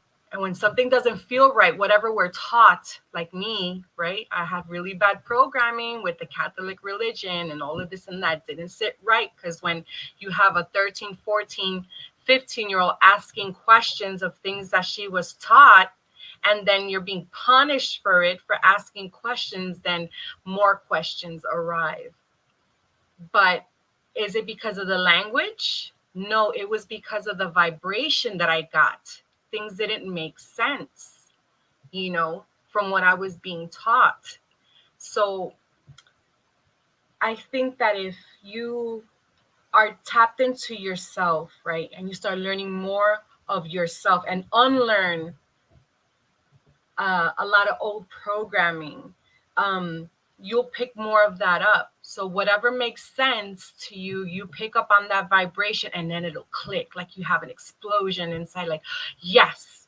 You may have not have heard any something. You might come across some information that you never heard before, or you were never taught, but then all of a sudden it clicks and it makes sense. Like, what? Like, how is that? I think it's because of the energy that comes through that, and it vibes with you.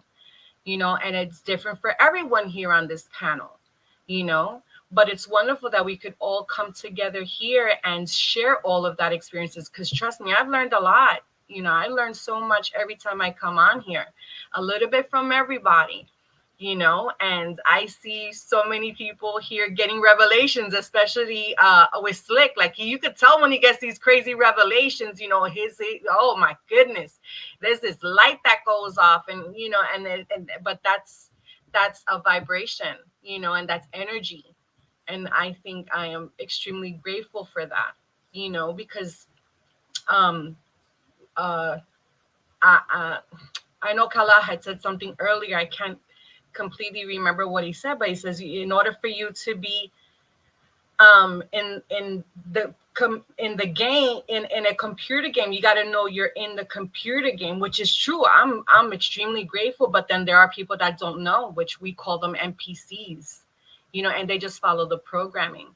So I'm extremely grateful to the Most High, extremely grateful to Spirit for being able to have different perspectives on things and receive, not being so closed off. But because of that, I've been able to know more parts of myself, of who I am.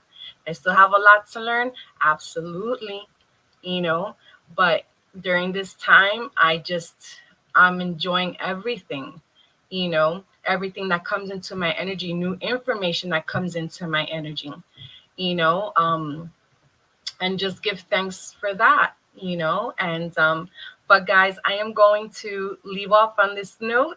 I need to get back to doing things here for the family, for the home. I enjoyed my time here with you guys. Franklin, it's always so wonderful to see you. Thank you for this beautiful platform. You're an amazing entity. I love you so very much. Slick, you as well. I'm sending you so much love, so much blessings. Thank you for oh my gosh, for sharing like all of this knowledge that you come across and your energy. Soraya, my dear, I've been walking back and forth in front of my computer, and I didn't see you come in or say hi. Bless you, sister. I love you too, Soraya. Kilelle, as always, a pleasure. We share so many platforms together, the Ronin Experience, and we always have a wonderful time together. Bless you, Kilelle. Quincy, listen, before Quincy, I said Quincy, so forgive me. I know it's Quincy. It's always a blessing to see you as well. So bless you, everyone that came along in the chat. Peace and blessings to everyone. Thank you for coming through and spending your time here with us. And yeah, guys, absolutely. I can't wait to next Saturday show. Bless you guys. Thank you, Thank MoonFeather. you, dear. Bye. gracing us with your Peace presence. and power, MoonFeather. Bless you, my dear. Thank Have you. an absolutely gorgeous day. And if you might listen to this, I think this is interesting. I wanted to hit Carlisle with a question. Yes. I don't know if you're in a hurry to go, but I think it's like really fundamental. If I might, Carlisle, it's about a question that I think Quinn Krishna asked earlier. It's about the number 0. Do we need it? Obviously, the 0 came into being. You know the story, but I thought that I'd love to hear your take on that, Carlisle, about the number 0, and do we need it, and why have we got it? Might go into a little bit of tinfoil hattage. Oh yeah, speaking of that tinfoil hatch, I want to get back to your question about the mud flood. We completely got away from that. Or at least I never got a chance to speak on it before we got away from it. 0, to be sarcastic, everybody wants more zeros, right? But nobody wants to be a 0. How interesting is that?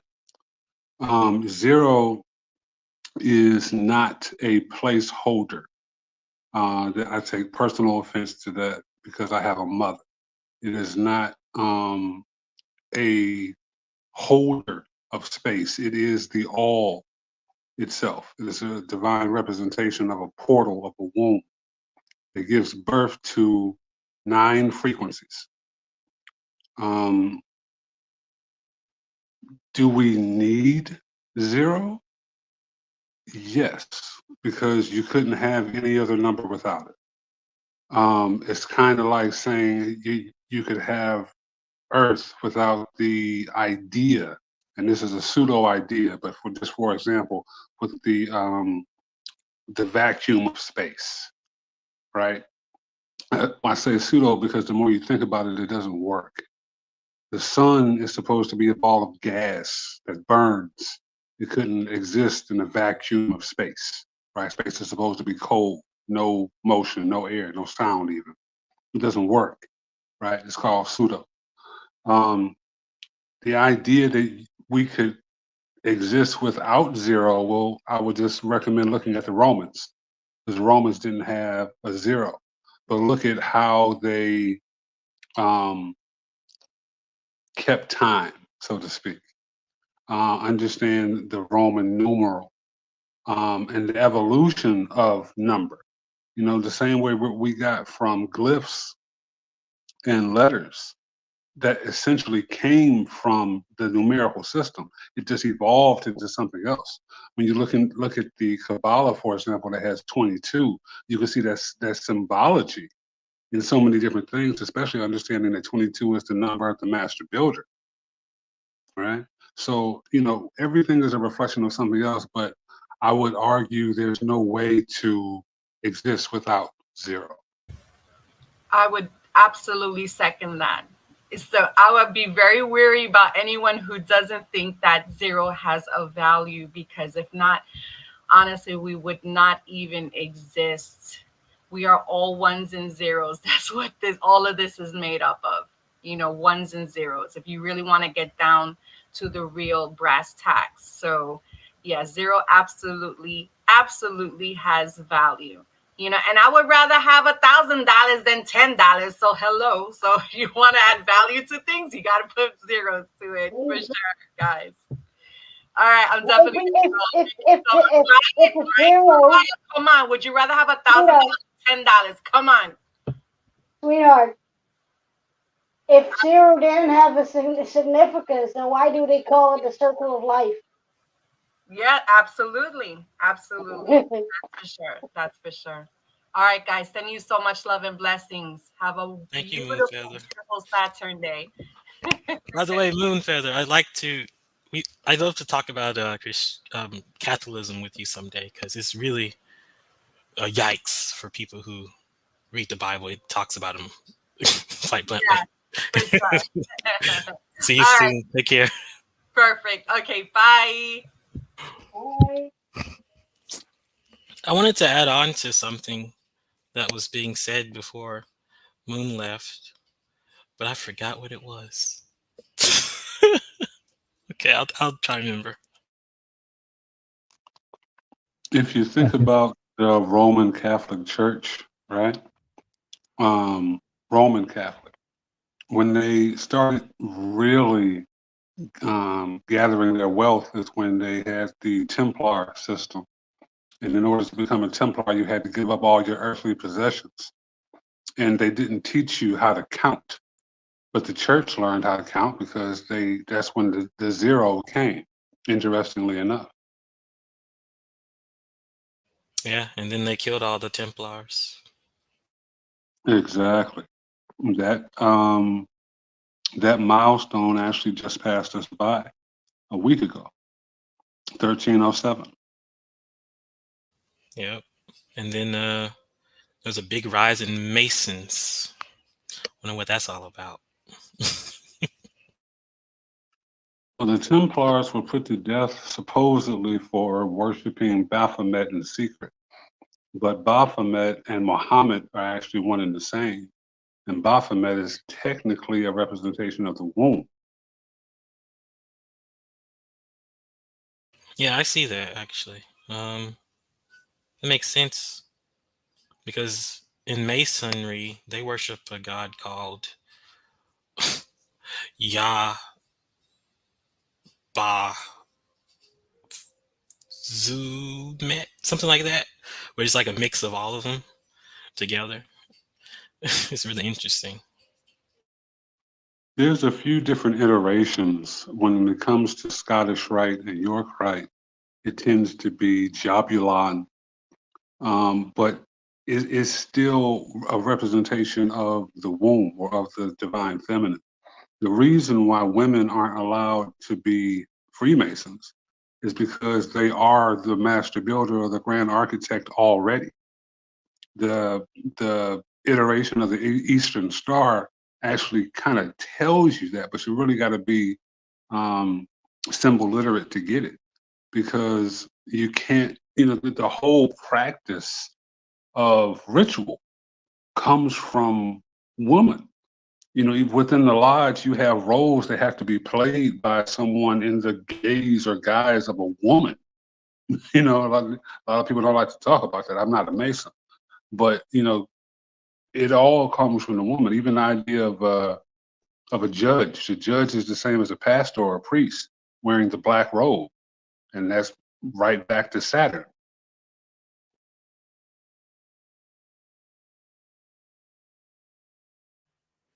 It's very interesting what you're saying there about the woman. I think men have been afraid of women to a certain extent, but not all men.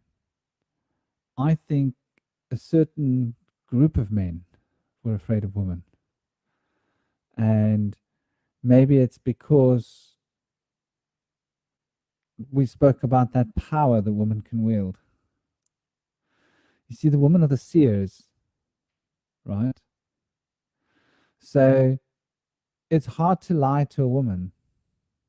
It's easier to lie to a man, don't you think? Because a woman, her spiritual gifts are very much evolved around seeing, where a man's spiritual gifts might be more evolved around being hearing. And so the whole idea of the woman is that they will often have the deep back room of the temple where you are really bypassing something, because the front is the thalamus, and the thalamus is the recoding instrument through which all of the information of the senses have to be decoded and recoded for the cerebral cortex to be able to compute the information and put it into context, except for smell. So smell is stronger in a woman than in a man, generally speaking. And women are better at smelling a fish. And that sense of smell can give women the edge in knowing if they're being lied to. I think there could be something to do with that sensuous difference in a man and a woman, because it's the one thing that doesn't lie in terms of senses, is smell, which is why I'm burning frankincense, to remind me to use that sense more, because it's really where the sense is, in the Muladhara chakra. Because the men are so rooted in the Muladhara chakra, they tend to look for other senses. The woman being rooted in the Svatisthana chakra means they actually apply that sense. They get grounded through this act of sensing through the smell apparatus. That's how they ground themselves. And it's the smell that stimulates a woman sexually more than anything else of a man, in order for her to become rooted. When we were teenagers, we used to say, I want to root that lady, you know? That's There's a reason interesting. for that. Oh, that's interesting to say root that lady. That's funny. But I mean, what you said about senses, I agree. I don't know how to explain this because this might sound silly, but after I got baptized, and even before then, when I was reading the Bhagavad Gita so much, and practicing all the yoga stuff, trying to be a yogi, trying to be a yogi, I my body gained a new sense. So it's different though. So for example, when I was trying to be a yogi, my skin, I could feel people when they were feeling unhappy on my skin. Like my skin would like shiver, but I wasn't cold. Like it's not like a real shiver. It's like a weird skin thing. And I don't know. I guess this is part of doing yoga. But after I quit that and got baptized with like the Holy Spirit and all that stuff, now I can smell people. And it's weird to say that I can smell people, but it's like I can smell people's words. And it's weird. Like I can smell someone if they're lying. Like a lie makes my nose hurt. And if someone's angry, I get kind of sleepy. And if someone's like depressed, it stinks. It's like a stinky smell. And it's not like I smelled anything physically, but it's like my brain, like that part of your brain where you smell that little section under there where the air goes and it goes back down, whatever that is, it starts feeling the sensations of as if I smelled something, but I don't smell anything. And I thought that was weird. But I remember talking to Franklin on the phone some months ago, where he said he feels the same way sometimes, like he can smell spiritual things like another sense or whatever. I wondered why that is. But, you know, that's another thing. But I remember now what I was going to say before MoonFeather left, and it was about proto-humans, like the Neanderthals and the Denisovans or whatever they're called. They had a weird way of talking. Like the Neanderthals talk with grunts and moaning sounds, and then the Denovians, they talk with clicks and whatever. But I don't really see that evident in their region of being. For example, the Denovians were like in around southern Africa, India, Southeast Asia, but they don't talk with clicks over there. And then the Neanderthals were in Britain, Germany, Scotland, Scandinavia. But they don't really talk with grunts either, do they? Like when I listen to Sweden people talk or Norwegian people talk, they don't sound grunty at all. They sound really smooth. I like the way they sound. But I don't know, it's interesting. And then another thing that Shaman said about men being afraid of women. I looked up some history about the Neanderthals and their mating habits and all this stuff. And scientists believe that we would trade women with the Neanderthals or giants or whatever, because the Neanderthals would want things, and we thought giving the best thing was giving a woman to them, our daughter. And in exchange, they would do the same to us. And for example, their women would be taller, more slender, I guess probably more feral.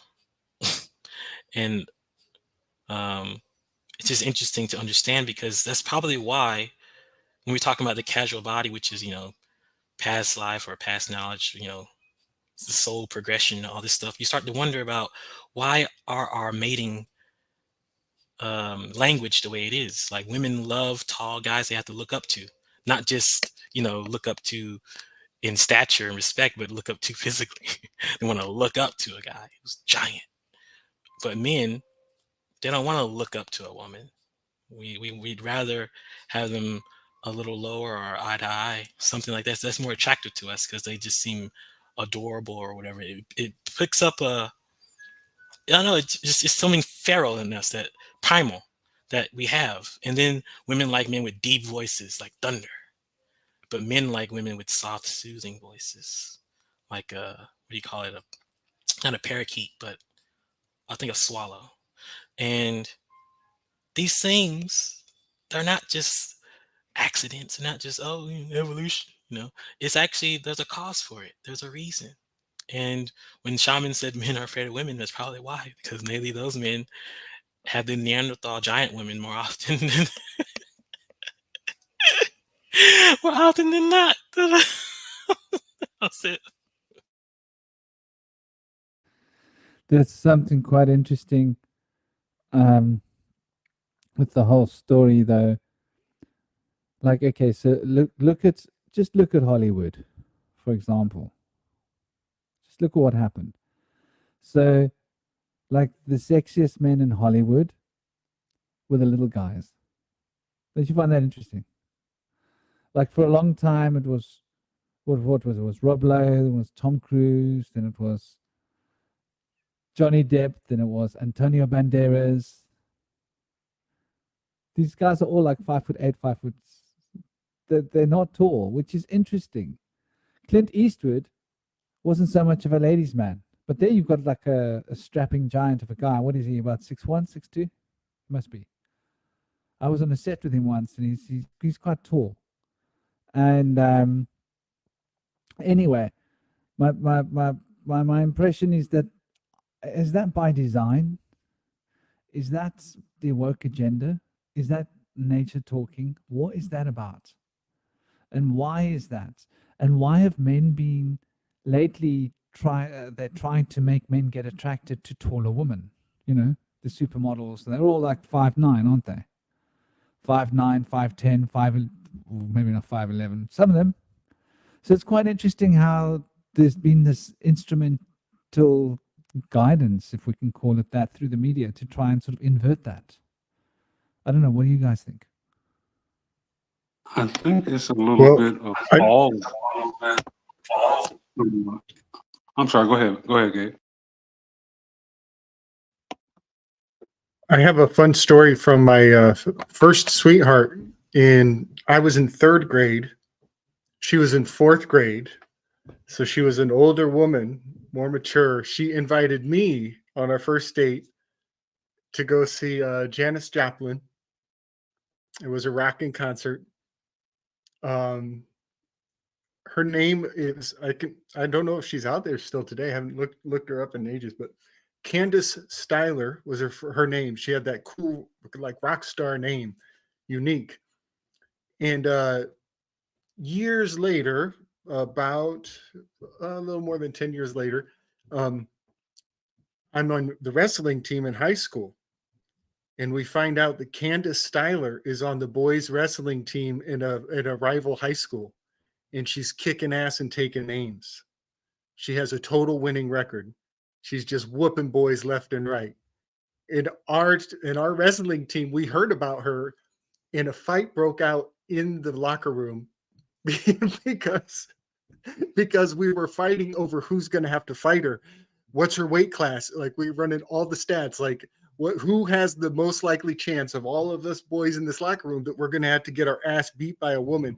And it's presumed that you're going to lose. It's presumed that you're going to lose, because if you're fighting a woman, you already lost. You know what I mean? It's over. It's over.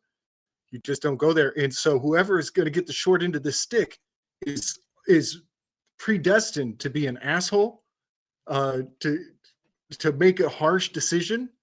It was horrible. And I remember it was Seth Molnar. For some reason, we were like, no, man, it's you. And he's like, I'm changing my weight. I'm changing my weight. And he had to decide if he was going to eat a punch or if he was going to cut back.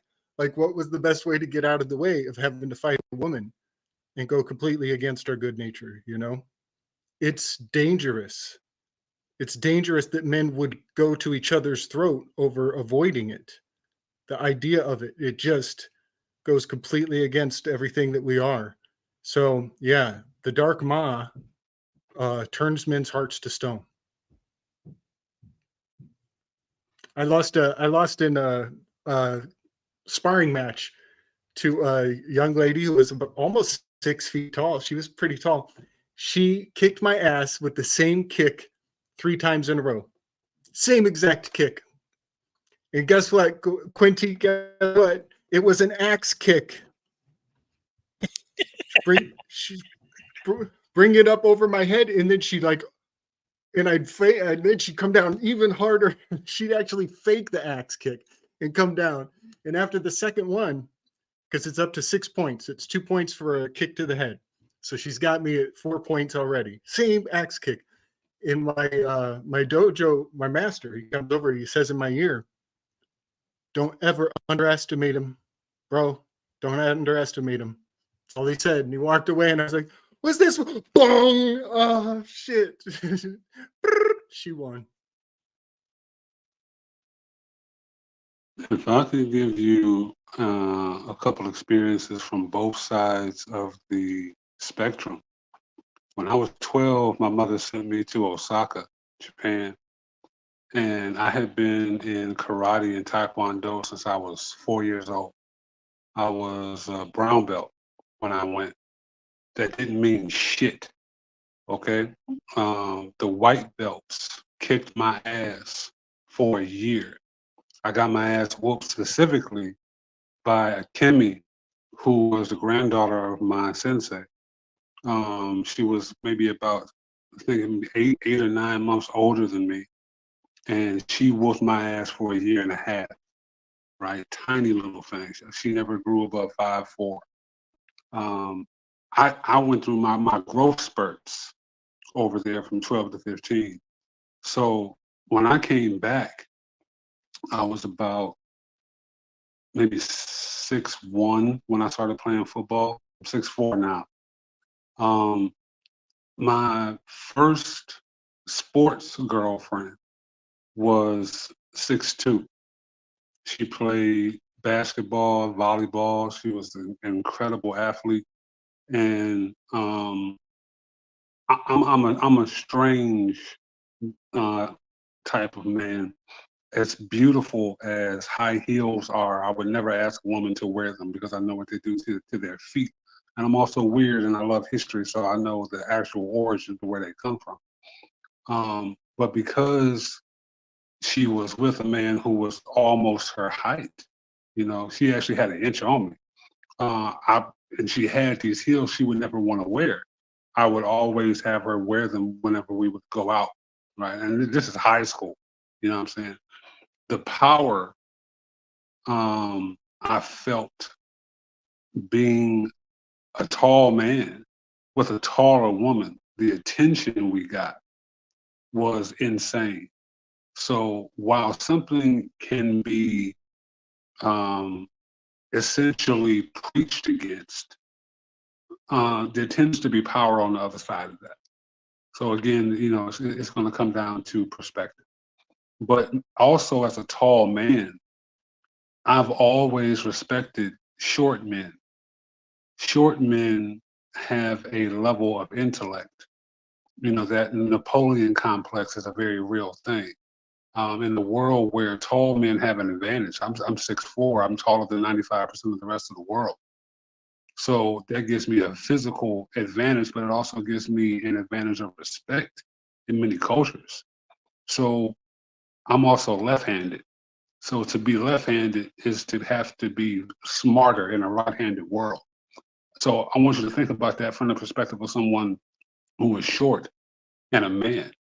You know, you're forced to be quicker mentally, and perhaps other areas. So you know, I always give them their proper respect.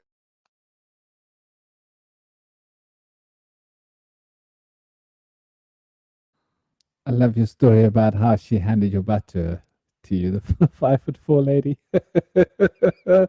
I That must still have have been. the scars. I still have the scars. I had to laugh too. I was simultaneously laughing with Gabriel because she had such a great wording.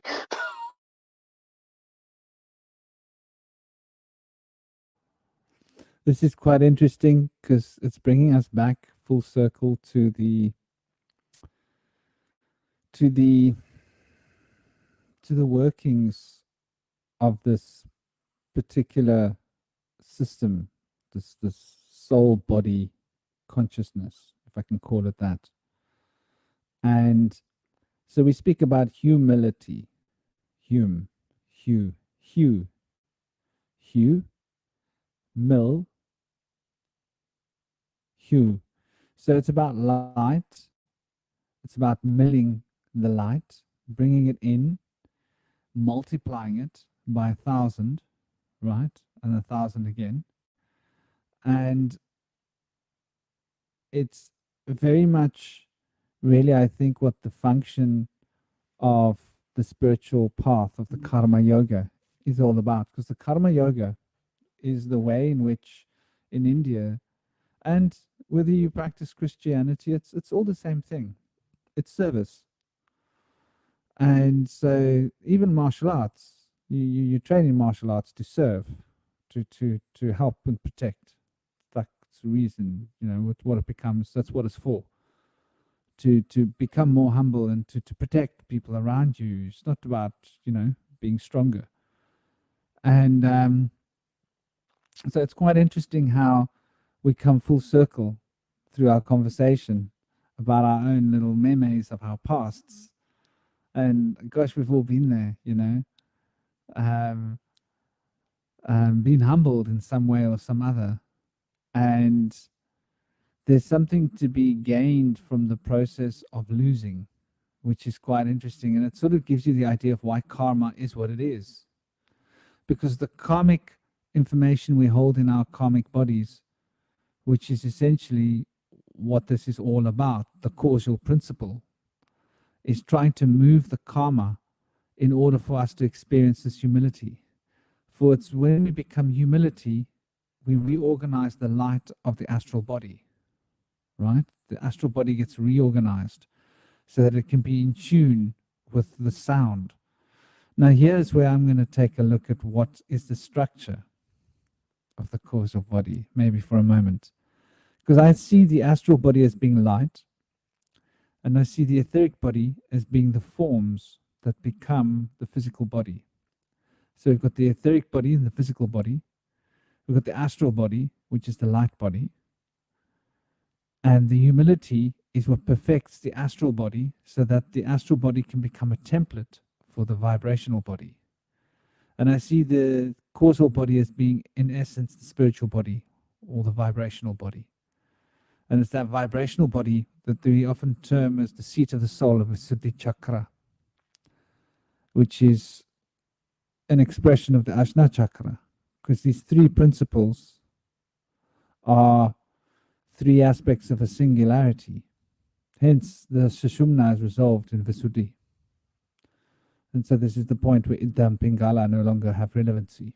And the Idda and the Pingala being the expressions of the astral and the etheric, in a sense, as the reverberations of time and space are moving from the causal through matter, mother, back to the causal, to feta, father, to tie. So father is what fetters and ties us back to the causal body, and mother, is what brings the astral radiance into existence. So we've got the mother that brings us into the world, and the father that teaches us and takes us from the world, in a sense. And in a sense, being an expression of the innocence that is gained in the process. I don't know, I thought I'd put that out there. Let's see if any of you want to run of the line. Well, I'll let somebody else answer.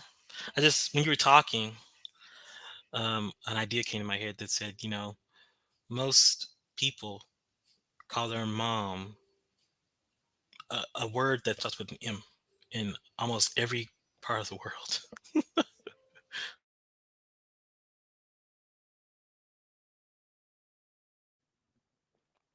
Yeah, that's Even quite interesting. mine for Virgo is an M.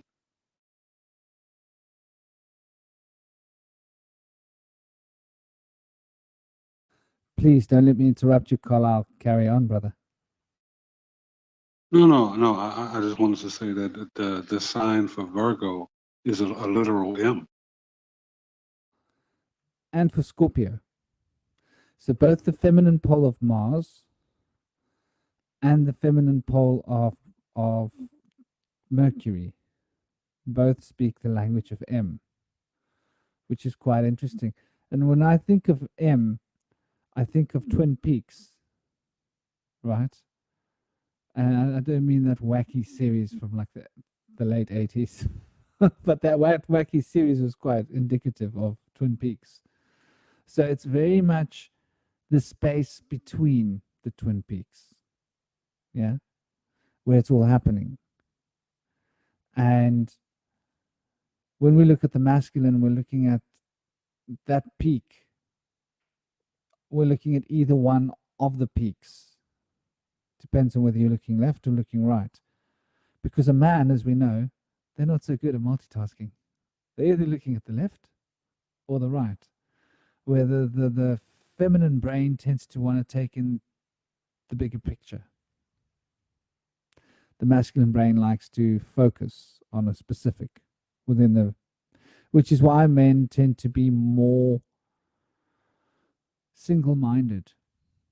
And when they get an idea in their head, they don't want to get it out. Like when a man wants to mate, a man wants to mate. That's just what he wants to do. It's not much else in his brain. It's like, I want to mate, I want to mate, I want to mate, I want to mate. Women tend to be able to like, I want to mate, but what else? So women expect a lot more from a relationship than men very often, because men tend to, it's very simple for them. For women, they're a lot more complex than men. And which is why women carry complexes more easily than men. In terms of, my hair isn't right, my body's not right, my skin isn't right, this isn't right. Men tend to be a little less complexed by those things. Men tend to be more simple-minded, if anything. That's what can work against a man, you know.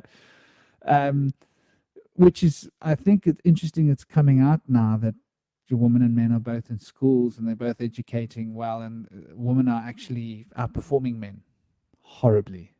Men are being shown their butts once again. And I think it's got a lot to do with that concentration, not looking at the bigger picture. So that's quite interesting. It's probably as well why the little group of men, the Masons, also had an issue with women, you know, because they didn't want to be outperformed. And I think when it comes to the occult sciences, having that sort of broad perspective can be quite useful, which is why men in tune with their feminine sides tend to perform better and understand the occult therapeutics better than men that are, you know, like Yeah. Robert De Niro from that film Stardust.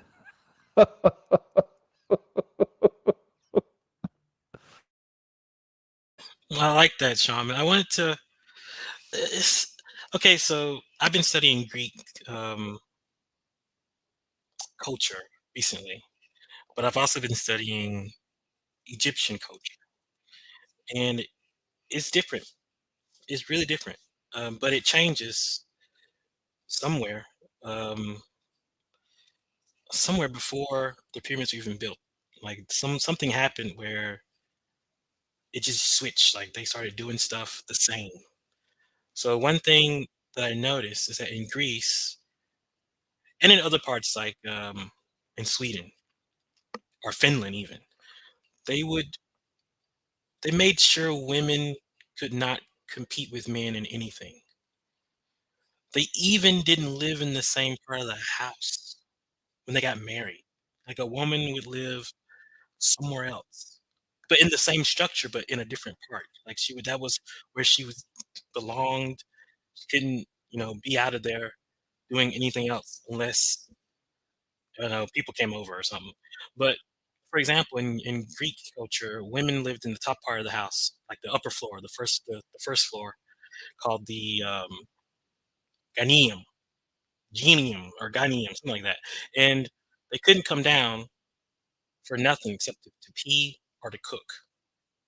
And if they did come down, they had to come to the center of the house, which was a courtyard where God was. And you know, they could knit there, play with their children, play with their dogs, whatever. But they couldn't go in the man's part of the house, which was called a symposium. And a symposium was where men would go with their friends, drink beer, play games, have maids. I'm doing air quotes when I say maids, but the women and their daughter weren't allowed in the symposium unless special occasions. But like if they did come in there, it was frowned upon. You were a weak man if they did. So when I look at this and I look at how they started the Olympics, girls couldn't compete in the Olympics either. But they liked women to be involved in the training of the participants. That was interesting to me. I was like, what? They couldn't compete, but they were allowed to be in the gym. They called it a gymnasium or something like that, where men would practice naked. They had to be naked, and women could be there though. That's weird, but why? And so I looked it up, and they're like, women would make them perfumes or oils for their body, or they would fix their hair, cut their hair, fix their nails. They would help the dudes out, and that was so interesting. But they couldn't compete. So I was like, were they mad about this or not? And then a couple of years later, during like the third or fourth horse race, one of the queens of Greece, or not Greece, but one of the queens of Athens, she supplied her horses for that race. And the interesting thing is, when her horses won, they were like, okay, who do these horses belong to? Who won the race? Because the rider didn't win. It wasn't about the rider, it was about the horses. It was about how good you bred and all that stuff. It wasn't about the rider. And when they found out she won, they were like, oh, did she break the rules? And they were like panicking, but they eventually was like, okay, that's cool. She actually won a race that women could not compete in. But because they were her horses, she won. And that's really cool. And they embraced it. Like some people were upset, but a lot more of them embraced it. So she participated in more races as the Olympics went on, and more women participated in that way. And also some women would feel like they participated when they would help a certain competitor and supply him with oils, haircuts, shampoos, whatever they did to them in the preparations. They would feel like they were part of the group when they would win something.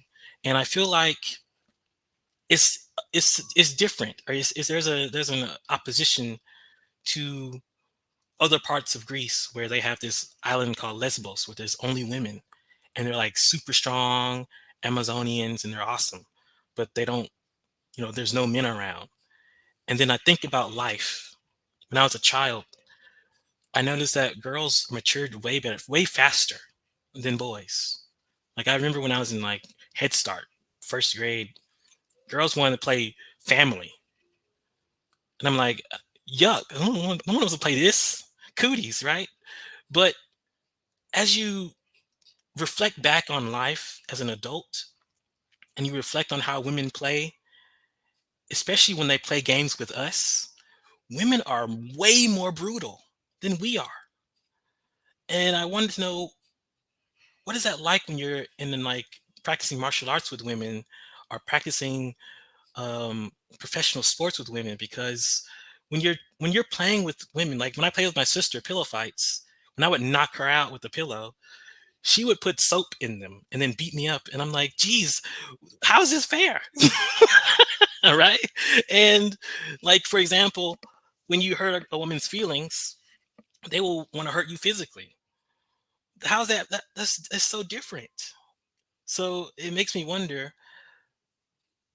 how come we are so immature, and we realize the importance of no mercy really late in life as men, but women realize that really early, the no mercy thing. Like, no, I'm gonna go all in because it's me against you, F you.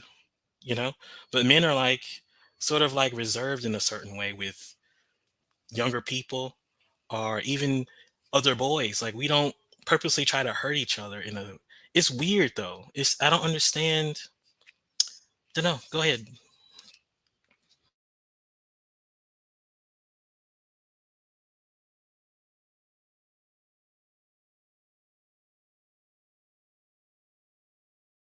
The female is the deadliest of any and every species.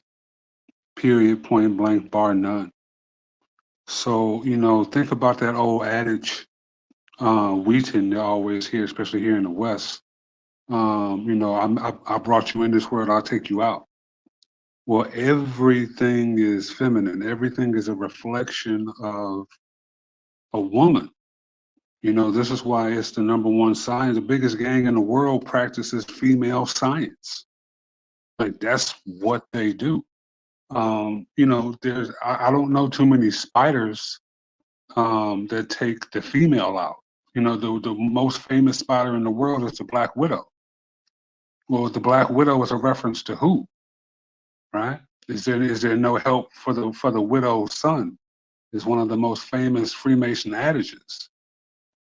So as much as they may not let women in, as much as they may have that sexual barrenness of the mind, as much as women are not supposed to be allowed to speak in the temple of religion and things of that nature, this is an admission to fear, because you can't have a patriarchy if there is no matriarchy. Men, and you can really see it, especially since 2000. You can see the energy shifting, because you have more women architects now more than ever in history. Also understand that every book in the world before a certain period was written by a man. So a lot of these customs and ways and reflections all come through the mouth of a man, whether they're true or not. All of that is slowly changing. we're in the age of Aquarius, which is one of the greatest mixtures of energies you could ever afford to see. That leads into the idea of generational curses as well. Yeah, Kyle. Exactly. I like what you said, because women really didn't write books, and they always had to pretend to be men to write a book, even if it wasn't something, important to science or society. It could be like Mary Shelley, her little fantasy books, and she pretended to be a dude. And it's like, how come they had to pretend to be guys just to get their books published? That's kind of messed up. And you also can look at, Western society, where the frontier period, where women weren't allowed to have guns. They weren't allowed to have horses. Well, they were allowed to have horses, but they couldn't ride without a man around. And I'm like, why is that? Can't their horse go just as fast? Can't they escape? Can't they? Why not? And then you see. Oh, go ahead. Okay. I was just gonna say women couldn't go in pubs either without a dude. I was just going to say that I don't believe the history, because I've come across quite a lot of different historians that are studying the records, the archives of the universities, and they're finding lots of conflicting information. And that we've been sold a crock of rubbish in the same way that the world fairs are presenting information that contradicts everything we thought we knew. The photographic evidence from the archives also produce electricity, electrically powered cities, well-lit, electrically powered advanced cities at times when there just supposedly wasn't electricity, but on a grand scale. The same kind of archives are presenting information that say that in the 1800s there were equal number of men and women in universities. So, or largely equal numbers. In fact, there's a lot of letters that have been discovered by the deans of universities where they are scheming to try and get rid of women, to get them out of universities. So I doubt the historical record, and excuse my tinfoil hat and all, but I doubt the stories that we've been told. I think we've been told the stories in order to make us woke. I think that women did write. I think women wrote more than men. To be honest, that's what my gut says to me. Because men are more interested in little details. Women are more interested in the big picture. I bet you a lot of the histories that we think are written by men are written by women, and that the pseudonyms were possibly changed at a later stage. Just a thought I'm putting out there. Like, to understand why as well, a lot of the characters that were being played on the stage were women, being supposedly played by men in the time of Shakespeare. There just seems to be some kind of a part of the story which doesn't add up to me. And I don't believe that women have been as subjugated by men as what we've been presented that they have. I think they've tried to create a polarity and a battle between the sexes. And realize what they did. They took women out of the universities and subjugated them in one generation. Then the next generation, they brought out cigarettes, giving back the power to the woman to be able to smoke cigarettes, which basically drove the whole world to smoking cigarettes. Like, what was that really all about? There's something really interesting going on. We've got to look at Edward Bernays and what these people were up to. Oh, And why tobacco? What does tobacco represent? It represents Mars. Now we're talking about desire. Now we're talking about the desire, the way it affects the intellect and the mind, clouds judgment, gets stuck in the desire body of buying, holding possessions. And that way we start to forget. So it's easier for them to change our language and to take away. So I refuse to study English dictionaries. I refused to learn to spell properly as a child because I said this is wrong. Why are they changing all the spelling of the words? It doesn't make sense to me. We had a perfectly good spelling of the words 200 years ago, and I can see all these old books that I've got with Middle English, and why have they changed the spelling? And I used to be at odds with the teachers, where I used to say, no, I'm not wrong, you're wrong, this is wrong, that's right.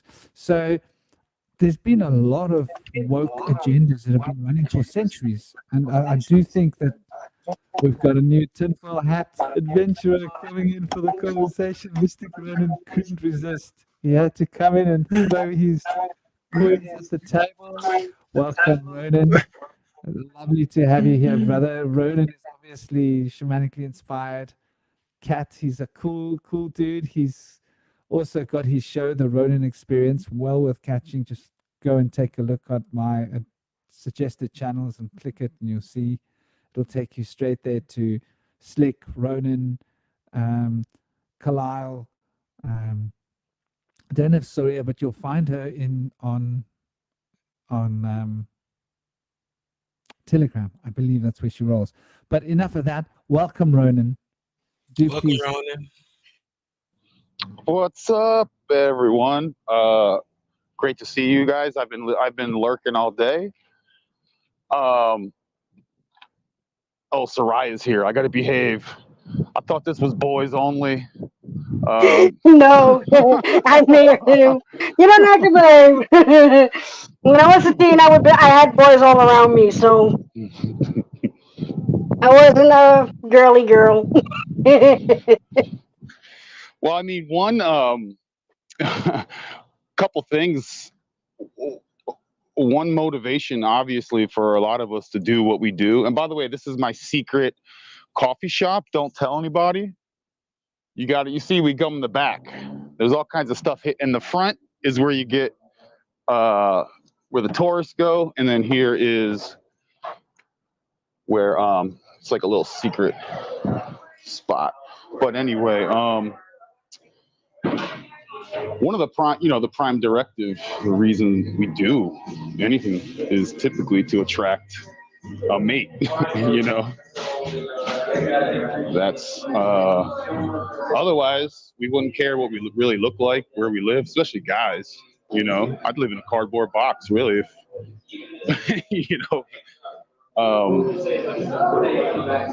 but yeah. And then my experience in Muslim countries, I kind of get the separation of men and women, like when you go to a mosque or something, so there's no distraction. They separate everything. Gyms. It's a bit of a, and women going to bars, that's a no-no. And dressing scantalously in the streets, that's a no-go. Typically, we have to protect that as men, those resources, right? Yeah. I think I'm on topic. Sorry. You are.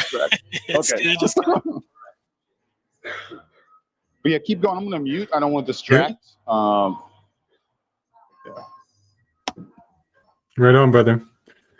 So I got to weave on that the historicity of the feminine is in terms of like they had to pretend to be males for their pen names. But the pen is a phallic implement. When you're writing things down, it's transitioning, it's crossing over from the internal world, which is the private. It's coming external, and you need a tool to do that. So it's coming through a phallic implement and becoming externalized, which is a masculine element. And so magically speaking, the whole thing about women were suppressed and they had to pretend to be males because it's a male. Well, that's how the magic is. The masculine is in the public, goes out to get the bacon. The female stays protected inside, within. Even in Greek art, women are generally noticeable right away from a distance because the tone of their skin is lighter. They're fair. But when they say my fair lady, that doesn't mean that everything is equal. That means that she's fair no matter what. She's always right. Get that through your head, son. She's fair. It don't matter. She's fair. Shut up. She's fair. Right? So the treasures, the inheritance, the potentiality of future generations to come, all things futuristic, are protected in the private with her. That's why we put jewels on her, so that if we go out and we die, she got some jewels on hand to make ends meet before she replaces me with my brother. Let me introduce you to some. You're on the internet right now. You're live. There's literally thousands of people watching this. Right? Do you like jewel? Do you like men to give you jewels? Do you like men to give you jewels? Yeah.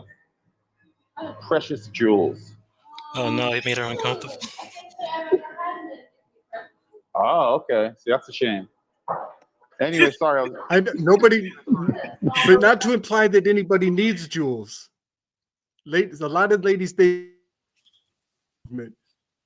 just fine how they are. Look, I wasn't talking family jewels.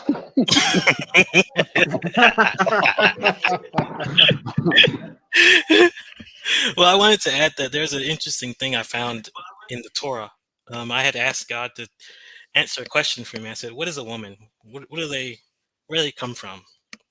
And I was reading Genesis, and I was reading it with that question in mind, and it really brought it into perspective. Even when I left Genesis, it explained that women are the rocks that build our civilization.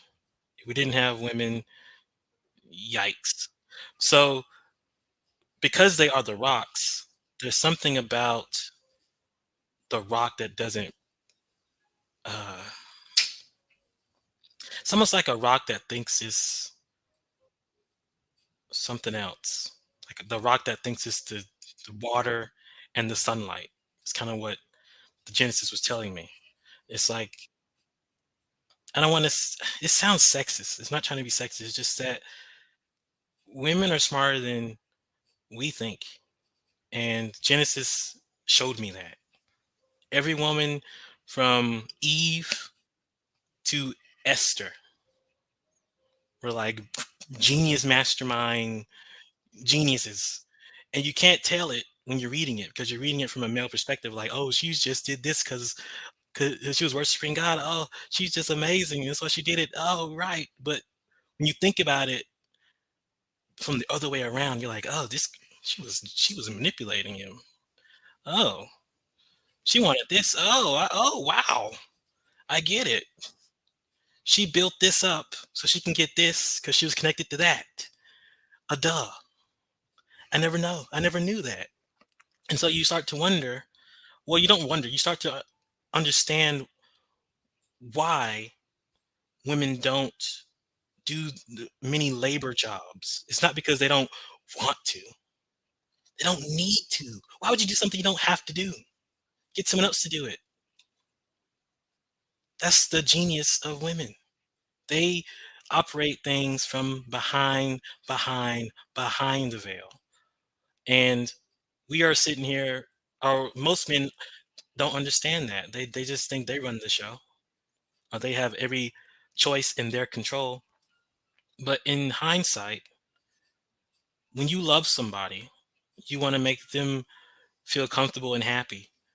And the things that make them feel comfortable and happy, you go to great lengths to give to them. But if you didn't have them, you wouldn't do certain things. So once you understand how you even came into being, like it was a choice being made, how you got here. It wasn't just one person's choice.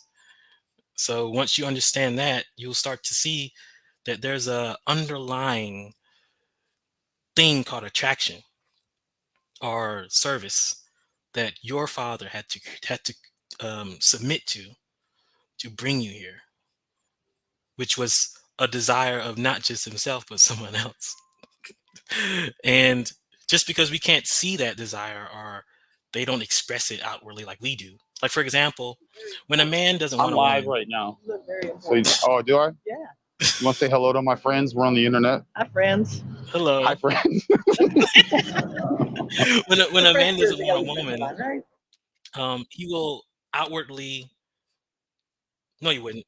He wouldn't dismiss her outwardly. He would dismiss her inwardly. But when a woman doesn't want a man, she dismisses him outwardly. She'll say, I have a boyfriend, or I'm engaged, or something else. But a man would be like, "Hey, you're cool. What's your number?" And then he'll call her and do stuff with her, but not really want her in that way, and she'll never know it. Like she'll be just like, oh, he came into town and we spent the day together, but then he left again, you know, and she'll never get it that he's using her. But a woman will just downright just tell you, adios, dude, see ya. So there's a thing where women operate stuff in the sort of like in the shadow of something else, and men don't see that because we're so busy trying to keep things peaceful in the home, like keep things correct, keep things right. And it's like there's something I saw in Genesis, and you see it through the whole Bible. It's really interesting. The one thing I'm going to say, though, when we're looking at this, that I think we've also not really taken into account is like predators. Hold on, guys. Eyes closer together. And Welcome to the eyes, South. yes, quite pretty. Men tend to have their eyes closer together than women. Women tend to have their eyes further out. If you look at the faces, very often the physiognomy. And I think it's because men have got that narrow tunnel vision, which means that they're more suited towards defense and aggression. In terms of the temperament of a man, you would always face the danger yourself. You wouldn't allow a woman to face danger. Think about it, all of us. If there's danger, you're not going to allow the woman to face danger. You're going to face danger. It's our job to be protectors. And it's the woman's job to be a nurturer. So like when you talk about the laboring jobs, it's like, and it's funny, this is inverted in India. It's bizarre. I never understood that. But in the Western cosmology for us guys, chivalry sort of never really died completely. I mean, it died a bit of an ugly death in some level, but most men would sacrifice themselves for women to some degree. And so there is a interesting selfless quality to men, or there can be a selfless quality towards men. In the same way that women have got that in the nurturing ray, where if there's a child, the woman will normally be the first one to step in and nurture the child. The men will always be normally the first ones to face the danger and to jump out at it and to put themselves in harm's way so that the woman has an opportunity to nurture the child. So I think there is this, that our bodies are manufactured in this way because it makes more sense. Like if there's going to be hunting, that the man and the woman both go hunting together and they both die, then who's going to look after the kids? So, and women having breasts means that they were just simply better at looking after kids, right? So it was a no-brainer that the men had to go out and face the danger, go and do the laboring jobs, the hard things, because Yeah, it's but do the hard things at home. but I mean, if you think about horror, like scary, something scary, the most scary thing is a woman who's not, you know, protective of children. And one of the first horror things you see in the Bible is the first trial of Solomon, where a woman baby died, so she steals another woman's baby, and then they have a dispute about it. And then Solomon says, "Whose baby is it?" And they both say it's their baby. And so Solomon says, "You know what? Let me give me a sword and I'll cut it in half, and you both get your baby equal halves." And so the woman who stole the baby is like, "Sure, do it. I don't care. We both get half. That's perfect justice." Then the woman whose baby it is, she says, "No, don't do it. Just give it to the crazy lady. You know, uh, don't cut my baby in half." And so that's a truth that we don't like to admit about the feminine, that it has that potential to be like ruthless, like it's my way or no one gets happy. Is an interesting thing that when we say women are nurturing, it's kind of like watering it down. The truth, that's not true. That's why we have Durga and you know whatever her name is. um so it's really you need to really see that women do presume that role of being, you know, the nurture of children, but also, especially in Native American tribes, they don't talk about it often, but Native American women would go hunting with the dudes. They lie about it in TV and stuff because they don't want to tell you the truth. But Pocahontas used to hunt.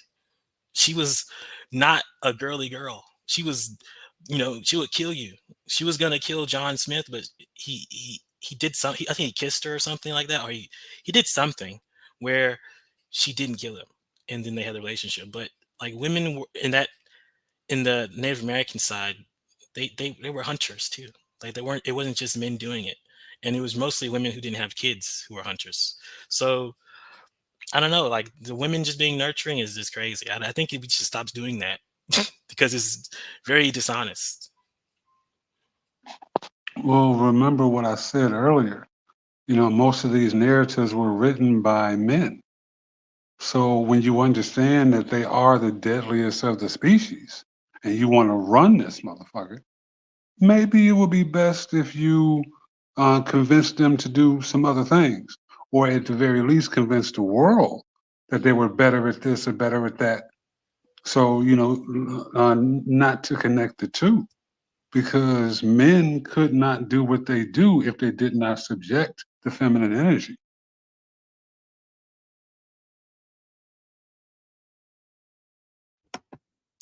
Yeah, you know, I want to edify this weave on the, you know, the female being the stones, the rock, the bedrock, the foundation. This is the material that we hammer away at with our chisel and our tools to carve out the message, to pass forward the information, and with blood, sweat, and tears to carve out the stone in Ma and put the shape of our likeness and impress her. There are 3 stone earth-based signs in the zodiac: Capricorn, Taurus, and Virgo. This is the Hecate. This is the 3-headed matriarch. Hecate is often depicted with 3 heads. She also has an axe on her, which is a earth element, that sacred ore. But Virgo, Capricorn, and Taurus are all earth-based.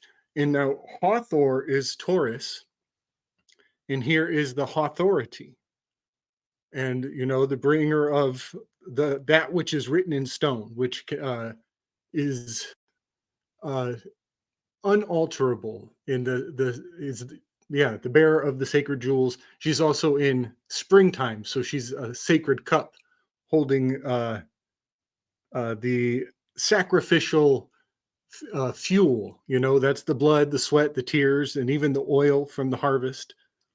But yeah, when you said that the female is in stone, I'm like, oh yeah, she's in stone, all right. She's totally zodiacally forever etched in stone. And I love that, you know, the man is the one doing all the carving, because yeah, that's very psychosexual, no doubt. Thank you, Gabriel.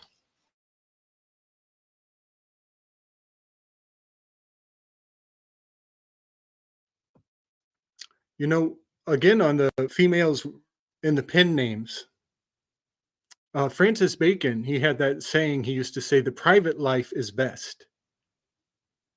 And so his influence, he had 30 years of his life where he was missing from the record books. The record books, by the way, from coming through the Greeks, is Clio. Clio is the muse of history, but the word Clio also means the glory. And she has a trumpet. She's a trumpeter, marking this the initiation, but it's also marking the song. Who's going to sing your praises after you're gone? Everything on that line right there is asking, what is Clio going to think of me? What is history? How is history going to glorify me through the written word?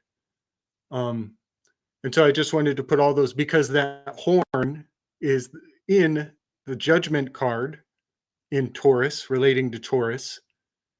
The high priestess is Capricorn. She has the scroll. That's the written word the bringer of the law. And then Virgo is also the stone element, and that's the youngest of the matriarchs. She's the maiden.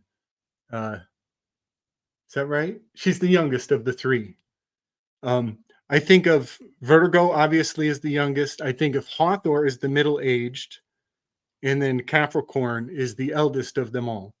Just because that's kind of I think that's just true to the nature of those months in their tarot relationships.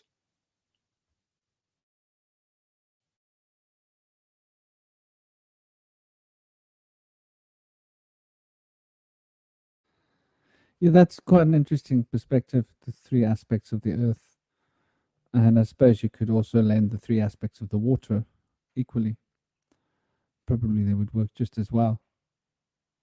The M, and the two fishes, which is sort of like an M, well, parts of the lines, which represents the duality. So wherever we see duality, it seems we're looking at this principle.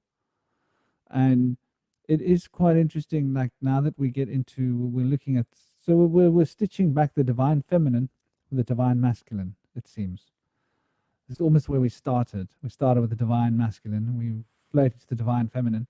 And now that we're looking at the causal body, we're looking at the feminine and the masculine poles of the causal body, it seems. It seems where this is going. And to understand that what we give to the causal body becomes the feminine causal body that we will bear in the future, which is quite interesting. And what we get from the causal body becomes the masculine body that we are, in a sense, with regards to the cycle of time. And so there is this very interesting cycle of give and take, the breath. And we've definitely been had by, the stories of his story. There's no doubt about that. They've concocted a lot of hitty kitty stories. And, by hitty kitty, I mean like the suicidal ideas of the Japanese headspace, if you can't beat them in a fight, then take him down with you, kind of concept. And that's actually quite a feminine concept if you think about it, like tooth and claw right down to the end. They say that hell knows no fury, as the old saying goes. So there is definitely this, and the Furies, when we look at the Furies, they were all feminine, were they not? In the battlefield. So there's definitely something to be said about this, the Furies. I also get the sense that what's happened is we've become disconnected from the reality that the man connects with the divine feminine and the woman connects with the divine masculine. So by forcing a man to connect with the divine masculine, there is something almost weirdly abstractly wrong, because the men always classically would be in seek of combining their essence with the neshama, or the divine feminine of Isis. And the woman would have been seeking for the anima, because it's the anima that brings wholeness to the woman, in the same way that it's the animus that brings wholeness to the man. And so men seek to find the expression of the divine feminine within themselves. And possibly this is also another reason why, when you think about it, and I'm just playing devil's advocate here with the occult, because the men are in the state of masculine, they need to seek the feminine, and the feminine is the mysteries. Because the women are already in the feminine, they need to seek the masculine in order to find their harmonies and their balances. And so that involves action. The masculine involves the action. And the men seeking the divine feminine involves inaction. So there's an interesting polarity at work here between the two sexes, and the way of considering that the male, all the bodies are polarized in different ways. So the masculine physical body of a man is masculine, so it gives energy. The masculine, I mean, the physical body of a woman is feminine, so it receives. But then we look at the etheric substance of a woman, it's masculine. And the etheric substance of a man is feminine. And the astral substance of a man is masculine, with the astral substance of a woman being feminine. That means that the spiritual, essential, causal principle forming the body in a woman is essentially masculine. With the man, it is essentially feminine, which is a very interesting set of polarities when we consider them, the four worlds, how they fit into the story. And when we speak about another thing, the causal body and the causal sphere of reality, we're talking about Atzilut from the Paleo-Hebrew school of thinking, from the Kabbalah. So Atzilut represents this total causal state. And so it's quite interesting when we look at this in its most fundamental ways, because it does sort of say a lot about why men need to connect to the divine and feminine. Because in their most fundamental primal state, there are more women. And in a woman's most fundamental primal state, there are more active, more masculine, which is why the mind tends to be more active in the woman, which is why the mind tends to be less active in the men. But the emotions tend to move a man quite fast, where the women are more able to observe the emotions. So it's quite an interesting set of poles to consider when we consider the sexes and how the causal bodies are different in a man and a woman. I have a question, Franklin. I have a couple questions, really. Why am I a male right now, and why is Soraya a female right now in this expression of this realm? Was I was there previous iterations, and was I a female in past? Will I have no gender or remnants of male, female in the next experience? I'm curious, and also I'll think of it. If you guys want to chew on, if you guys want to chew on that, I have another good question. I just got to remember. I don't know exactly. I wish I could give you a definitive answer on that, to be honest with you. My guess is that it's got to do with the astrological wheel. I think in certain ages we get to play boys, and in certain ages we get to play girls.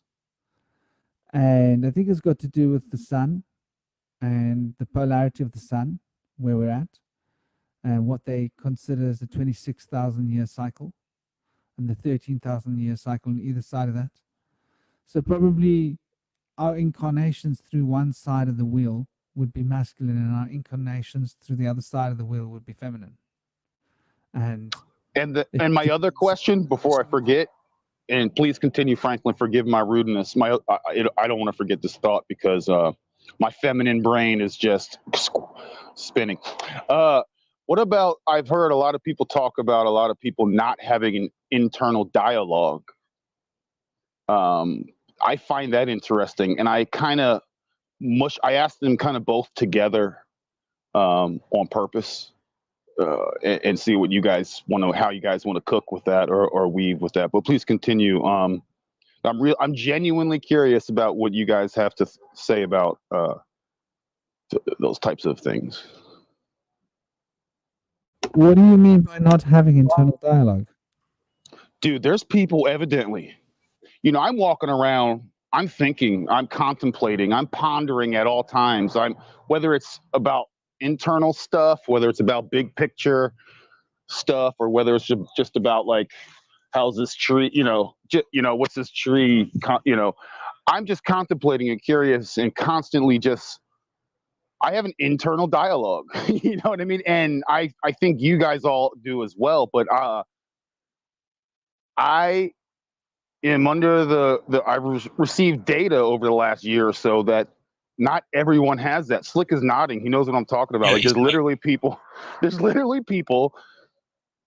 who I just thought everyone was like me, and we're all just thinking about stuff all the time. And then we try and quiet our mind and go through those practices. But most people are literally don't have that kind of, I don't even know, curiosity, thoughts, ponder, you name it, in internal dialogue. And I'm not talking about the ego vanity side where I sit and have, yeah, man, conversations with, yeah. I think You get it, everybody's Slick. Go got for it. no, Everybody it has yeah, different things. no, it turns out they don't. It turns out My butt looks fat. Do I look like this? Are my boobs looking big? some people well, they think that. They think about their boobs, yes. Go ahead, Slick. I'm sorry, guys. No, it's all good. It's all good. Yes, some people lack completely that self-directed, free-floating thought time. And this is the kind of difference from one person to the next that generates a great amount of disharmony or just misunderstanding, because we kind of presume that other people have a deep, well-formed imagination. And it's a sliding scale. It's not just either or, black and white. It's like, there's a shades of gray in between. Those who are tabula rasa, we're literally like a blank slate almost all the time. That's a total personality set that's out there in the world. And they reflect on the imaginative ones as dangerous or free thinkers, revolutionary, um, and it's happened many times before, and it's happening again. I think that the ADHD label that they started putting on children, I think that was a markation, a tipping of the scales, where the people who are non-reflective, they come off as careless or thoughtless, when in fact they're just not creative enough to be self-aware of the fact that the world works the way that in both, and the world works in both, and they're very linear. They're not very lateral thinkers. They're not pattern oriented. They don't come to their own conclusions. I mean, I could go on and on. These are, and I'm stereotyping, but I'm doing it on a spectrum. I want to be sure it's not just like black and white, them versus us. There are people who, some people can't see pictures. They have internal dialogue. They talk to themselves. They're self-reflective. They're very aware, but they just don't see pictures very explicitly in their mind without actually showing them the picture. So that's another condition. I forget what that's called. But it is concerning. Go ahead. Oh, it's called aphantasia. Thank you. Yes, that is it. So it is. It's eye-opening to realize that you might have been giving people the benefit of too much benefit of what was a little bit of doubt before, when you assumed that other people understood it the way you thought so well. It's a serious adjustment period, and people keep taking the poke. They're not getting any smarter.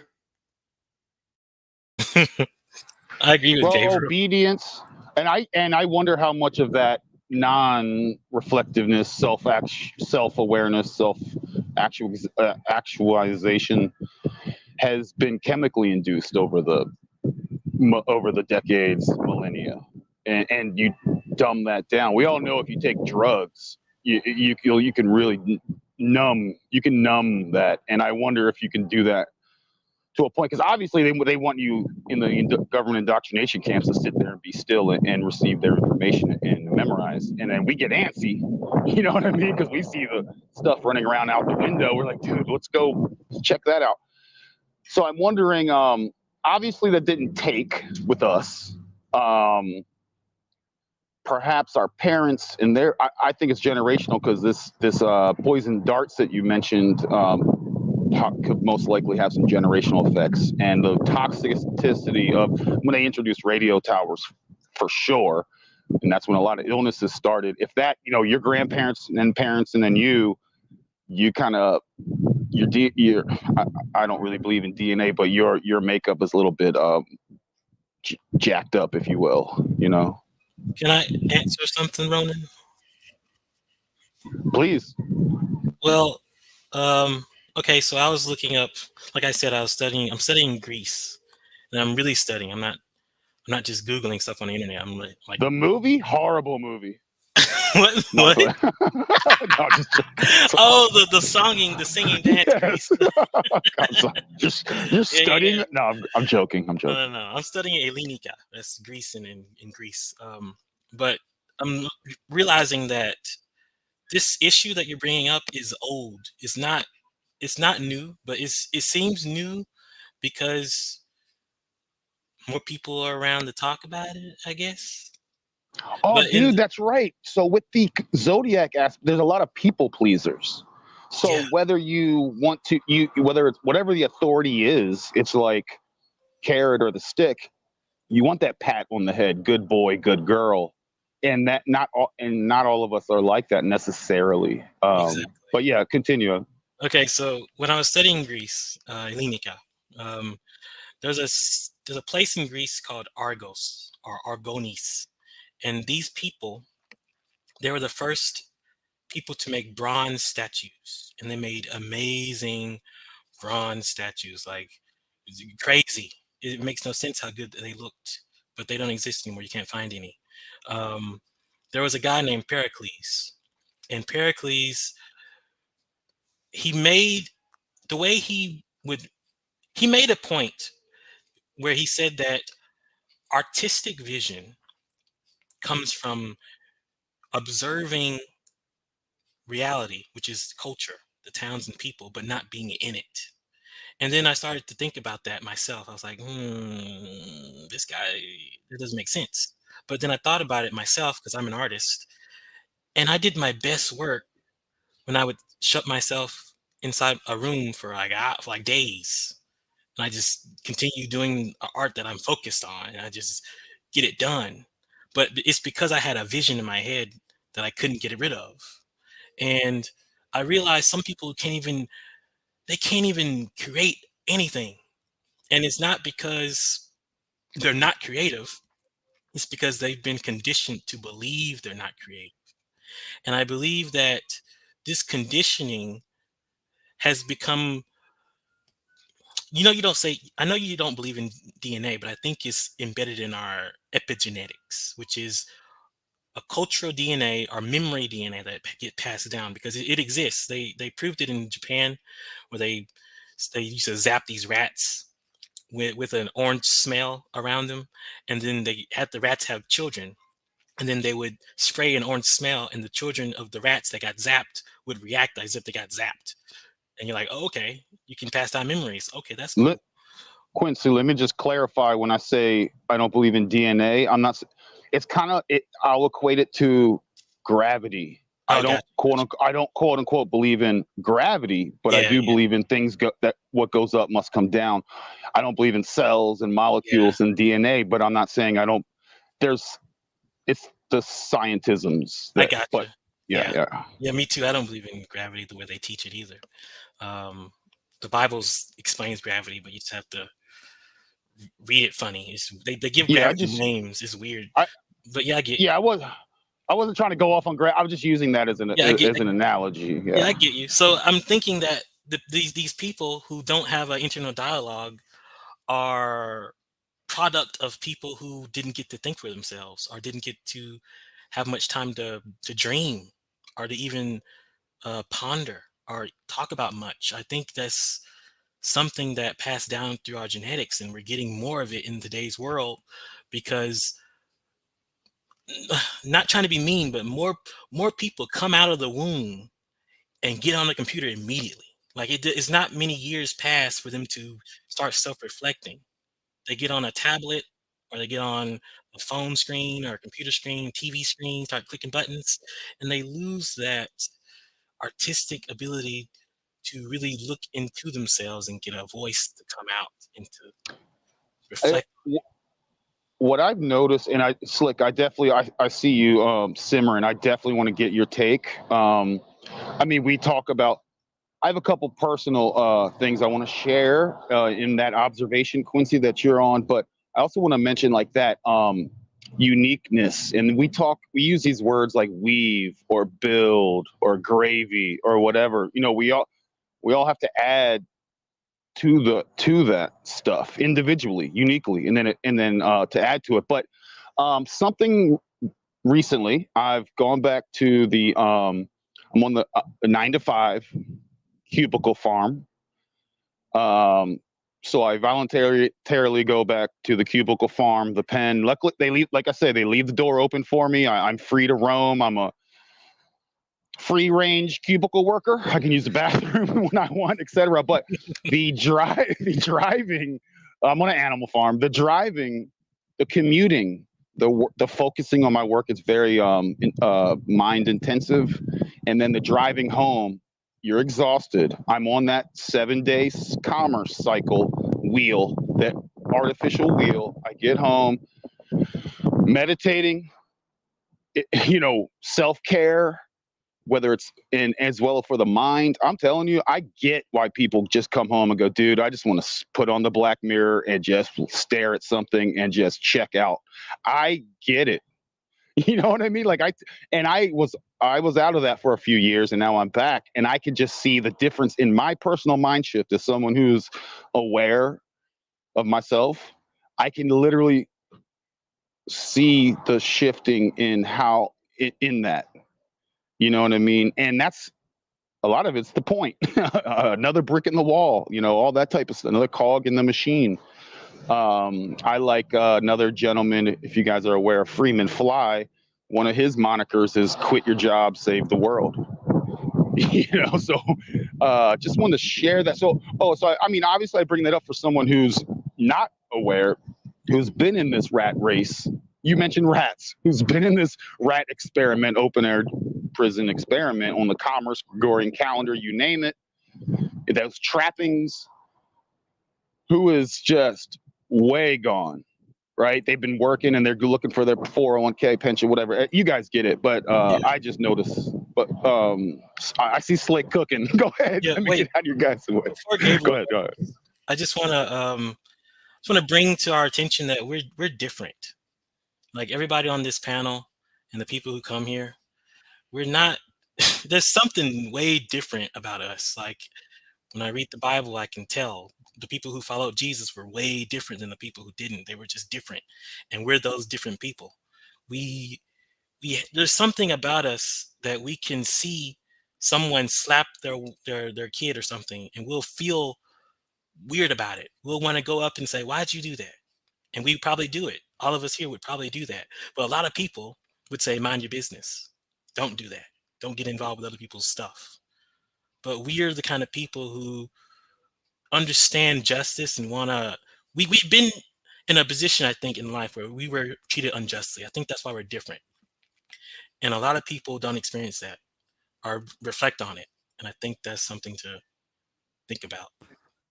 I'd like to add one thing to this before the conversation goes in another tangent. What you're talking about is exactly what the conversation is about, the causal body, and why some people aren't downloading. You see, the information is there, but the download from the causal body, it's got to do with the structure of the causal body. How well is the causal body being formed? If the causal body has been formed, then you can download. We call this creativity. But creativity is an ability to download that which has been learnt before. It wasn't learnt in this life, but it was learnt before. And so this is the idea of the causal body as a container holding the merits of the past, holding the spiritual experiences of the past, and being able to bring it through without necessarily having to grasp it in this life or go through the processes of integrating the information. The information comes out intact. Like for me to be able to channel poetry or to write a song on the spot, on the stage, if I'm doing that, then I didn't learn that in this life. That's many, many lives. And for you to do something that you do, painting, if that's what you do, Quintavious, and drawing, You've done that many, many, many lives to be able to bring that out now. And there might be younger souls that haven't had so many lives to be able to bring that forth. And so there would have to be a spectrum where there are older souls and younger souls. And the older souls, what we call older souls, are people that have got a more intact causal body. And because the intact causal body is structured and formed, it's able to become a conduit for the information. And so we call this creativity because it's a creative impulse that comes from the spirit that is actually driving the principles of the astral and the etheric. And you mentioned the DNA. I think of DNA and RNA, I think of the astral download and the etheric upload. And I think of where the astral download and the etheric upload meet is the way in which the DNA is what we consider the DNA, which is 23 codes, right? 23 sets of codes. So there's the 22 codes of the original pre-Phoenician hieroglyphs, which are the 22 letters of the Paleo-Hebrew alphabet, which are polarized to create 22 codes that hold all the information of the body. And what we consider the junk DNA is the ancestral memories of all of those that have preceded us, coded. And then the RNA is the etheric breaking down of that in order to upload it back to form a body. So we're downloading these codes and uploading the codes, and between these two, it creates a structure which we see as matter, mother, and the body is being generated through the communication between the upload and the download. And so it's a resonant frequency. The DNA is resonating a frequency of vibration, and the RNA is resonating a frequency of vibration. And where these two meet, there's something happening. And the way in which they meet is based upon the choice, which is the congruency between the 2 points, which is essentially the causal body manifesting the astral body to manifest the etheric body. And through the etheric body's manifestation, it is holding in check the astral as it holds in check the etheric, as two sides of a single coin, in order for the causal body to find a way to imprint upon itself, so that in the next life, what has been gained in this life has been taken back into the causal body, so that the next stream of DNA that is projected into the reality, or what we call DNA, will be holding that information which from this body has been uploaded by the processes of the RNA working through the DNA field of a vibrational spectrum of consciousness to manifest this. And so this makes us think of Rupert Sheldrake, who did some really awesome work in morphic resonance, and the way in which the electromagnetic field, our DNA has got little electromagnetic things like doingles. Think of these doings, little aerials that actually take in electromagnetism from the sphere. So what we consider telepathy is this vibrating frequency of the DNA and this electromagnetic pulse, which connects me to you, to him, to her. And why this telepathy works in some people and not working in other people, I think is also got to do with the intactness of the core body. But I just wanted to add that because this conversation is coming right back to the start. And Slick, I can see you getting slick. Yeah, buddy. I love these. These are the quotation marks that we use, that are the angelic messengers carrying the words of the elders to us forwards. Nothing to be scared when these quotes come out. Nothing to be scared about at all. I love quotation marks. I think of angels when I see words that start with a Q, because que, quanto, quantus, all things questioning, it from Latin have this Q aspect. So the curiosity of the Q is always floating around. Even Cupid, very cute. All right. I want to weave on the that the fact that the placenta, the DNA, the luggage, the equipaje, the equipment is the bridge. It's the DNA. It's the ancestry. It's the full estate. It is it's the portal. It's the gateway to dream time. Theoretically, this is the information of the ancestors that you're supposed to have full benefit from. And so just knowing how much potential, they talk about junk DNA. Doesn't that rhyme with the bag of luggage you came in here with and didn't use?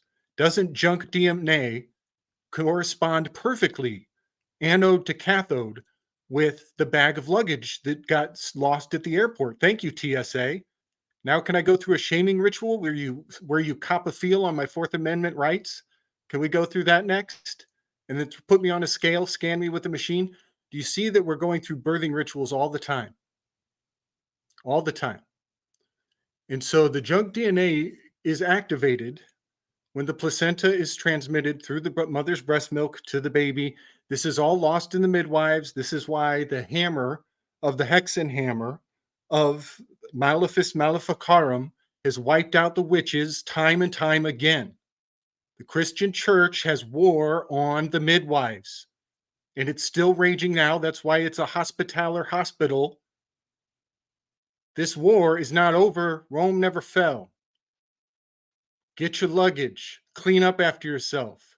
Put everything where it belongs. Even Jordan Peterson with the clean up your room with 12 rules to clean up your room. He's telling you about the placenta. It's in everything. It is behind all of our words. It is the center place. It is the core. It is the axis Monday.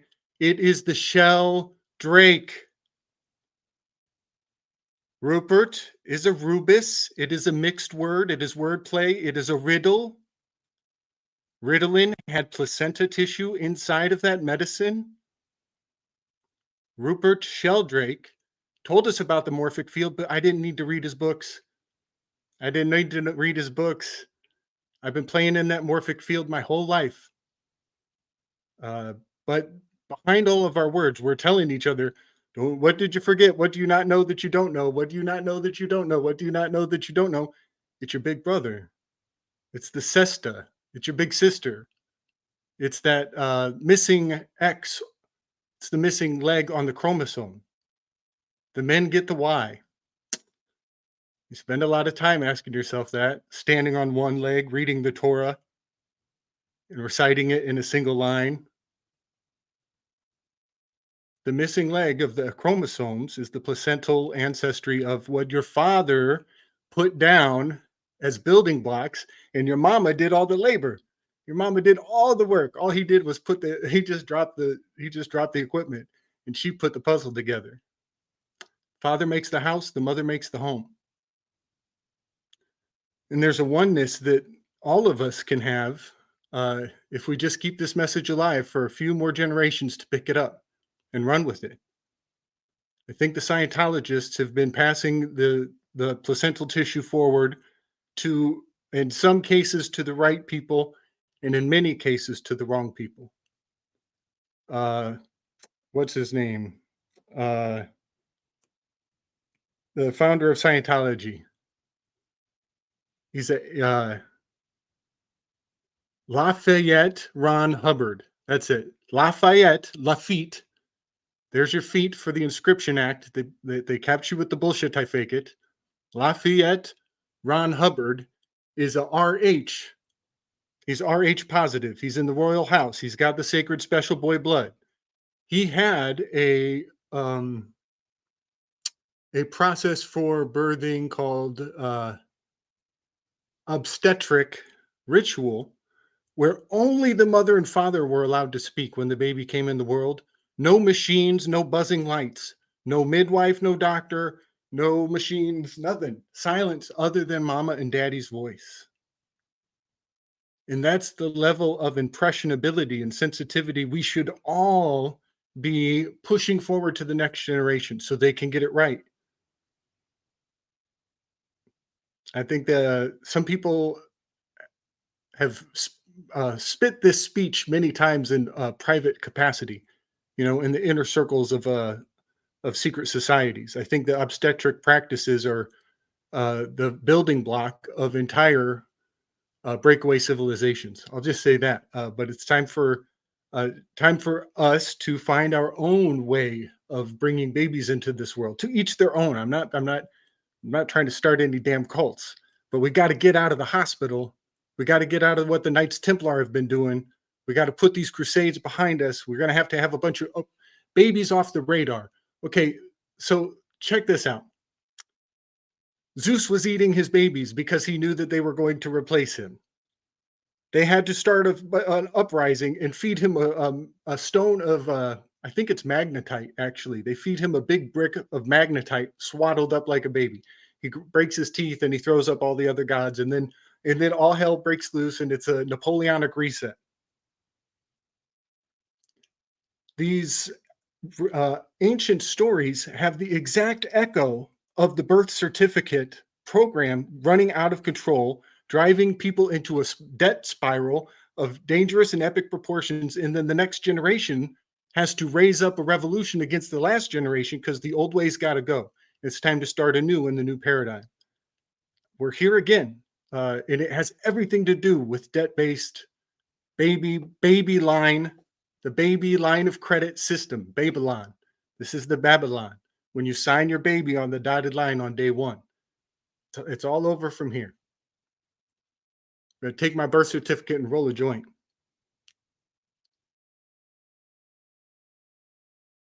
Well, I want to divert. So whatever I say, try not to build on it. But the birth certificate is magic.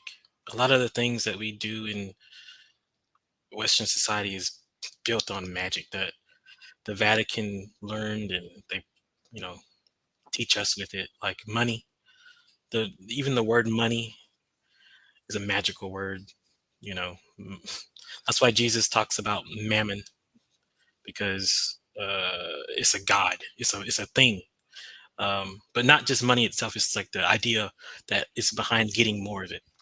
And it's related to electricity, water, currency, banks, rivers, loans, docks. It's all about sailing, So it's the papal of the birth certificate. I forgot what it was called over there in Latin, but it's a magical thing where it seals your body to incarnate under a certain demographic of people, depending on what your last name is and who your parents are. They give you different social security numbers or all this stuff. It means something. What else was there about that? It's a receipt of ownership. What'd you say? It's a receipt of ownership. It's a bill. Yeah, that is it. But there's something else about it, because it's related to the gnome, not the gnome and the golem. But I couldn't remember exactly what it was. I haven't been in magic in a long time.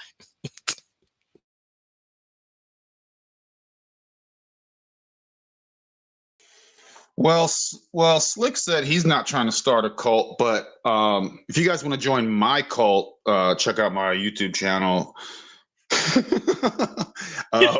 My cult's it's going to be a lot of fun. Ronan, what is your zodiac sign? What's my cult? My zodiac, I'm an Aqua. So Cancer?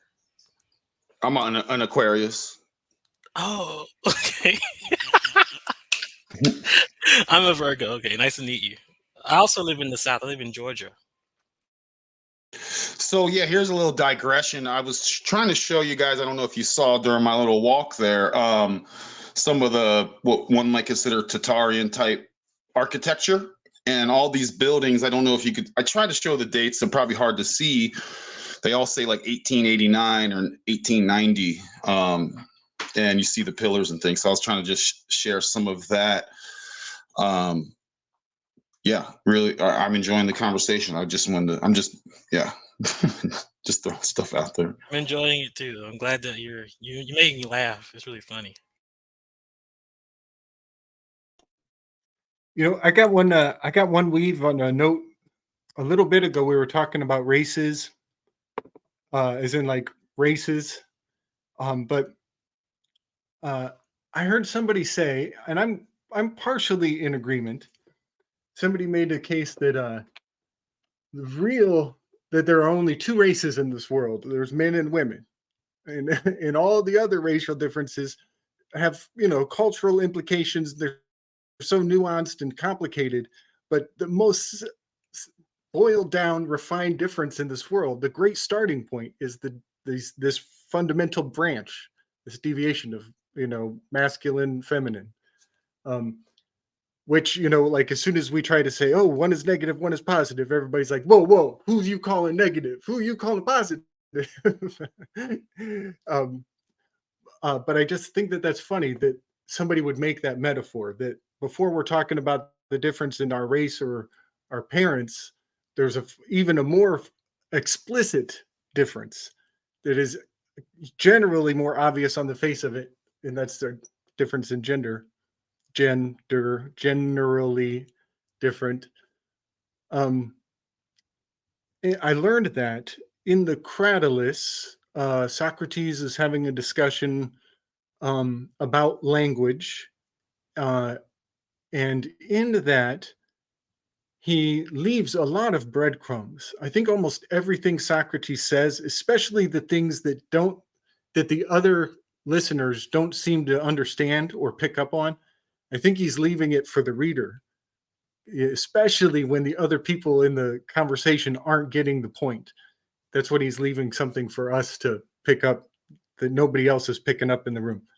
Um, but one of the things he leaves is the idea that one interpretation of the word theos, which is generally, again with the general, is considered. Oh yes, griddle, nice. The G riddle, nice. Something that theos generally is thought to mean belief or godlike, like theology is the thing of gods. But he also says that it has a relationship to the idea of wandering. So, you know, we are wondering what we should believe. We're wondering what the past was really like. We're wandering through uh, the labyrinth of names that we agree attached to certain ideas. That's the seance. When we are saying these names of elders, I can say Albert Einstein and E equals MC squared is one of the first things that slaps onto your tabula rasa. Um, but in the Cratylus, he says that theos does not just mean the wanderers, it also means the racers, the ones who are in the race. And that is because the wandering stars, the planets that are the gods, are on the racetrack. They're going around and around and around in a very hypnotic dance in perpetuity, and sometimes reversing for a retrograde over here. So uh, that aspect of the gods relating to the word race, the word theo, and the word wandering, as in, you know, your thoughts are wandering. And forever, I always thought it meant this thing, but now I just learned it mean that the word gift, I always thought it was just a gift. And then I learned that in German, it means poison. And now I'm going back on my thoughts. I'm wandering back on what I thought I knew. And so there's a going back on your education right now, where we're all like, oh man, those Prussians, they got us good. But I also want to point out the word conspiracy theorist. It has theo, race, theo. No, hold on, let me see. Conspire, race, see, theo, theo, erased. So that's it. It says race, theo, race. In the word conspiracy theorist, we're triple layering the fundamental concept of the gods and people's belief systems going against each other. And we're erasing what we thought we knew. We're asking about history, and who are these people who have erased history or added to history 1,000 years? And so the whole thing has this conflict, competition. It's in a paradigm of being contrarian. And I just think it's fascinating that ideas are like gods, battling it out in our minds. And one person is like, okay, I think I got it. And then another person could be like, no, throw me the hammer. And then they catches the hammer at the top of the mountain, start chiseling away what we know it's not any longer.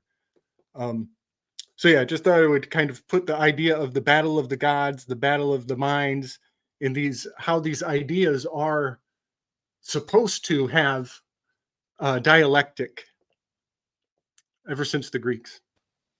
Yeah, I agree with Well, you. Slick, there's a reason they call them wandering stars. You're operating like a wandering star, retrograde and all.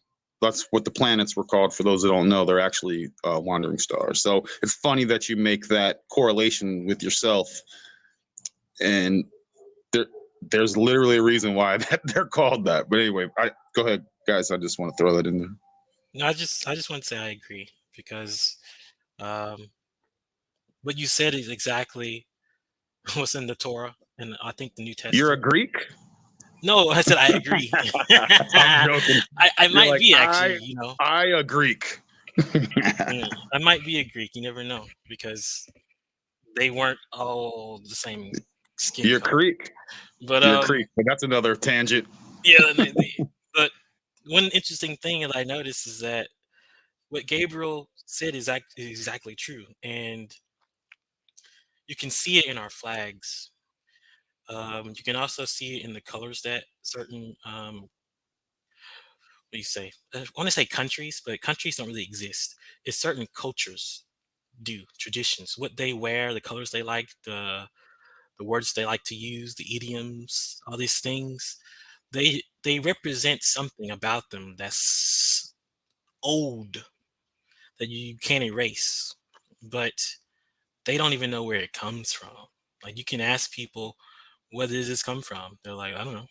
We just started doing it. Quincy, there's literally foods that different peoples can eat and not eat, or do better eating and not eating. Yes, exactly. And when Gabriel said we're fighting against different gods, that's exactly what God says to, who does he say it to? I think he says it to Elijah and Joshua. He said that to Joshua, but a lot of people only think it means the gods that are around them, but it's not that. Like, a god can be what you believe in. Like, an idea can be a god to you if you submit yourself to it enough.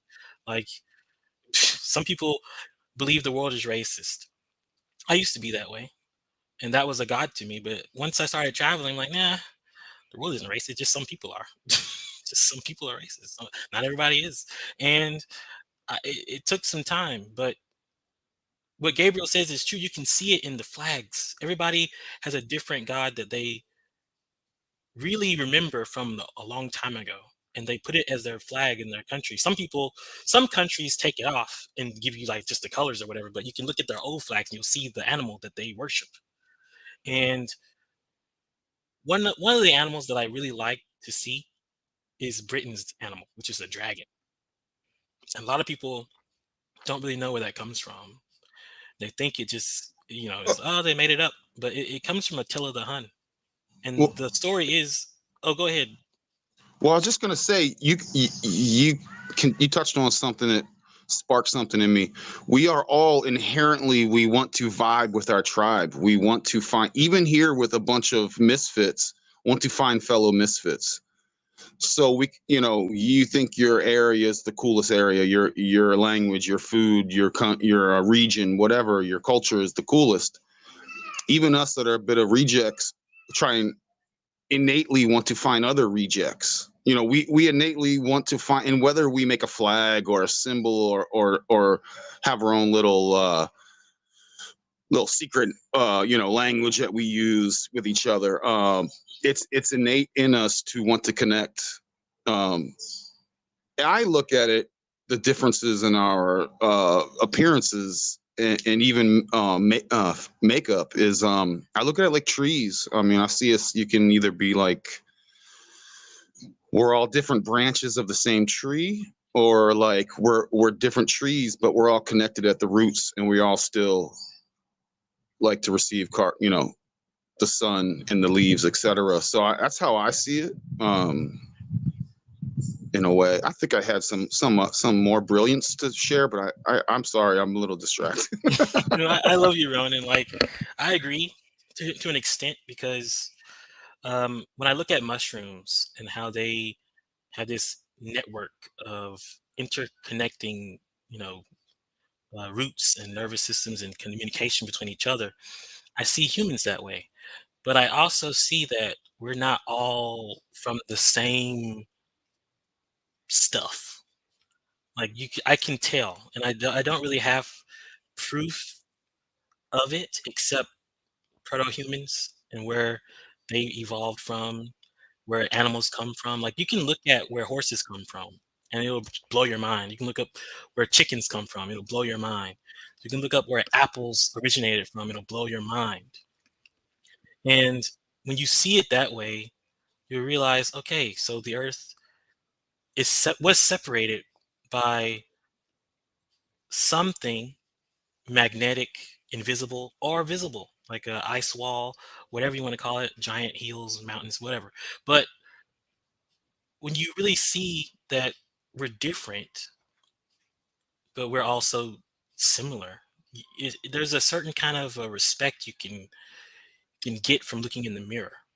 That, oh, okay, I'm here, but I'm only here because someone else made the people who made me a long time ago. If they would have died, Realize the real eyes, the real lies. like, if they would have died, I wouldn't be here in this body that I have now, which is made from so many mothers who birthed so many, grandfathers and grandmothers that made me. And so once you see it that way, it really puts in perspective where we're all similar, but we're all different, and we all come from different places. One thing that I really wanted to speak about that Gabriel mentioned about Socrates is just that Socrates is he's so cynical in a very interesting way. It's almost like he's dulling his own knife. But when he does it, he gets a greater point across, because he exposed the other knife that are even duller than his. And it's funny. It's like you didn't even know what you wanted to tell him, and he didn't even tell you that you didn't want to know, but you found out you didn't want to know because you didn't want to know, and you didn't even know that you didn't want to know because you didn't know. I mean, he exposed it by asking you one question. And they're like, people, when people really look at Socrates, they really see the what do you call it, the asinine idiocy in their own quest for thinking they know something when they don't even know where it came from, that they think they know whatever it is that they want to share. And Socrates is always pointing that out, and I love that about him. But another side of Socrates which really annoys me is that he doesn't give you the answer. He never gives the answer to where it comes from or why it is that way. He doesn't really seem to care that much. He's just trying to show you, oh, it's this way and it's messed up, but you can choose to continue to do this or not, and that's on us as a humanity. But you can just keep watching, and I'll be dead, but it'll still be that way.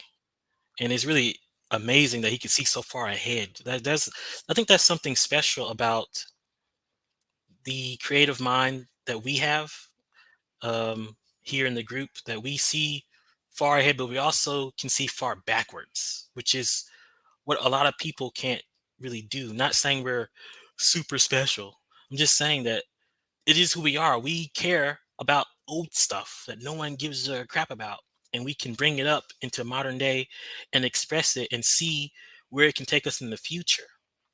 And a lot of people don't think that makes sense. They don't have the time. They just want to make money and make babies and drink beer and sleep. And I think that's cool about us. As Ronan said, we were misfits, but I think it's more about what do you call it? Empathics. We have an empathic way of perceiving the world, and we have a reflective way of projecting what we see outward in our speech and in our hearts. Is unique. Like we're not really self-centered. There's a Well, uniqueness about not being self-centered that is very different than everybody else in the world. It's really interesting. well, remember, pioneers, man. We're cosmic pioneers, and pioneers are the ones that get hit with the most arrows when you're trailblazing. And you're not going to get that if you want to stay in the safety of the herd. You got to go explore and test and see things. Even with this, not know thyself is what is so important. That way you don't get avoided, or excuse me, that way you don't get the distractions to take you off. It always, what's the meaning? What's the purpose of life? Why are we here? Well, I like all that primal stuff too. Eating, sleeping, sex, being warm, being cool, all that too. But that's not, some people just stop there. And how you say, wherever I am, as far as my expansion of my consciousness, however far that expands out. And I think I'm so cool because there's obviously people who have a way more Taurus field than me, right? And then there's people who have a less. It's like David Icke had a nice quote I always like to think of. He's like, you go down a road and you eventually go, I'm not going any further. I'm planting my flag right here. And everyone behind me is dumb and everyone ahead of me is crazy. I just really like that concept. Well, this is actually a very interesting point that we've got onto, and I like what Quintilius was saying about how bringing to attention you wouldn't be here if it weren't for your parents, great-grandparents, great-great-great-great, and all of that, the chain of life. And so the whole idea of individuality needs to be questioned. Am I really who I think I am? Because if you consider it, you're like a bucket of spit. And someone spat in the bucket, next person spat in the bucket, next person spat in the bucket, next person spat in the bucket. And each person that spat a little bit more than the person who spat before. Till the last person spitting like 10 times in the bucket. So you've got this big bucket of diluted spit. And you got this lineage of people that have all spat in the bucket. It might sound disgusting, but it's a good way of considering it. And now you are that consistency of that spit. And so all this, what we call the junk DNA, is really all of our ancestral lineage. How much of us is us? And how much of what we think we are is just a fabrication? How much is actually real? And so the causal body is the only bit of us that's really real. But it's hidden behind all the spit and generations of spit. And with each generation of spit, there comes a generational curse, there comes a generational karmic attachment, there comes a generational this, and it actually prevents the causal body from becoming expressed in a certain sense, in the same way that it manifests the chain of life.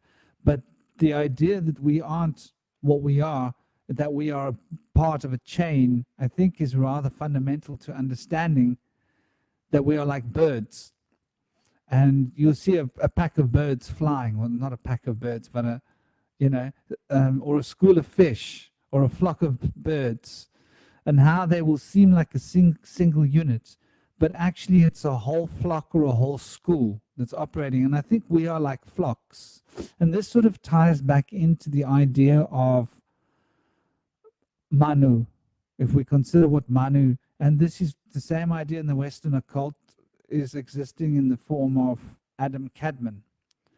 And so the idea that we are a conglomeration and a group mind operating through various different individual seemingly nodes that are actually more just collections of spit than anything else.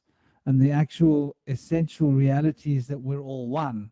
It sort of gives us a real good insight as to why telepathy works the way it does, and why the 12 monkeys effect actually works the way it does, as we've seen with people discovering the same thing at different times, and why animals do it.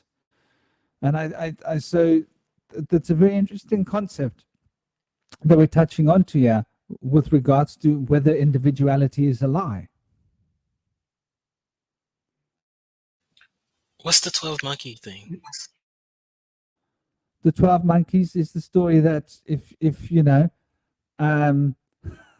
if you've got like monkeys, one learns to do something, they'll all learn to do it somewhere far away. And we are all like Yes. that. So if one monkey learns to break a coconut with a stone, someone else, the monkey's learning to do that too. It's in the DNA field, it's in the consciousness field. It's humans are the same. Where one scientific breakthrough happens in New York, the same breakthrough is happening in 12 cities. It's just the way it is.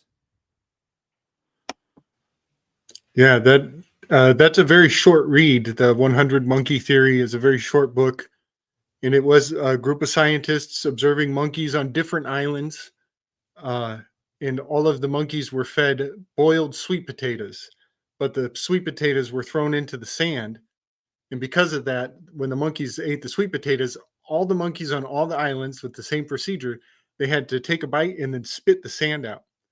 And so spitting while eating was like this strange universal behavior on all the different islands and the different monkeys.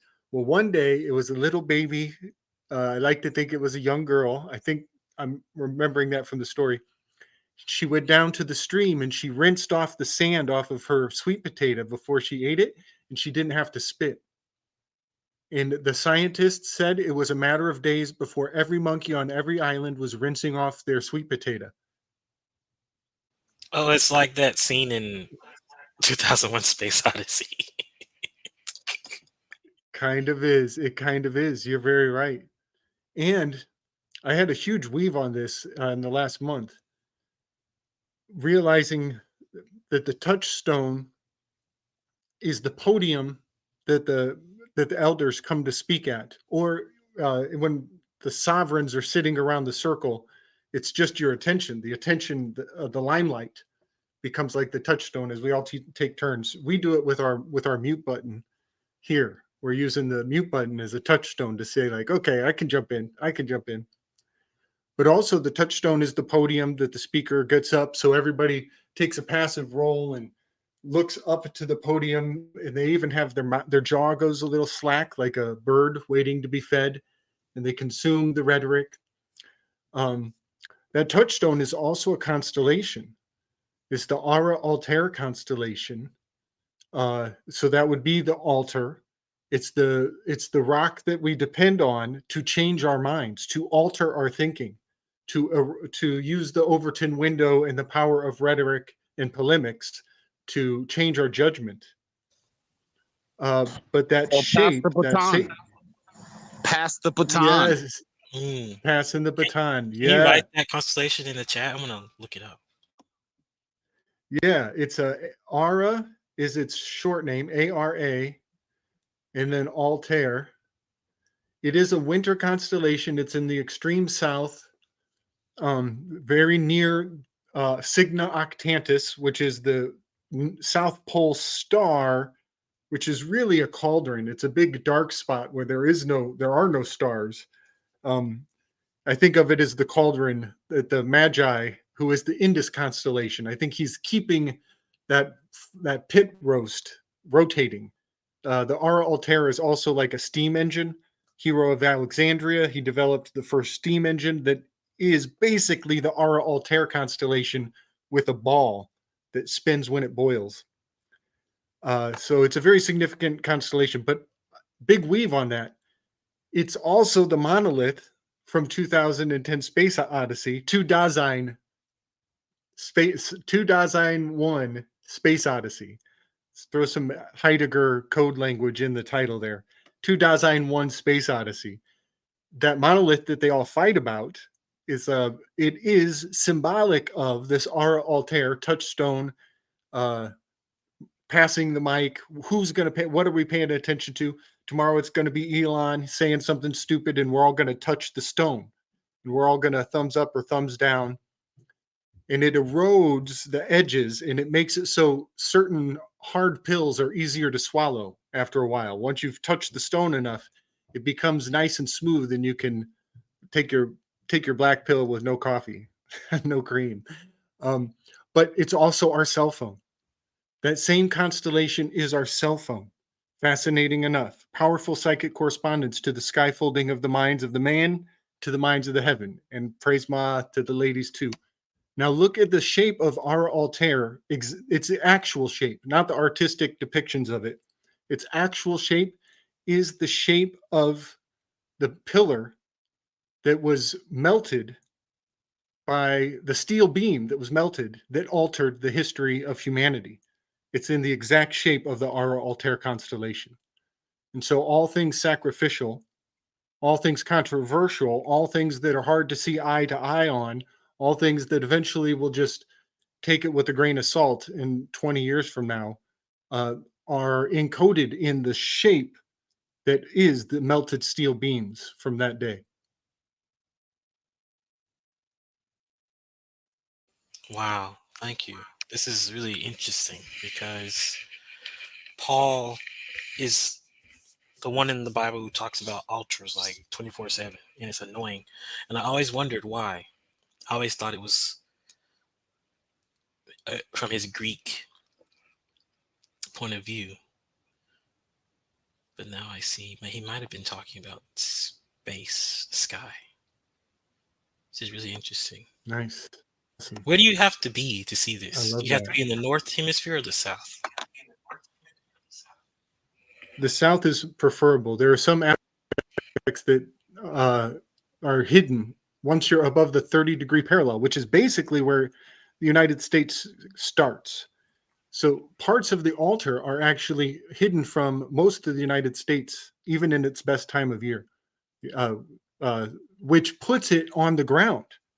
If you're thinking of the horizon line, this altar never really breaks out of the earth all the way. It always has some aspect of it still rooted on the earth. So that makes it like literally the table that things would present upon.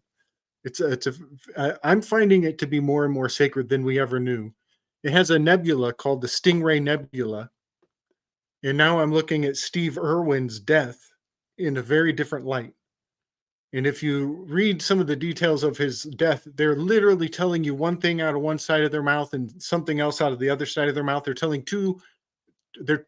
two divergent stories simultaneously if you research the Steve Irwin thing, which creates cognitive dissonance, which is the key that opens the mind to generate of two thinking, a dilemma, to be of two minds. And if you're in two minds, then you're always in a state of doubt, and now you're prone to suggestion. Yeah. Stoicism. Get your stoicism on, y'all. Yeah, you're right. The Bible says he who is double-minded has a mind of duplicity, is weak. Like you can't do anything. You can't see the truth of anything. So look at this. Traditionally, all sacrifice has been done over an altar. And an altar is the central point of any religious organization. It's the central point of any spiritual practice. So the whole idea of an altar, you see, they've taken something which is divine and they've inverted it and misused it, magic. Because an altar, and this is what we were talking about, this is the idea that we aren't what we think we are. We're an alternative. And by going into your ancestral lineage, you're speaking to an alternative version of yourself, essentially. Because we think that we are this being, but when we realize that we are so much more than this being, that we are a chain of life, then we can tap into our ancestral lineage and get the alternative versions of ourselves, information from all of those lives. Instead of just looking from one perspective, we can look from thousands of perspectives get all these alternative perspectives at the altar. And each time we go to the altar, we can get a different perspective. So they've taken that, they've twisted that, they've turned it upside down, excuse that sign, but that's what they've done, and bamboozled us with our own religious ideology and philosophy. I have a question. Like I agree with what you said, but I've been looking at the Creole people and how they do their Christianity. They do kind of like a weird Christianity. It's strange, but they talk to their ancestors and stuff. And in Judaism, that's witchcraft, right? But the Creole Christians don't see it that way, and I don't think really it is witchcraft for them because they don't really their ancestors. They don't really. It's not what it sounds like. So I'm wondering though, because when I used to meditate a lot, I had a lot of past life regression episodes, and I found out I lived in different places. It was interesting, but why should we consciously try and reach our old selves, or should we just look for the future and let those things come subconsciously? Because, for example, I've never practiced really martial arts before. I've watched TV like Jackie Chan and Bruce Lee, but I never really went into a professional thing. But one day I was running from somebody and they were trying to stab me. And somehow I had let my mind go as I was running because I was getting tired. I was like, oh, if I get tired, I'm going to get stabbed. I'm going to die. What am I going to do? I was just thinking about it that way. I'm like really nonchalant about death because I died already. I don't really care. But I was thinking to myself, what should I do at this moment so that we can both come out of here alive? Because I don't like the idea of killing or hurting people. So I was running, and then we were going down a hill, and somehow my mind told me, jump, spin around, and kick him in the face. And I just did it. And I did it so easily. It knocked him down, but it was like I was a kung fu person. I was like, how did I do that? And then he got up, and then I somehow hit his hand like in a way that they do in what do you call it, jujitsu, to get a knife out of someone's hand. You bend their wrist a certain way. I don't know how to do that, but I did it, and then I left. Like, how does that happen? Like, what is going on? That's exactly what we're talking about, yeah. I only went to one judo class, but I got this grade in judo because it happened to be a grading and I was a little boy, and I just knew how to do it. They assumed I'd been trained in judo before, but I hadn't. So I got this like ridiculous grade in judo, which is hilarious for one class. My point is, if you are engaging with your inner self, the whole point of the causal body is to contain the information from the past. So it's like saying, in this life, I studied this and this and this and this, and I've got this knowledge. But in the other life, I read the other pages. And in the other life, I read the other pages. And in the other life, I read the other pages. And actually, when you add them all up, you've got the whole damn book. So it's like going through life. It's like walking into an exam after studying just one chapter, or walking into an exam after studying the whole book. That's the difference. This is why the shamanic path is all about connecting with the ancestral spirits, because what you're bringing into yourself is the soul retrieval, which is essentially parts of the information field that you've touched in the previous incarnations and you've left them. And with each time that it strengthens, it gets stronger. And with each strengthening of the process, it gets stronger. Like martial arts, the more you train over and over and over again, the more it becomes like a part of you, to the point of, like you say, you don't think about it. It's an instinct. It's a flow. So in the same way, by connecting with the deep aspects of the causal field and activating the causal body, it becomes stronger as an organ. And with each development, you will gain more mastery of yourself and of your environment, which means that it will get to the point where life will become a completely conscious decision and choice, and there won't be any reactions. And it's the reactions that stop us from being ourselves to a certain extent, because we are programmed by the state, but we're also programmed by our own experiences, our fears, our denial, our whatever, a list of crap that we program ourselves with. And when we drop all of that, we can make conscious choices from a conscious perspective without being plagued by the intensity of the passionate body of desires that's always wanting us to do what we want for our own outcome. And we can start to think for what's the best thing to do in terms of the group. And we can all become this super conscious, enlightened being that isn't reacting but acting.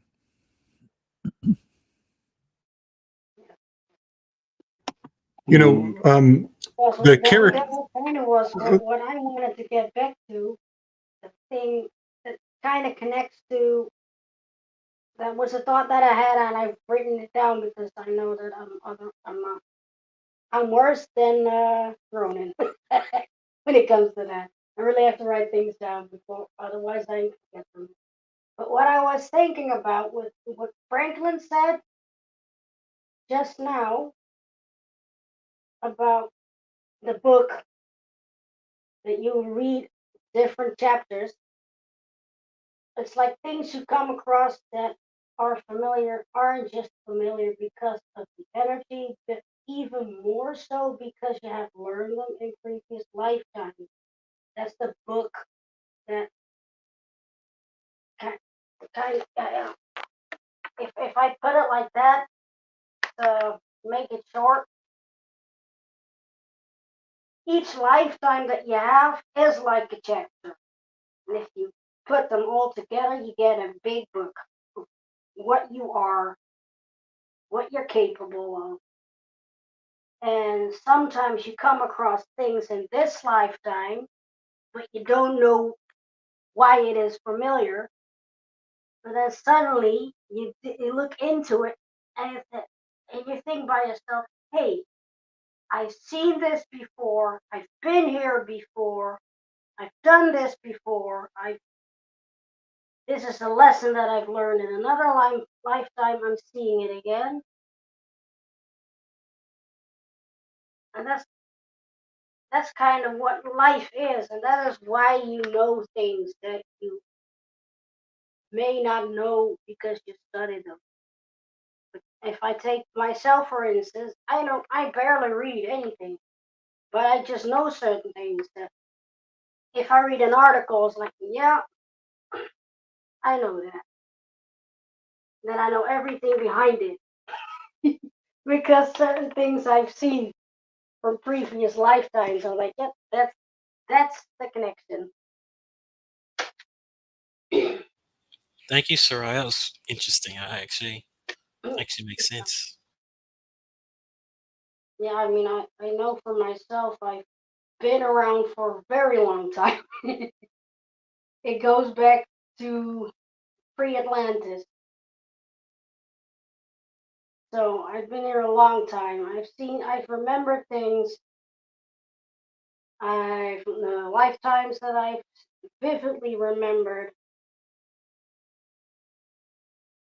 from day one to day of departure, basically. So yeah, and that's not really deep meditation, but just a short meditation of something that I've been familiar with, and then getting them or the answer to my question in a vision.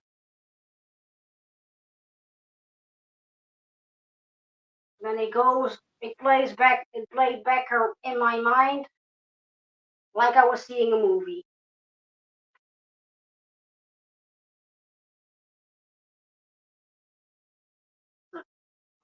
Only you were the actress in the movie as well. Yeah, many roles. I've had many roles. been all races, been all colors, all faiths. So there's really nothing much that I can learn. What was your favorite race?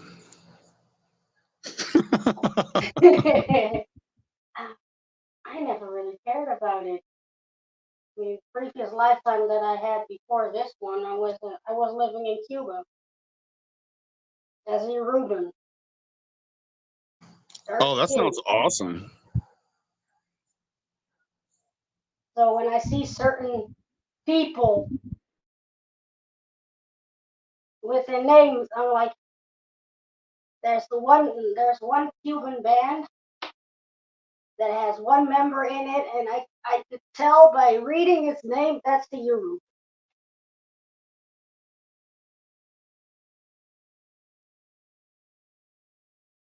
So you can tell people, you can get feels that you've crossed paths with people previously. Yes. That's flipping amazing. I can tell you something even funnier. My best friend I've known for ages. When we met the first day, we said to each other, we know each other. And later on, it came back when we were telling things about ourselves. And we made the connections of several lifetimes that we spent together as sisters, as brother and sister, as friends.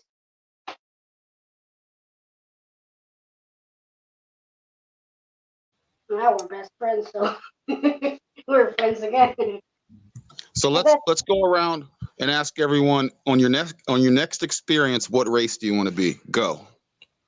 Well, I remember being Irish, or maybe not Irish, because I don't know what we were. But I just remember the landscape was very much like Ireland looks, and I remember having a sister, and when she got married, I was annoyed because I didn't have anybody to talk to anymore, and it was really interesting because what she said about knowing your friend from a long time ago and having them around now, I actually feel that way with a lot of people, even people on this panel right now. I feel like I've known them in some other lives, but we're just not as close as we used to be because of probably distance or something. It's interesting, and I wonder, like when you read, especially Indian stories, they have giant families, okay? But when you think about it yourself, you don't even talk to your cousins that often, right? So let's say you had a family that was like 100+ people. You're all related, but you don't remember any of them. You don't even know their names. Or if you have to meet certain ones, you meet them seasonally because there's so many people. So you kind of think about that in a grand human scale. You'll start to understand why some people may not remember or may not be as close to certain people as they are to other people through lifetimes. It's because they probably were never close, but they were family. You can feel something, but it's like a distant family kind of thing. And it's like, but then when you start talking to each other, it grows more and more. Or you can let that grow, or you can leave it alone. I wonder why sometimes you meet someone of the opposite sex and you just can't stop thinking about them. And it's not like an attraction thing. Sometimes it is, but sometimes it's Are more you like, sure? yeah, because sometimes you don't even like the way, like you're not even really enamored with the way they look, but you're more enamored by what they are on the inside. And it's just a weird thing. Like I just keep thinking about this person and I just want to talk to them again. I just want to call them, but I don't want to be creepy.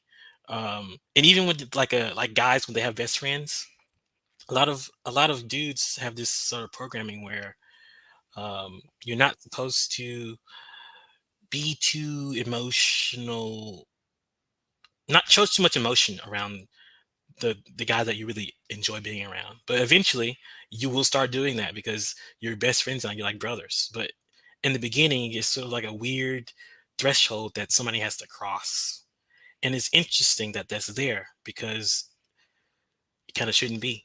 But just to point out though, I've met people in like public who I felt funny about. I'm like, hey, whoa, do I know you? And then they're like, no, I'm from out of town. Like, what? Where are you from? They're like, I'm all the way over there from Washington, D. You know, I'm like, what? Washington? You know, but I feel like I know you. And then they're like, I feel like I know you too. You've been in here all your life, Georgia? I'm like, yeah. And then we start talking for a long time. And then we have to depart and then we share phone numbers or something. Or maybe we forget because we're in a rush because it's so awkward. But you just feel some kind of I don't know, like you saw a mirror. You're like, oh, I just saw myself, a clone of me, or I just saw someone who resonates with me so much. I don't really know how to explain it, and it's interesting. Well, Oh, I'm for just me. saying. Okay. Oh, I'm sorry. No, I was just gonna say it also happens with people with different languages. Like I've met someone who speaks French, and we didn't have any words in common, but we spent a long time just talking to each other with our hands. And I loved the dude, and he loved me, but we couldn't speak the same language, and but we felt so close. And I don't really know what else to call that except like an old time bond, something that's beyond the stretching of physical proof.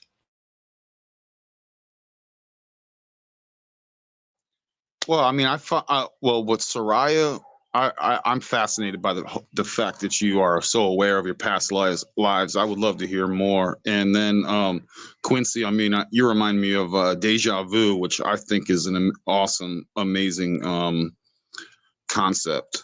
I have deja, yeah, well, I'm sure we all do a lot, and it's like, wow, that's a powerful.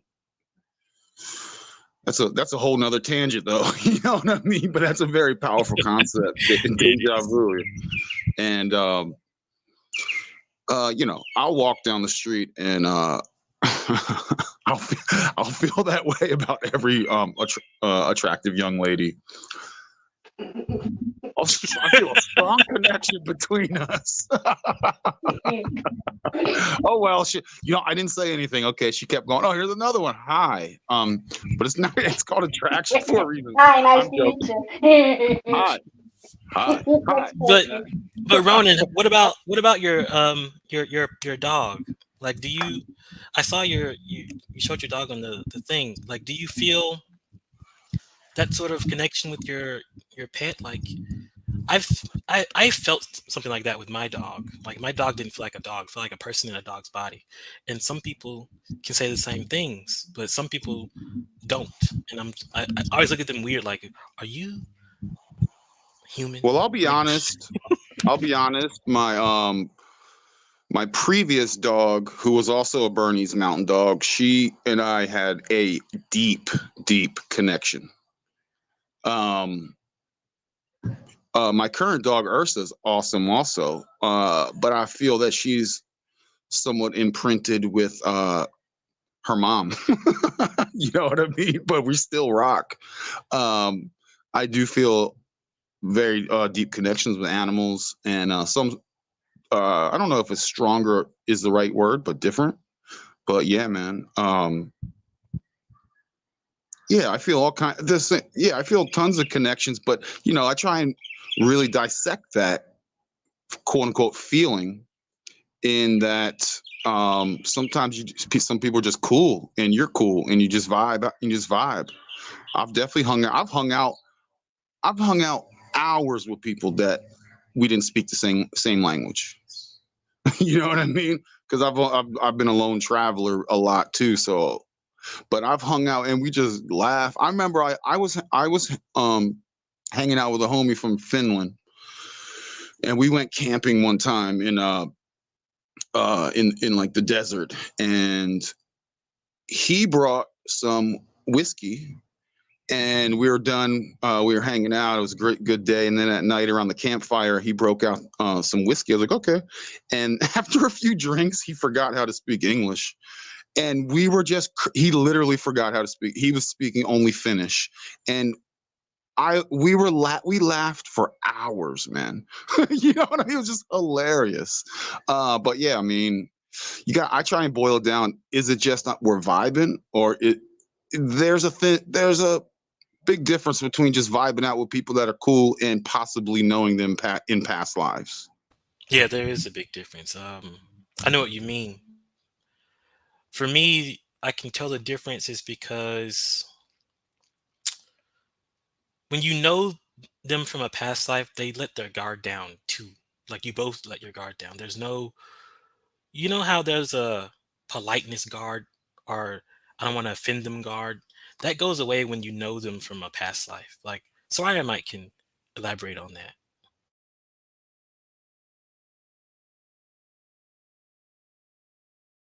Soraya, you there? Yeah, I'm there, but I had my sound off. I was But saying, oh, go ahead. Soraya, how many lives do you think you've lived? Is there a number, or is that I have no idea how many. I've lost count. difficult? There Yeah, are is it at least difficult 10 to lives I know of. But how many more you got? I've lived in Israel. I've lived in Macedonia. I've lived in Greece. I've lived in America before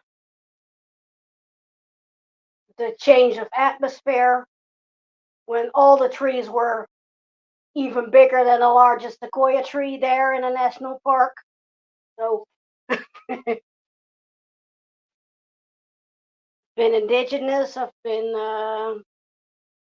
even lived in Satanist families. Do you feel that when you have those past life kind of memory, experiences,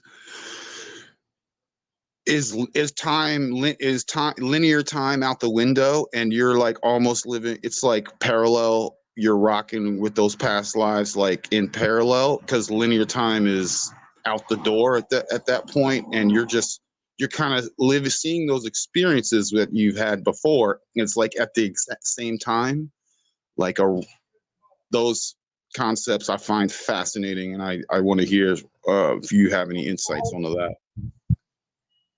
It's past lifetimes. It's very simple. It's just a memory of what you've been through before. You see yourself as another person, living a different life. It's like I said earlier. It's like you're seeing visions of something that because something triggered it, like an event from this lifetime or something that you read. You get an entire view in front of you, like that's where I've lived, or that you're walking somewhere and thinking, hey, I've been here before, and then you get a vision like, oh, wait a second, I've lived there and there.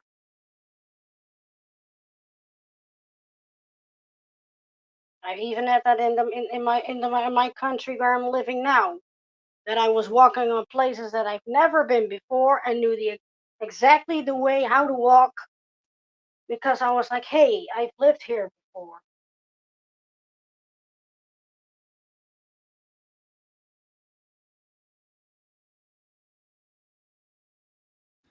The veil is thin. I'm just curious about the time aspect. It's fine though. I was just curious, like when you are having those Time. visions, or oh, I've been here before, and you kind of think back, is it like happening in parallel? I think Franklin knows what I mean, but I'm not trying to lead the witness, if you will. You know what I mean? I'm genuinely curious, but that's amazing. Thank you for sharing straight up. You're welcome. I think the different ways of experiencing it. There are more abstract ways, and there's less abstract ways. And I'm going to draw a distinction between scrying and astral projection.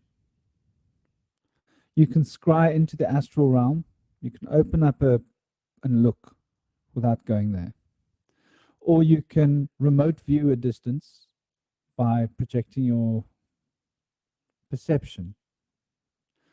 But you can also actually go there, literally feel emotion and go there and be there.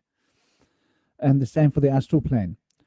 And so the one involves the more visceral experience of taking the etheric double on the journey through the astral. Because you can take the etheric or component of the etheric through a journey into the astral, but you don't need to.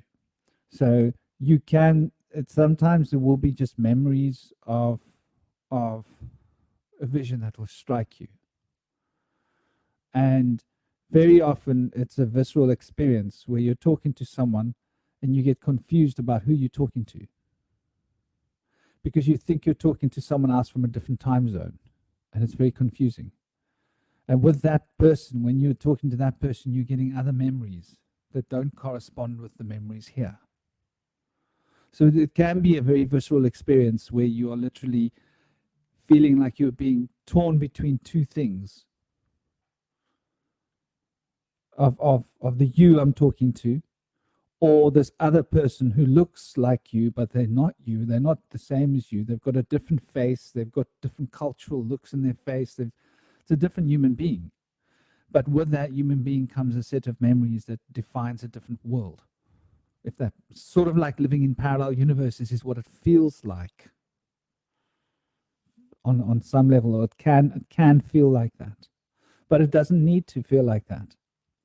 Because very often if I'm doing work like this for clients, like I've got alter egos. We've all got alter egos, whether we realize it or not. So I'm Franklin, and I'm Patrick when I'm working.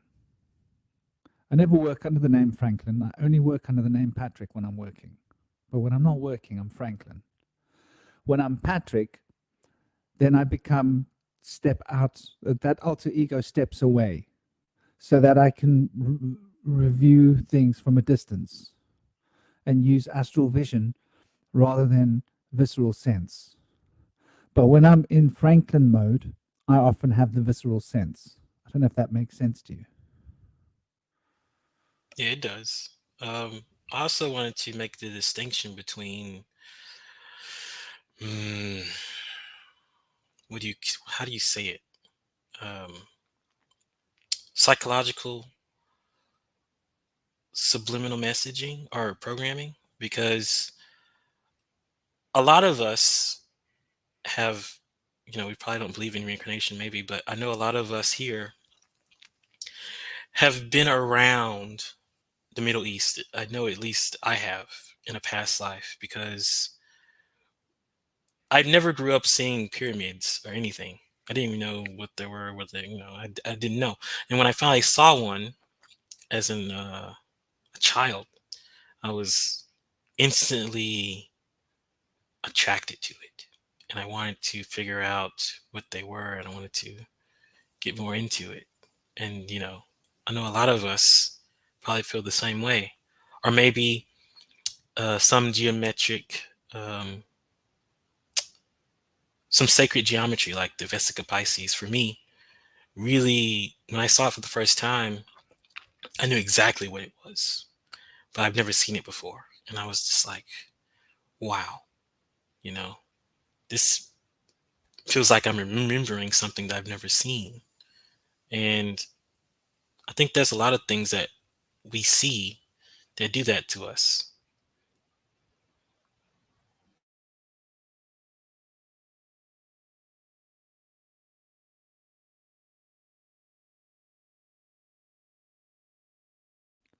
I feel like I missed something really important. No, I just said that it's good to make a differentiation between something that you were programmed to see as a child that you're remembering as an infant versus something that you're remembering from a past life. Like I brought up pyramids as an example. I've never seen pyramids as a baby. I saw them and I instantly remembered, and they made me feel different. this brings up an interesting point, because a big part of my training was memory. And I started when I was young. First part of my training was ambidexterity. And so I became totally ambidextrous when I was a child on every level, writing both hands, every technique, both hands, doing everything with both hands. I even played guitar left-handed for a while, just for the kicks. And that opened up different parts of my brain when I forced myself to become ambidextrous, because my brain had to work in two different ways. Then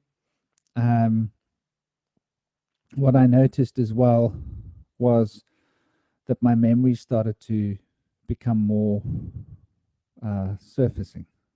They surfaced much more.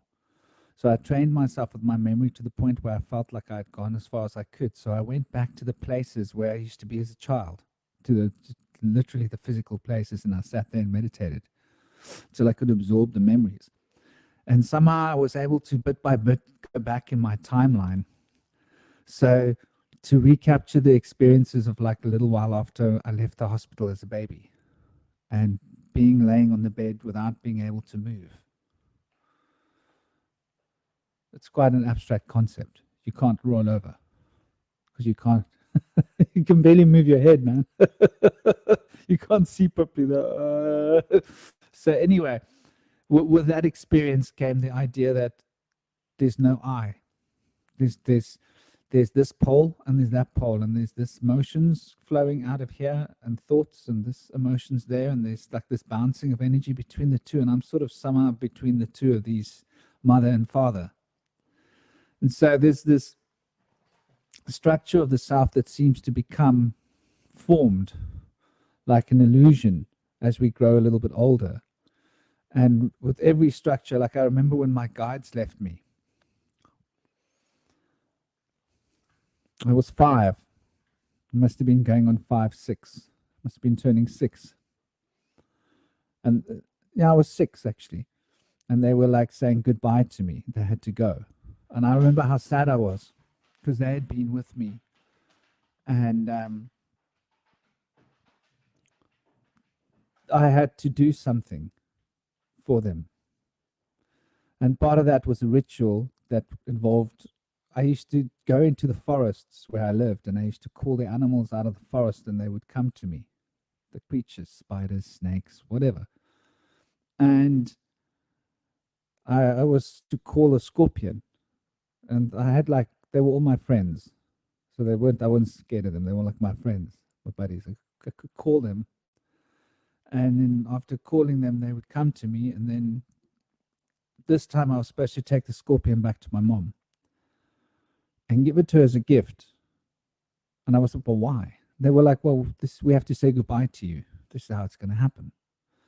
So when I gave her the gift, she hit my arm, and this vibration started in my arm that vibrated through my body bit by bit by bit by bit until my whole body was with this new vibration. And then I was screaming, and I realized, oh my God, I'm afraid. So I had a timestamp for the first moment I experienced fear as a child, because before then there's no fear. You don't know what fear is. So I went back to the place where my fear had first been given to me, to the same geographic location in where we used to live. And I reabsorbed that. And that's what inspired me to go on my journey.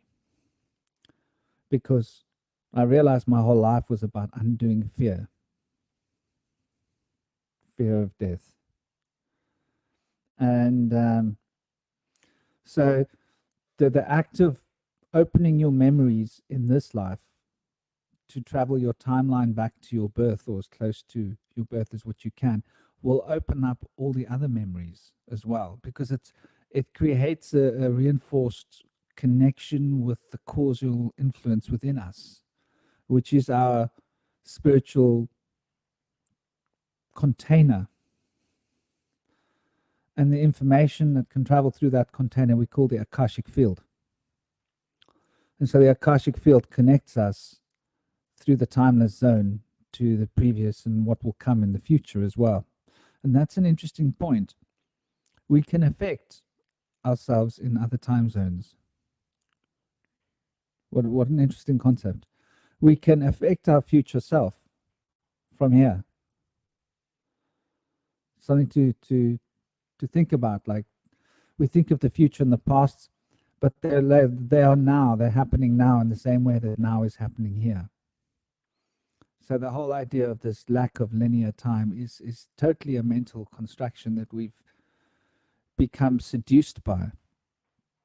And the seduction of this time space now is so that we can fulfill a karmic imprint that we've got. But at the same time, it's not real. Because we're not real. We're not who we think we are. That's why we can change. If we were truly, truly real, we wouldn't be able to change. But the fact that we Shaman. aren't what we seem to be means we can evolve. Yeah, I agree, because it's weird that everything that you just shared is strange to me, because I read it in a book by Stephen King called Clouds in Atlantis, where he experienced fear as a child. Then as an adult, he went back to absorb that. He went back to reflect on that experience and to see why that happened. And then afterwards, he went on his journey that was basically to go against all fears that he had. It's really interesting that you brought that up, because it's actually kind of spooky, because like you had guides, but in this story he had a man as a guide, where this man was like a super psychic random dude who was hiding from the FBI because they wanted to use his psychicness and experiment on him or whatever. And so the psychic guy was there for that boy, which would be you in the book. And he taught that boy that you are not who people say you are. You're not who your mom says you are. You're not who your dad says you are. You're not who your friends say you are. You can be whatever you want to be, as long as you get rid of fear. And the only way to get rid of fear is to face the things that you're afraid of. And one of the things that most people are afraid of is change, right? And he taught the boy how to get in tune with his emotions, how to recognize fear and go against it with courage, how to recognize love in opposed to desire, and to go with love instead of desire. He taught him all this stuff, and then he left. And the boy had just turned 11. And he didn't want him to go, but he told him, hey, go give your mom this letter, and that'll be the way I leave you. And it's kind of like what your thing was with give your mom a scorpion. It's so, it's interesting. I'll just stop talking now. I'm gonna drop off. My Akashic records have sent me an Indian recipe. I'm remembering my Punjab past lives. So I have a aloo gobi korba stew that I'm going to make. This conversation, this conversation has been fire, and the fuel that everyone provided, kept this thing ablaze for sure. And I was cosmically warmed by the fire. Everyone's stoked. But I appreciate everyone. I'm gonna drop off, but Franklin, I appreciate you for having this space. Franklin, aka the frankincense dealer. You don't get Franklin and you don't get frankincense without Franklin. So massive love, brother. And I still have to die. You just said something amazing. I battling to build on what you were just mentioning, because this, I don't have the stamina that everyone else may have, but you said something really amazing. So I'll have to really chew on that. Slick, Dissident, it's always an honor to see you, and you always drop really high level stuff, deep in the weeds, and you boil it down, and I always gain a ton. And I think you're onto something, because I can see you're no longer growing hair, you're growing feathers, and that it means that's a big deal. You're the only one. You're already you're metamorphosis. Going through a metamorphosis in real time. That's amazing. But Slick, I appreciate you, man. Dissident. I appreciate all dissidents, and Quincy, I appreciate the Q drops, man. You crushed today. Soraya, I appreciate the stuff you were sharing. That's amazing. And Kilelle and I were definitely, we were either cousins or neighbors, and maybe we were in a Punjab village not far from the Himalayas in the same town. So we were on the same block at least. So I appreciate each and every one of you. But come join my cult, everyone. I'm going to start a cult. It's a lot of fun. It's very expensive to join, though. You're gonna have to. The cult's all about It's all about non-materialistic and starving the flesh. So you're gonna have to donate all of your worldly material goods to the cult. But it's gonna be a lot of fun, and I promise not to I promise not to mess with your girlfriend. Okay, so.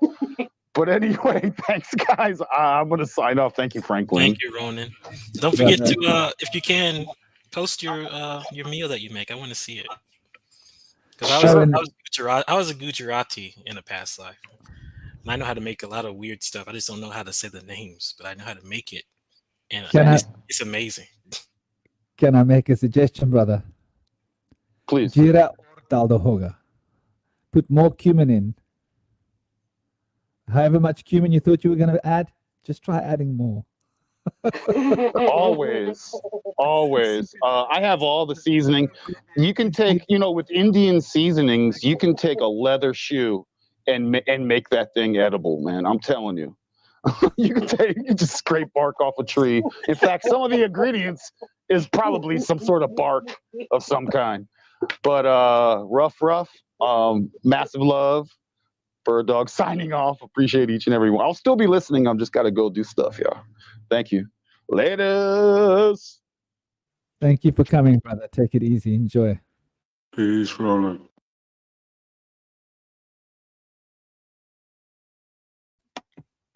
So I was, before Ronan even mentioned making an Indian stew, I was going to bring it back to the altar again, to this furnace. Next to the furnace is a very important character. It's the Indus constellation, one of my favorite constellations.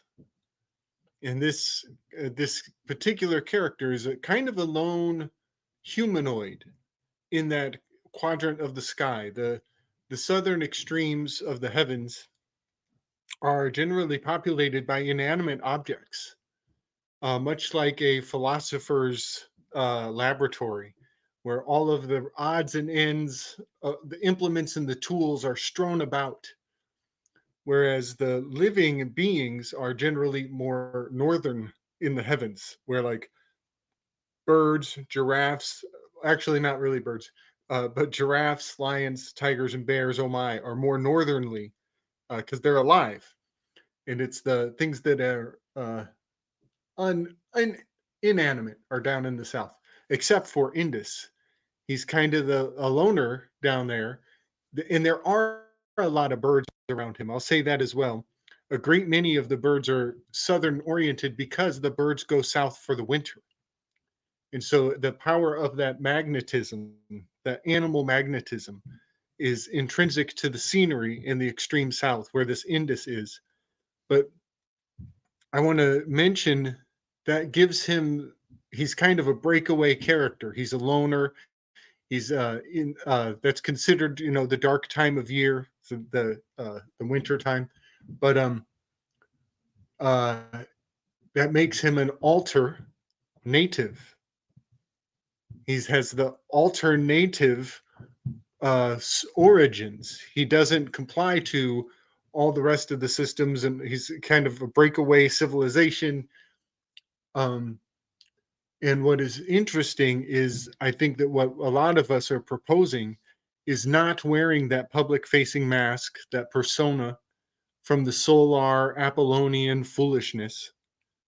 And if that's the case, if we throw away that mask, that ownership, that receipt, that paperwork, that capture, if we throw that away, then we become alternative. We alter our nativity, and we go back to the very the fertilization, and that is many metaphors. That's a fertility, right? We're going back to the most malleable time, to the primordial cause, the prime ordeal of the labors of the building blocks of those 9 sacred months. We also become alternative because we've thrown away the DOB, the date of birth, and we've reclaimed 9 extra months, and therefore we actually are extending our life. We've been here. We are wiser than we thought we were. We're drawing on experience that cannot be explained because it was out of context when it was still when it was still a phenomenon, when it was still as it seems, without presumption or education or words even to attach to things. And so we have actually way more experience than we realized in a fully pure state of in no sense. No sense. It doesn't make any sense how I have the sensitivity to things because I'm tapping into a past birth time frame. And so a lot of that information there is only amplified by acknowledging it, recapturing it, and integrating it into your worldview. And I believe that is our aura. That's our electromagnetic field that yogis, martial artists, dancers, body workers, we've integrated that extra sense. It's funny, the 5 senses, that's the nonsense. We got so many more senses than just 5. I've seen lists of as many as 30 some senses, and all of them make sense to me.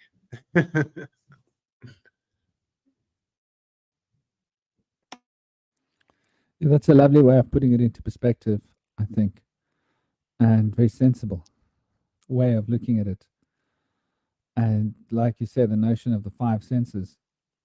There are 5 organs, but like each organ is just the on the physical body. But then there's each of the other bodies that has these organs too. So the one organ operates through the other organ, operates through the other organ, if that sort of a way of, because there's a way that you can smell that doesn't involve smell. And there's a way that you can taste that doesn't involve taste. Like, you can taste what state of consciousness you're in. And when you've obviously had an experience of being in very altered entheogenic states. And the first thing you notice is the taste, right? There's a particular taste with each state of consciousness that seems to be inherent, and it's fascinating. And so you can alter your state of consciousness by altering the way you taste. Your perspective of taste in that moment, just, it's not a physical taste though. It's not your taste buds. It's a, and it's interesting. It's the same with every sense. It's got like a more subtle version, and then a more subtle version than that, and a more subtle version. So we have been sold a bit of a crock of lies. And then, of course, the 6th sense. There's also the sense of humor, a sense of tragedy, a sense of timing. a sense of curiosity.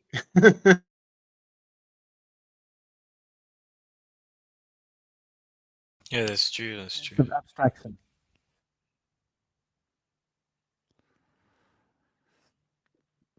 It's probably been my strongest sense. I find I can abstract, just go out into a zoneless zone. And what we were talking about with people not having inner dialogue, I think if people had less inner dialogue, we'd all be, if we all had less inner dialogue, we'd be healthier. And I think that the people that we're saying that don't have inner dialogue, I think they've just got mundane dialogue, like, what am I going to do today? What am I going to eat? What am I going to paint my house? When am I going to do this? When am I going to do that? The dialogue just doesn't stop. It's like a hamster wheel. It's like a hamster in a wheel. And some people will have dialogues like asking interesting questions in their minds, and other people have dialogues thinking like, oh my gosh, I wonder if that person thinks I look fat. Oh no. Oh, I wonder, you know. And, Sounds like anxiety. yeah, this is what I'm saying. A lot of women, if you look into their eyes, they've got anxiety. If you look at people, they're suffering. Often, it seems, they don't even really notice it themselves. And then you see and you look at her really carefully. And you go, oh, that's why she's wearing so much makeup, because she doesn't really want people to see who she is. And the same thing with all of us. Like you see somebody who's like dressed up and they're all like carefully looking good, and you know, their clothes and everything. And when you really look at them, you realize that they get really self-conscious, like, oh my God, they're looking at me. And I've always been someone who's like very much like sort of in your face, because I'm like, I don't have any like mission. I'm just like, I'm going to look at you. Hello.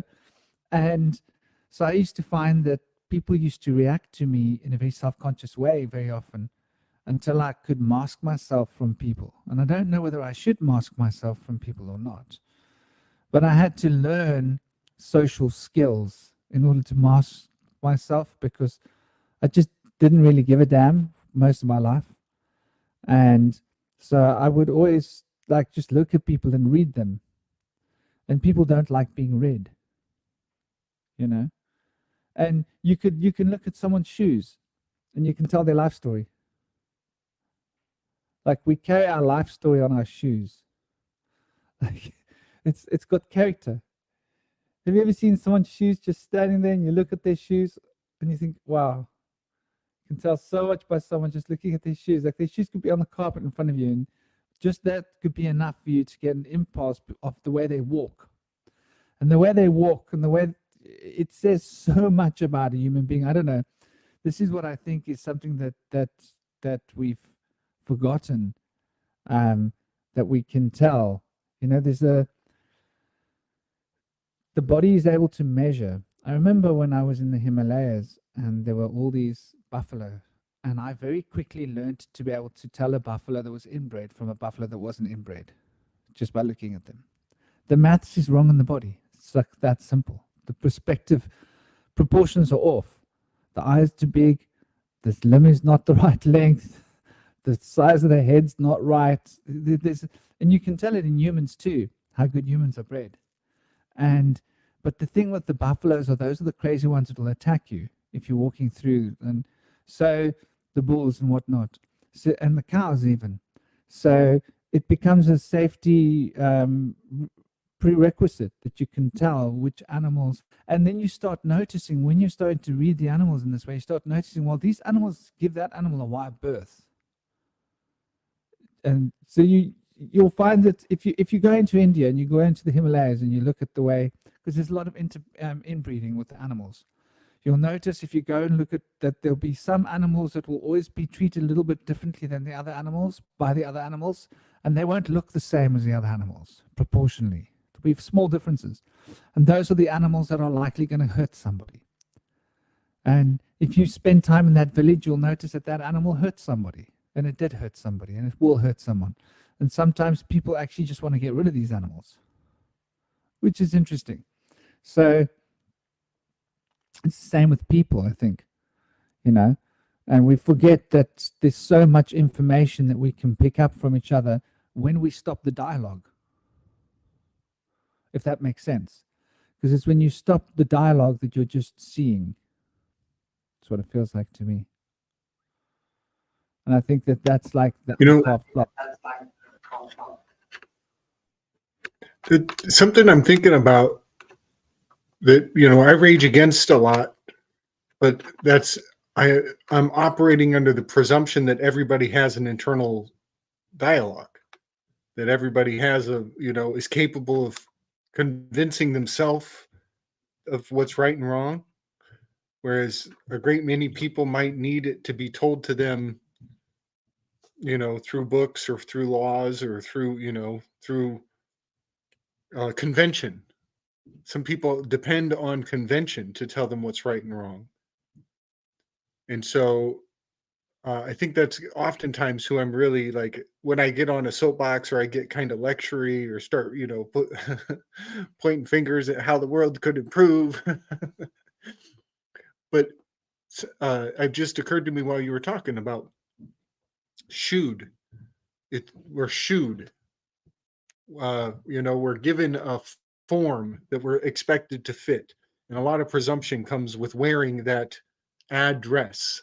When they add a dress to you, put you in a costume or some sort of uniform commercial code.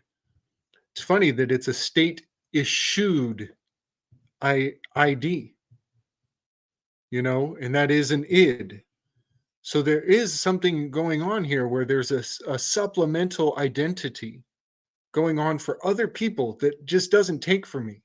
I don't believe that my sense of right and wrong comes from Babylon. I don't believe that. I believe that I do right and wrong based on myself, and Babylon wants to take credit when I do things right, and they want to blame me and put the liability back on me when they think I did it wrong. This is where doing the right thing for the wrong reasons is different from doing the wrong thing for the right reasons. And that's kind of a little koan that you should maybe write down and take home and gestate on and find out that you do have an internal dialogue, that you can solve these little koans, these little mind puzzles to see how a true thinking mind functions. So I just wanted to mention the state issued ID is supplementing how to think for a lot of people. And we break spells around here. We break spells all day long, and I think that's also part of being an alternative, thinking laterally, thinking outside of how you're told or instructed or guided to think, and coming at things from a unique vantage point. Quinty, you mentioned earlier Socrates and him being the questioner, and you even said the word asinine. He questions people like on why they're an authority or an expert in their field. And even the experts don't know what makes them an expert until they feel, all the foolishness of what they thought they knew is brought to the forefront for more questions. But I love that you said asinine. Socrates is in the 7th seating position, correspondent to Jupiter.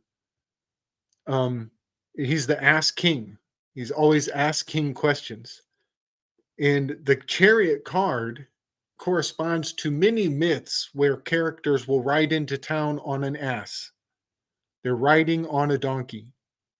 And that will be the ass king. That'll be the one who is in question. That'll be the subject at hand. But it's the chariot card also, which is in Cancer, is up at the top. Cancer, where that chariot is riding into town, is it's throttled from the downhill position because Cancer is about to go through the fall as we descend through the year. So there's also 2 stars up there that are correspondent with an ass. I forget their names, Australis, Astromalus, and some other. There's 2 asses inside the Cancer constellation, very much faded away. But we're also on the 7th day of Navaratri right now. And so bringing it back to Navaratri, we're on day number 7. the day for asking questions. That Devi is, I think it's, let me get it right. I don't want to say it wrong. What the seventh Devi is? My computer won't tell me. Kalaratri is the name of the seventh Devi, who's holding a sickle-shaped blade that is in the shape of the question mark again, which is the power of the ass king. I think that question mark is Corona Borealis, is a question mark shaped constellation as we're going into the fall. But I just wanted to bring it back to Navaratri because that is the day we're on right now, which corresponds with let me say this. It corresponds with Socrates in his muse in the seventh position, the seventh muse that is informing Socrates. Her name is Calliope. So Kalaratri and Calliope are wonderfully synonymous in the spiritual realm. And so I find this discovery I've made, I posted all the days in the Telegram group, but the seventh day, Kalaratri's name is even correspondent with Calliope, who is the eldest of all the muses, the most experienced. And so if you read the biography of the Devis and you read the biography of the muses, you're just reading a much more ancient derivative of the Greek expression that was the nine muses who fit perfectly into the nine Devis. And I just love that. I love that. We got 2 more days to go. And then on the 9th day, it's United Nations Day. And we know that they are into all kinds of spiritual articulations. They are into the Theosophics. And I think that the Theosophics knew what I just said a long time ago. I'm the new kid on the block with these correspondences. So yeah, the United Nations will probably be acting a fool over the next couple days. And on the 9th day, some decisive matters will be established.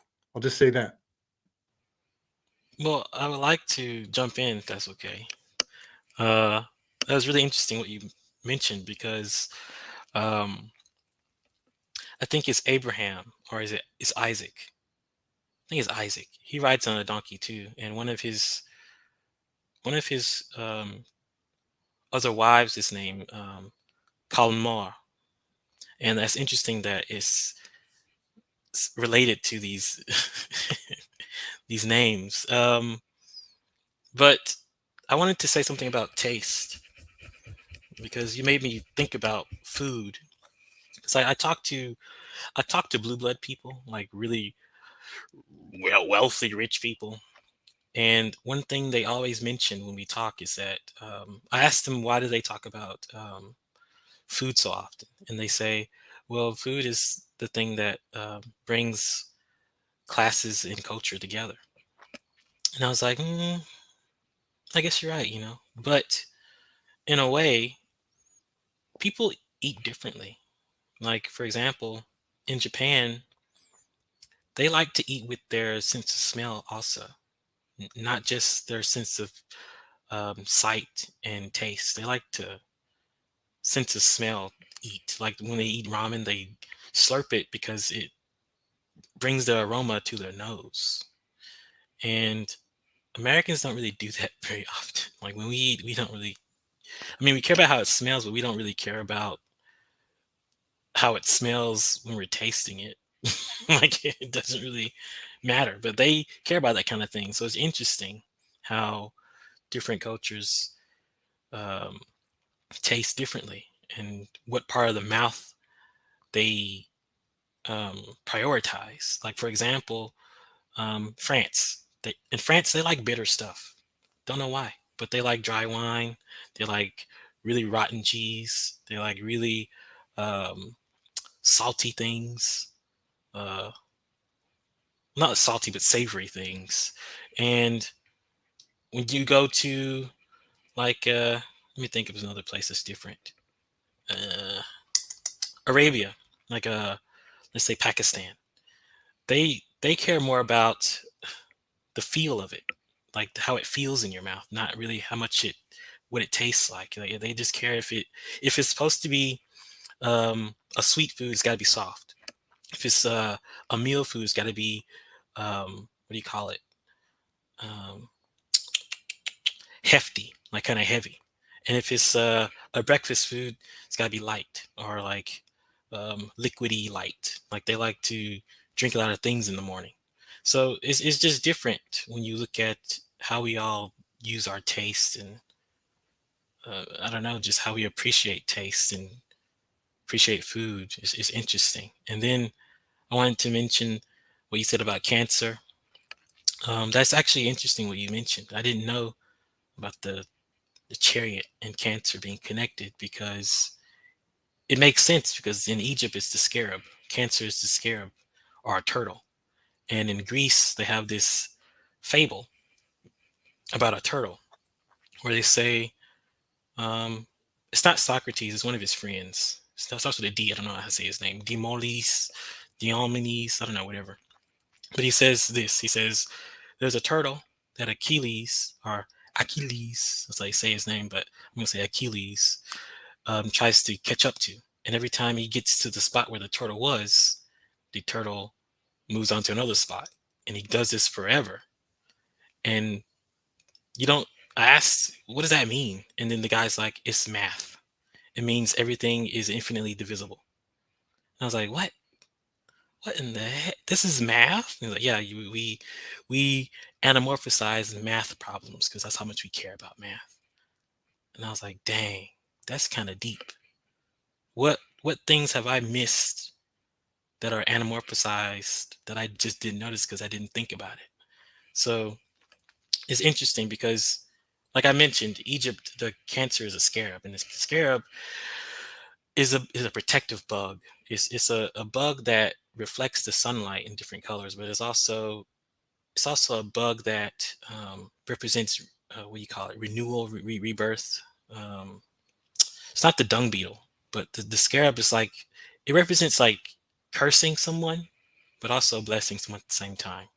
That's why it's like the two pincers of a cancer on two sides, but a scarab doesn't have pincers, and it's just got two wings that are, they call them perfectly perfect.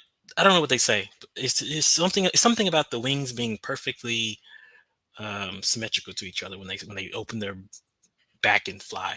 And the turtle, I don't know what it means. I think it's about the hexagram or the hexagon, because a lot of cultures like to talk about the hexagon as a perfect ratio of angles and numbers, like the beehive, or the, not the beehive, but the beeswax thing, whatever it's called, the bee thing that they make the hexagrams out of. So that's really interesting. Yeah. And then you mentioned, Socrates in the seventh position. Um, I really, I really like how Socrates. It seems like he doesn't have a stance, even though he does.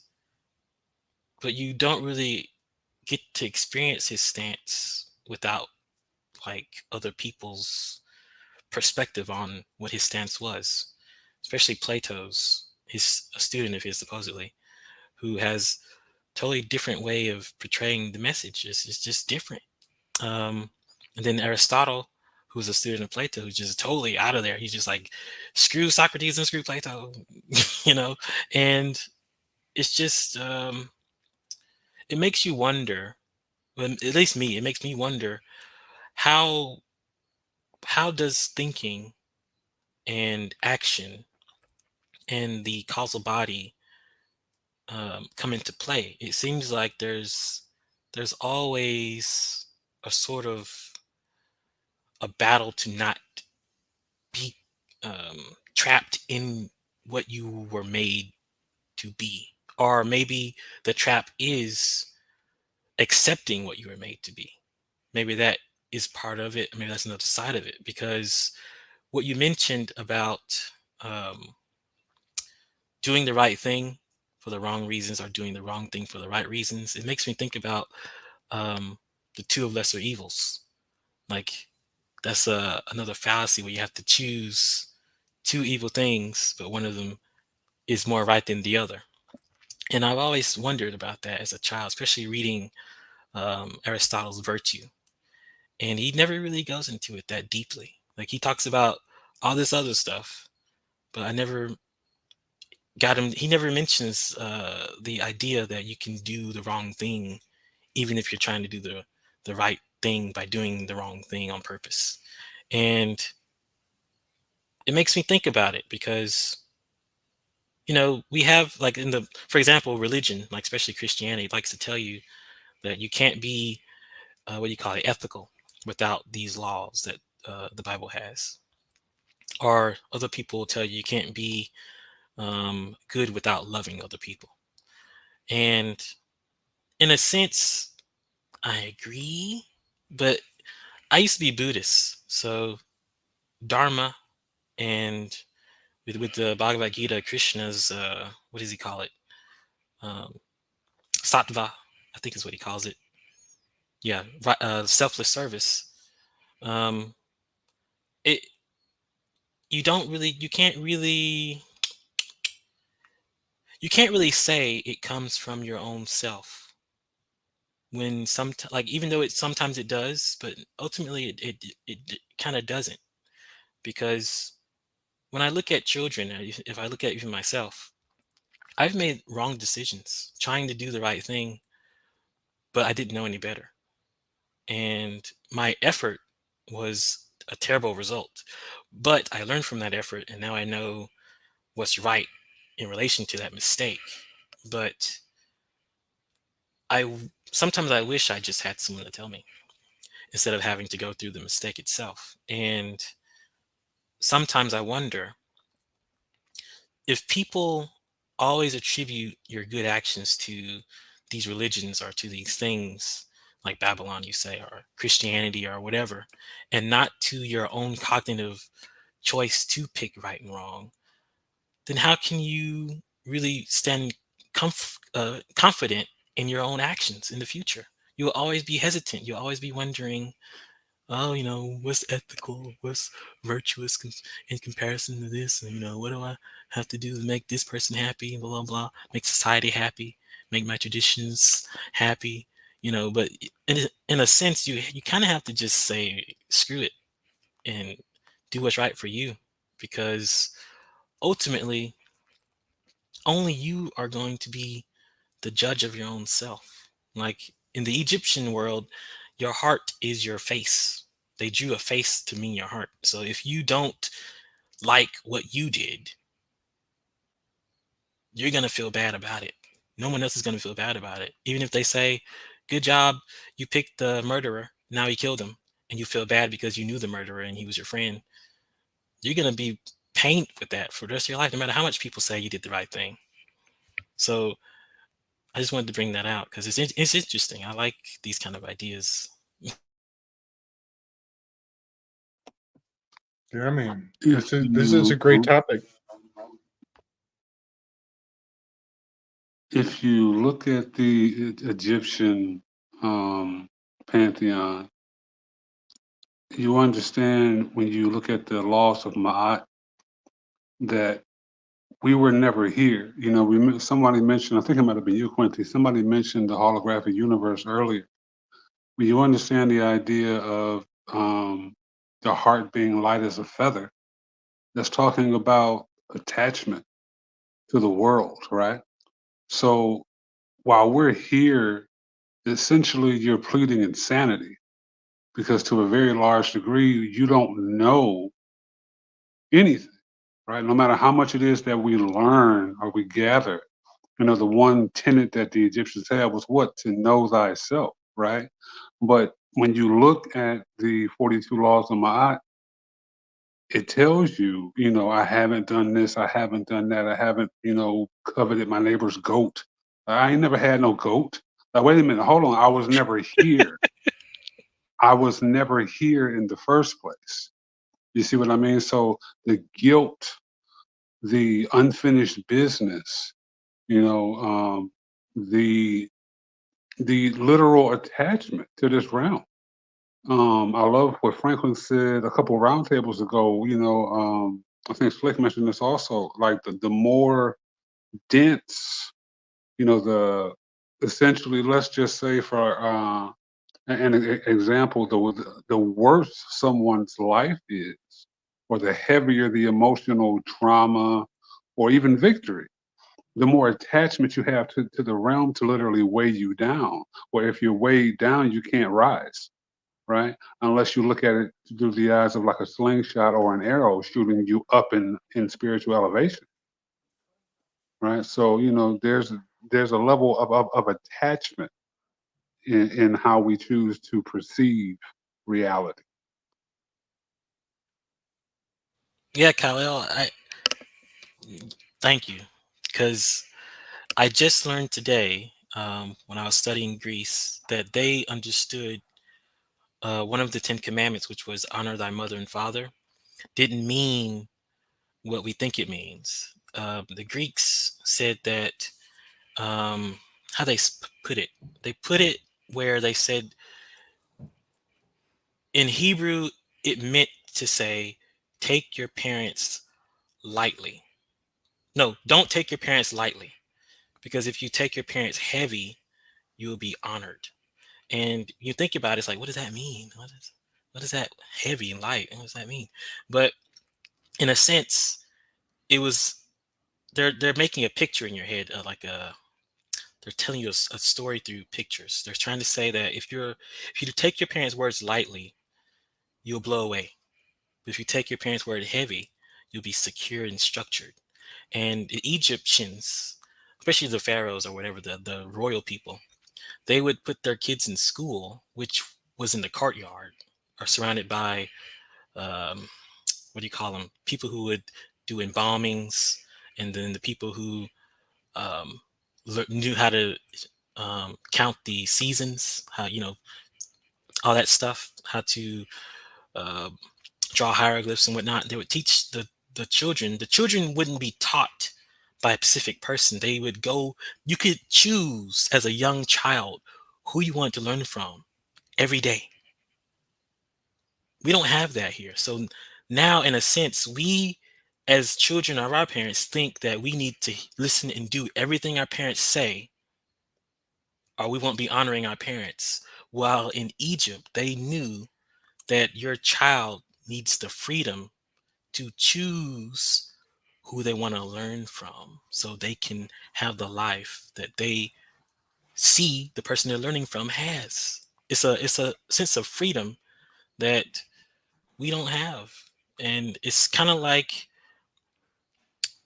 the Western world has turned our parents into these dominating things, and our teachers into these dominating things, like some kind of a oppressive cloud that just rains on you when you don't do things that they ask you to do, or do it the way they want you to do, or get the outcome that they expected you to get. And that's bananas to me, because I don't like the thing in America where I saw, because I was an A student. I never got bad grades. I had 110s on everything, but I would see some classmates of mine get bad grades, but they would try their best, and the teacher would just give them a failing grade and say, try better next time. Or you didn't try your best this time, so try your best next time. And that always bothered me. I'm like, they did try their best. What are you doing to them? You're killing their confidence. You're killing their continence. You're destroying their sense of effort. You're saying, oh, this isn't good enough. And I don't like that. I think it brings people down. And even the Egyptians didn't do that to their own people. They had slaves where they only fed them with food. And after 7 years were up, they give them money, or they wouldn't even give them money. They just give them the house where they were living in and leave them alone, get another slave.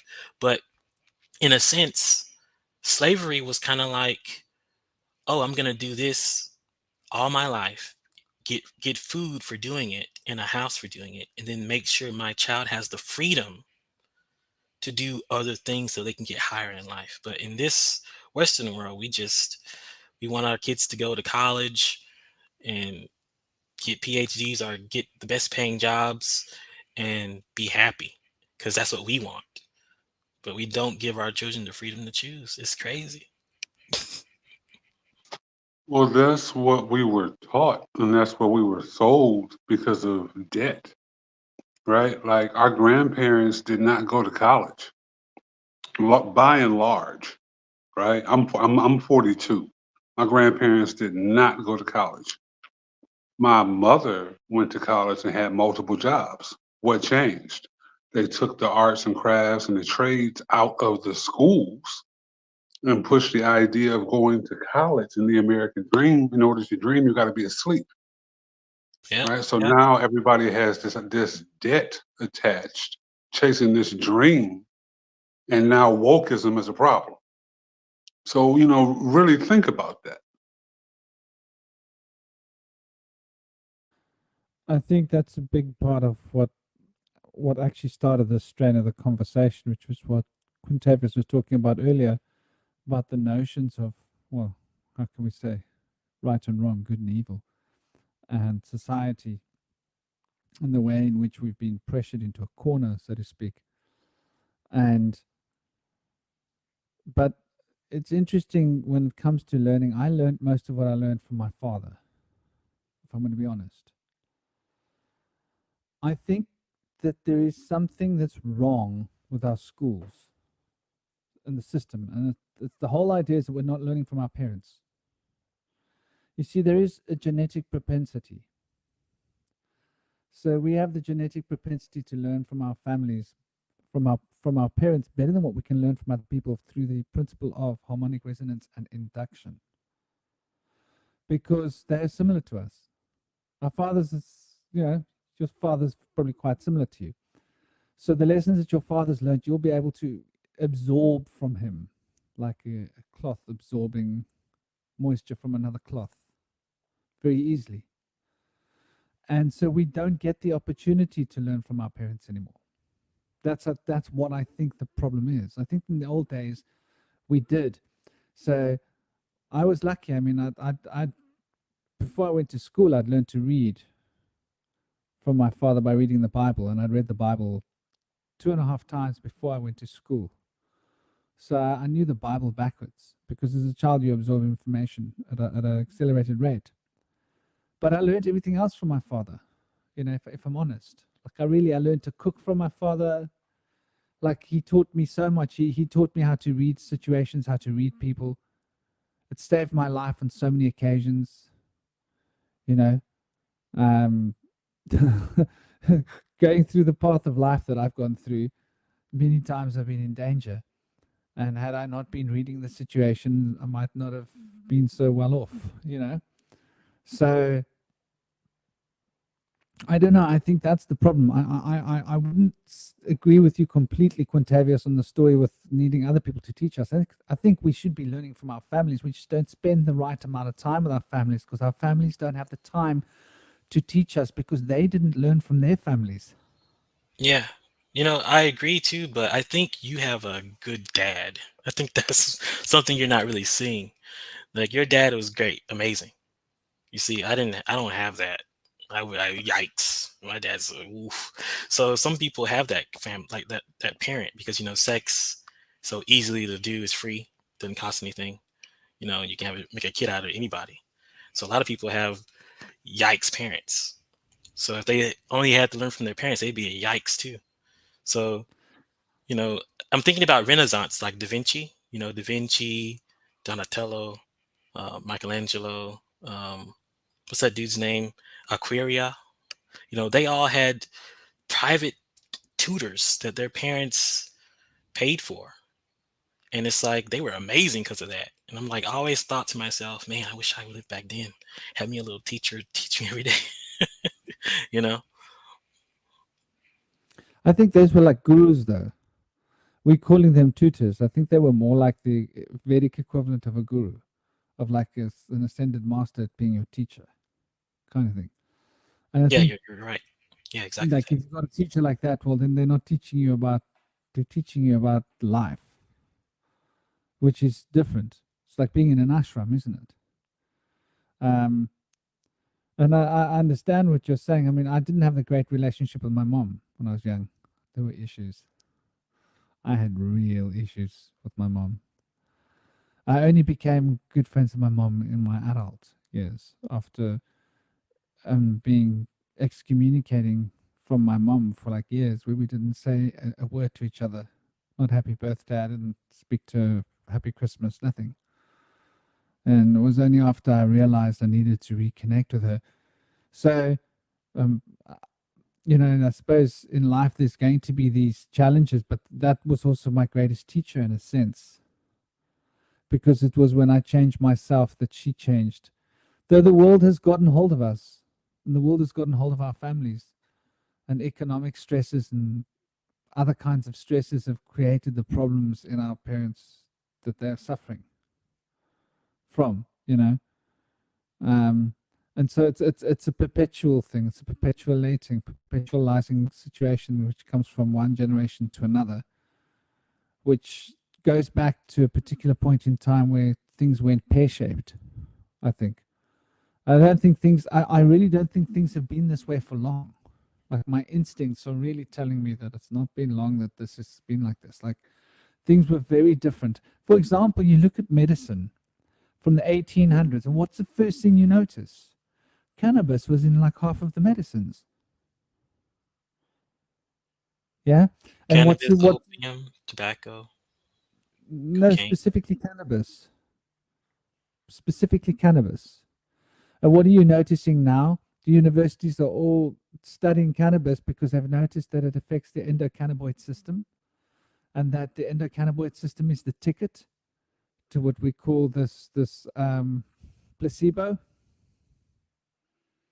So if you can trigger the placebo effect, you can have huge effects. And cannabis is the least toxic thing to put into your body. If it can trigger a placebo effect, it can heal most illnesses. So they knew this then. And it wasn't long ago. Late 1700s, people were still using urine commonly until they were taught that urine's dirty. Urine was being used. So, we look at how health has deteriorated. It's been a short while that health has gotten to the point it is. Public health is so bad. It's the worst that it's ever going to be. Let's hope. Let's pray. No. 2045.com is on a mission. They want to turn us all into robots. Yeah. You mentioned ganja. I want to bring the Indus constellation back on the table again. The Indonesia, right? And also Indus having that southern orientation gives it a cold climate in the extreme south. Again, with the cold time of year down there in the winter time. And sure enough, when you grow ganja, if your temperatures are running low, your ganja will come out purple. So the purple strains have a affinity for cold climate. And I just love that that's yet another indicator of the Indus constellation, having that purple priestly garment that knows what time of year to harvest and use different forms of agriculture for different climates. He's also right next to the peacock. And the peacock has those beautiful feathers with little eyeballs looking at you. It's also correspondent to the story of Argus. Argus was a 100-eyed giant. And anybody who smoked, the sacred chillum, the secret handshake to hold Ma by her sacred yoni shape, and you give a little kiss on the chillum, and you take in the Holy Trinity, the ganja, the hash, and the tobacco. The tobacco actually activates all of your blood cells spontaneously all throughout your body. And those are the 100 eyes of Argus that can see all things all at once. It's a very psychedelic thing to commune with Argus. And you feel like a peacock as well. You're activated, and so your tail feathers are spry. So yeah, all of those things are also indicated in the elements of the Indus constellation. He's also by the furnace that often has sacred smoke coming off of that. And then I have to bring up the Borealis effect. You know, the corona borealis, the aurora borealises. You know, these are things when there's a beautiful light show in the heavens of your mind, and some people experience that with these sacred, very sacred communions.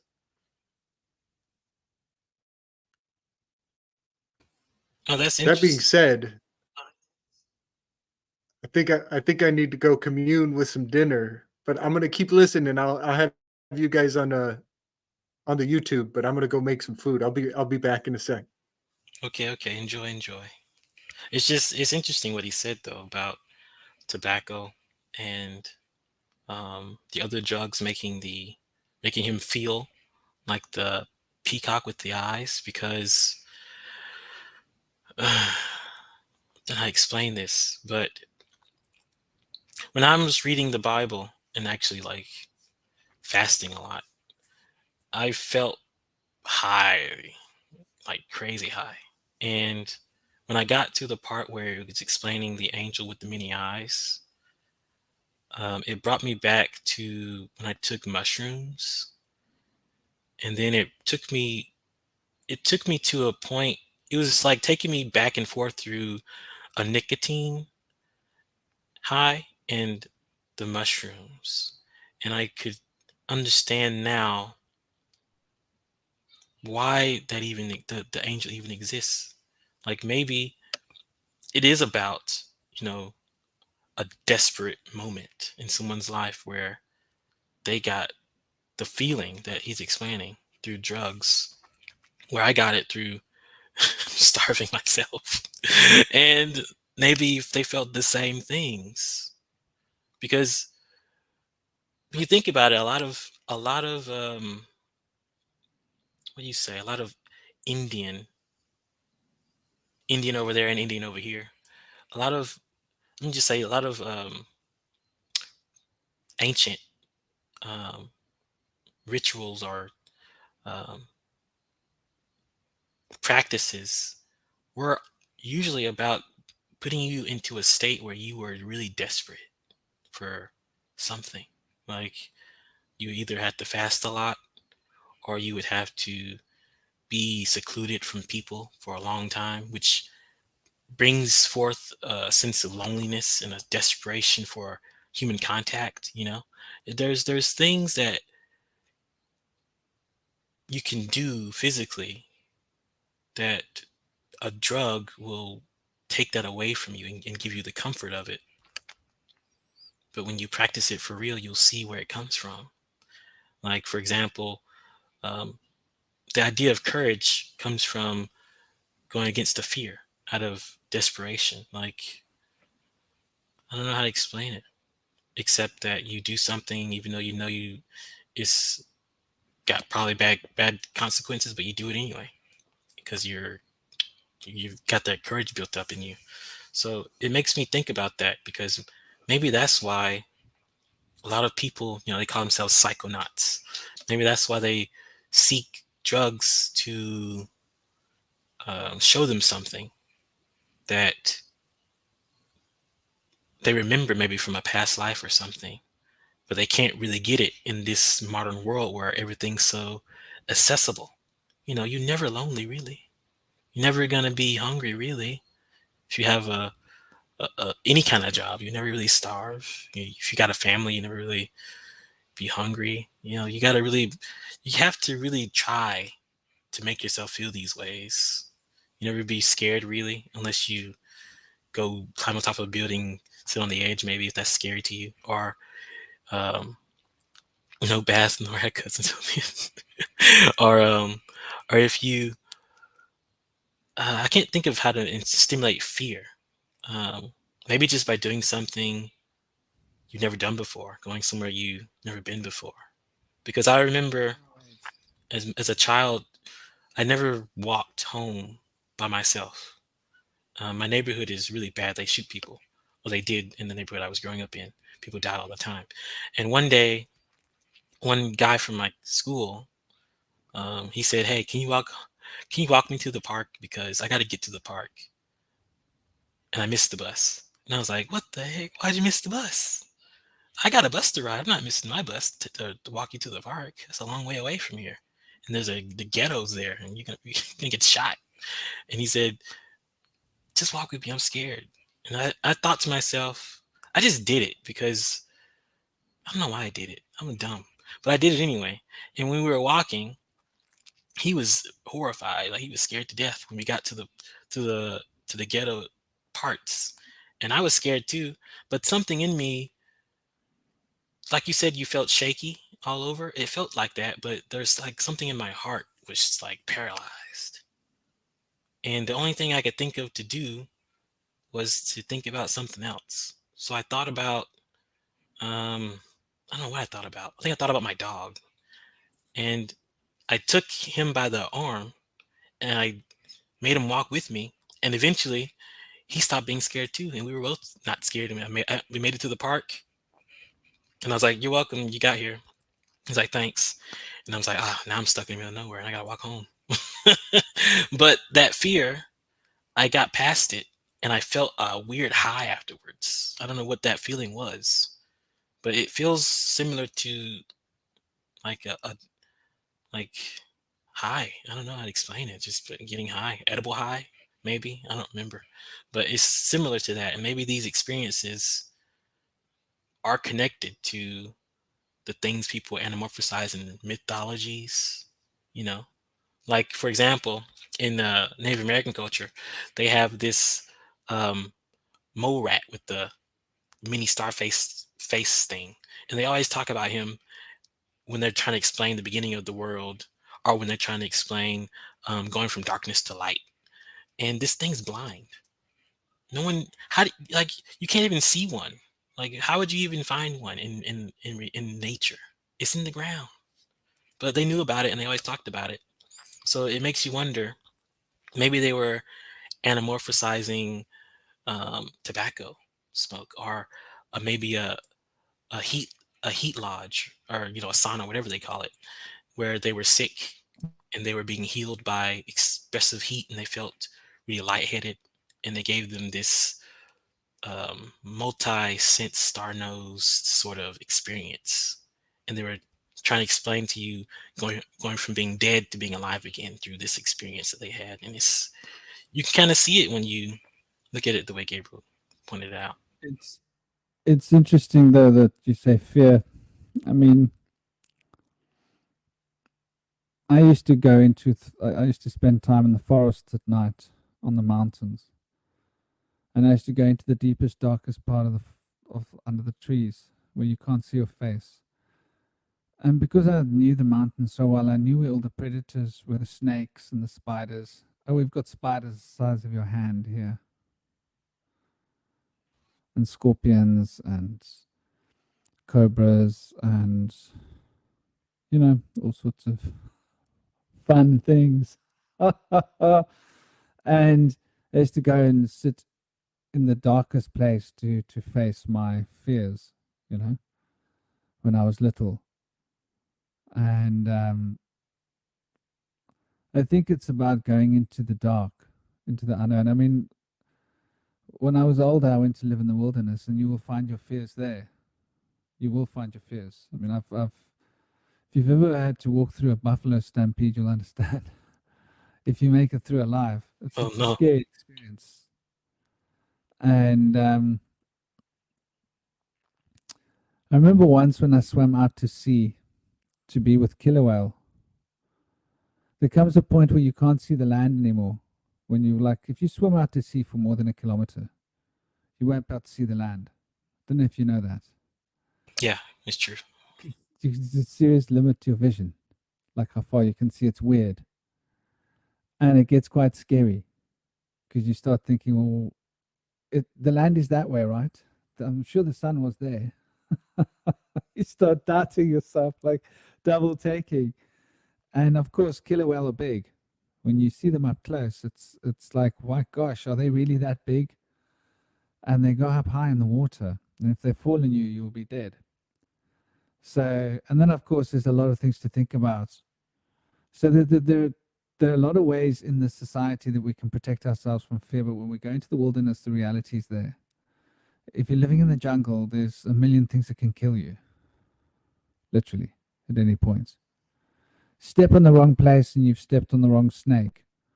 And then, of course, there's more to this. There's engaging with the wildlife, like on a one-to-one level, which will also bring up emotions for you, because I mean, nothing says face your fears like calling a big snake, you know, like big one, you know, like 20 feet, and hugging it and kissing it on the lips. So the shamanic path involves fairly extreme ways of facing fear, where very often you think like was that actually safe afterwards? Because you do it when you feel called to do it. When your guides are saying to you, "This is what you need to do," then you do it. And so I think we live prissy lives in the West, if that makes sense. I think we live overly protected lives. And because we live overly protected lives, we have these overly protected minds and overly protected states of what we think we are. And it's when we are forced to sort of like really go out of our comfort zone extremely that we have this moment of eureka where we face our fears, like you were saying with the park. And when it's truly a death-defying situation, like you're being charged by a bull, and you've got one or two options: turn around and run, or stand there and look deeper into the animal's eyes that's charging you, and become rooted like a tree that nothing will move you, till that animal realizes it can't move you. Then you face your fears. You stand tall. You stand deep. You root your feet into the ground. And so I think this is why all spiritualistic people at some point end up going into the wilderness, because the wilderness will test you in the most fascinating ways. I mean, I can just imagine what it's like being in a tornado. My little boy keeps saying he'd love to see a tornado. And I'm like, now that I'm a father, I don't think I'd like to see a tornado. When I was young, I liked the idea of being in a tornado. I thought it would be quite funky. Can you imagine? No, you wouldn't like it. I've been on the outside of a tornado before. No, I don't think I would like it now that I'm a father. Now that I'm a father, I'm scared to cross the road. See, perspective changes. Because now it's not about me. It's about a little child that needs me.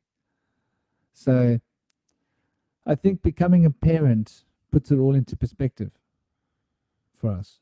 Because when you become a parent, you forget yourself in these things, if that makes sense. Where when you're not a parent, then you're not thinking on that frequency. You're thinking just, oh, well, if I die at school, I don't mind dying. But now I really do mind dying until my son's big enough, if that makes sense. Because he needs me to look after him, you know, financially, food, all of these things. So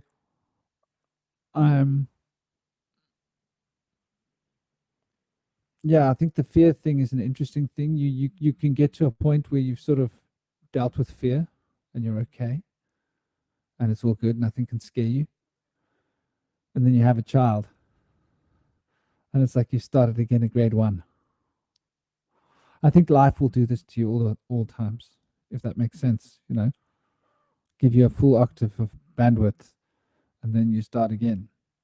Only now you got to live with that sort of understanding. Oh, so this is what it's like to be afraid.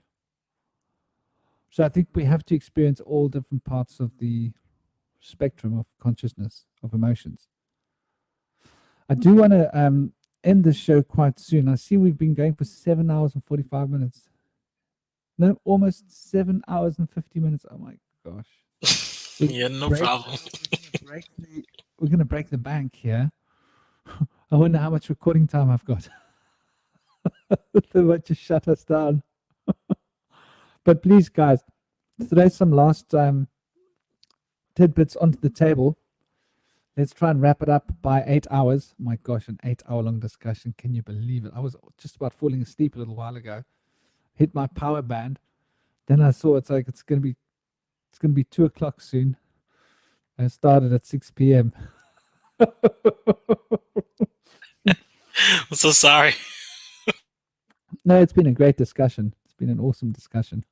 We've still got 7 people in the room. Can you believe it? Watching. Yeah, they love the vibe. It's a testament to the power of the round table. And I'd say thank you, Slick, Quinty, and of course you, Franklin. This space is always amazing. I think what we do in the moment and what we do for posterity is a powerful and prideful thing I am honored to be a part of. I thank you for the opportunity each and every time. And I wish you all love, peace, and power. And I'll see you soon. See you soon, Kilelle. Thank you so much. Thank you, brother, so much for being a part of this. And do you want to add something? Last words? What do you guys want to add to the table as a last? Put down your last your statements.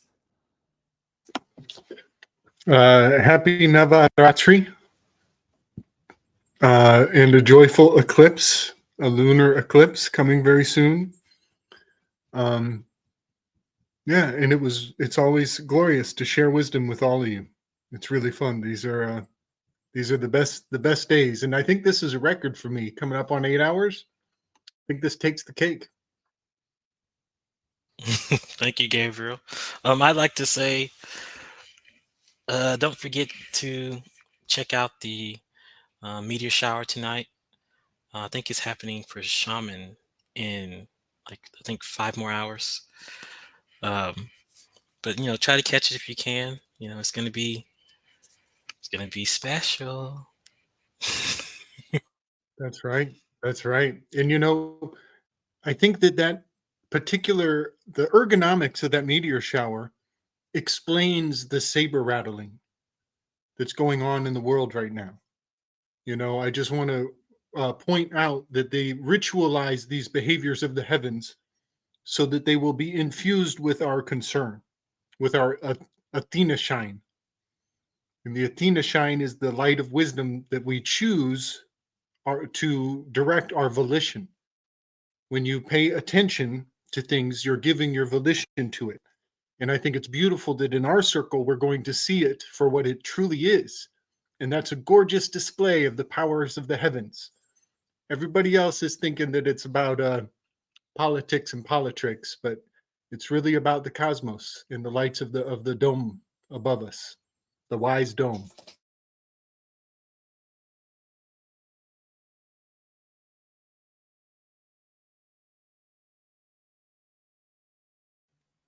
The wise dome. That's beautiful. That's a lovely thing too. Yeah, buddy. Also, I recommend everybody look into the play The Frogs.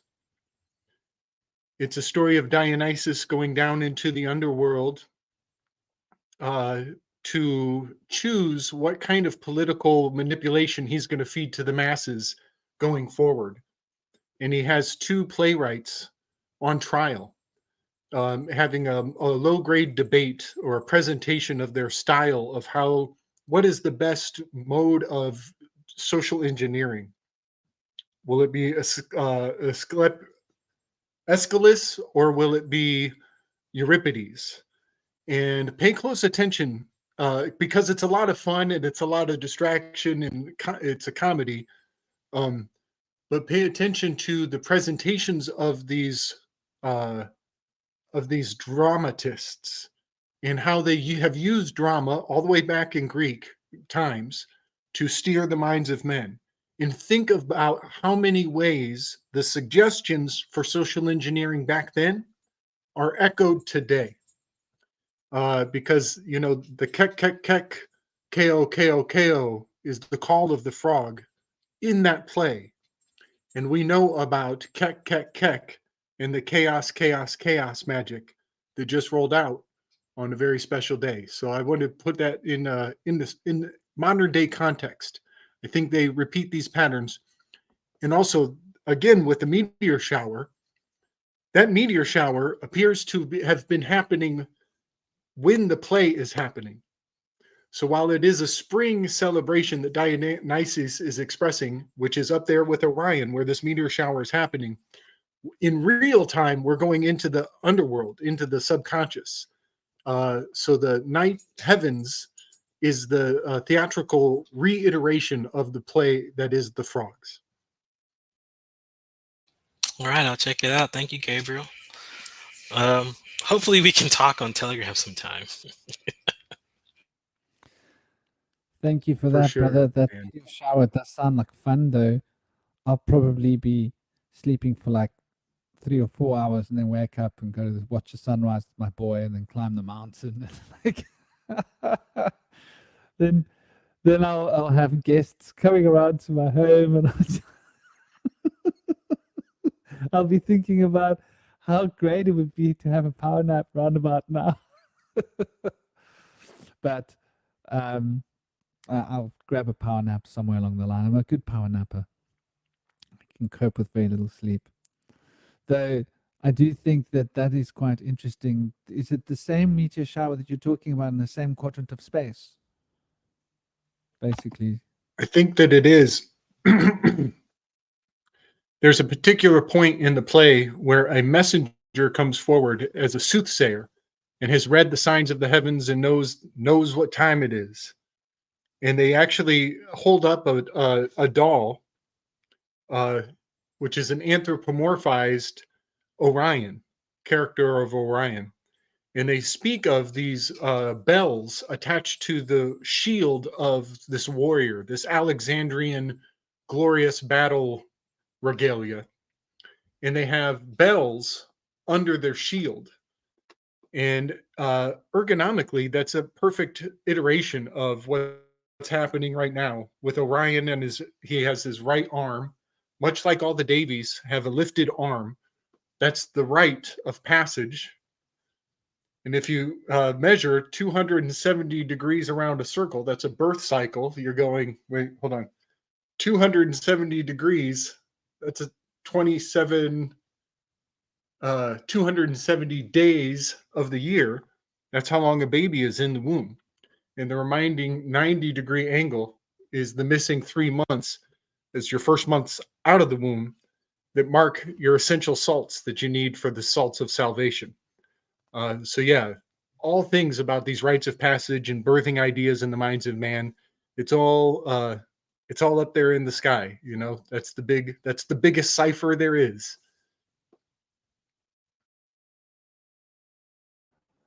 Well, they've been doing this a long time. And let's not even begin to pretend that what's going on in the world isn't orchestrated. They know what they're doing. They know their magic. They know their occult therapeutics. They understand just exactly. I mean, this is why I believe Sigmund Freud's student, Carl Gustav Jung, was studying this branch of psychology because they all came from the same cloth. They were all in the same little crowd of buddies, social circles, right? And, you know, Jung's work must have been used for PsyOps training because it's all about ESP. Yeah, man. Agent 488. Alan Dulles gave him an agent number 488. And, if he was working on our side or if he was doing things that are beneficial to us, that's awesome. That's great. Take what you can and, build on with what is on offer, but also hold space for the fact that they save the good stuff for social engineers. There's always two sides to all of those swords that are words, that are doors that we use to open up our minds. Shaman, we should do a table about psychology because this is a deep thing. A lot of people don't really understand where it comes from, what it does when it's wrong. What are you saying? We should do a table on psychology? Yeah, like psychology, parapsychology. Well, What I thought else? we were. I mean, like, really, you should do one. I think it'd be great. I mean, because the what is the psyche? The psyche. The psyche is the soul. Yeah, psyche's the soul. So we've been uncovering the divisions of the psyche: the divine masculine, the feminine, the moon, the sun, Mercury, Venus. These are all spheres of the psyche. And now, like the causal body, which is a very deep rung, even though it manifests as Mars. Next will have to be who's left. We know who's left. We haven't done him yet. The watered father, the father with all the warts. He's the next. He's probably going to be the next character we're going to have to face. And from then, it's going to be the monad, duad, and triad, which in itself is going to be a night to remember, I'm sure. I mean, how much longer can it get than 8 hours? It's almost ridiculous to think that we have I'm an 8 hour excited. But I love conversation. I love the idea. Let's maybe set that for next week. Come at it. Start off with psychology. You know, the sigh of Poseidon. Again, Yeah, going back to the Pisces. Well, yeah. look at it like I'd love this: to get into if it. Jupiter's the next one, that's the sphere of mind. That is psychology. All So right, let's do it. we've done Mars, and Mars and Jupiter are two polarities of single unit. And just Peter, this is like really the story where the whole seat of the self, the soul begins, is with Jupiter, as we know it. And from Jupiter, we expand into the monad, duad, and triad, because that's the substance of Jupiter, the three, which Well, becomes the four. I mean, I want to agree, but I don't want to. I'll just say that I've learned differently in my studies. I've learned that psyche comes from Hades, not Zeus.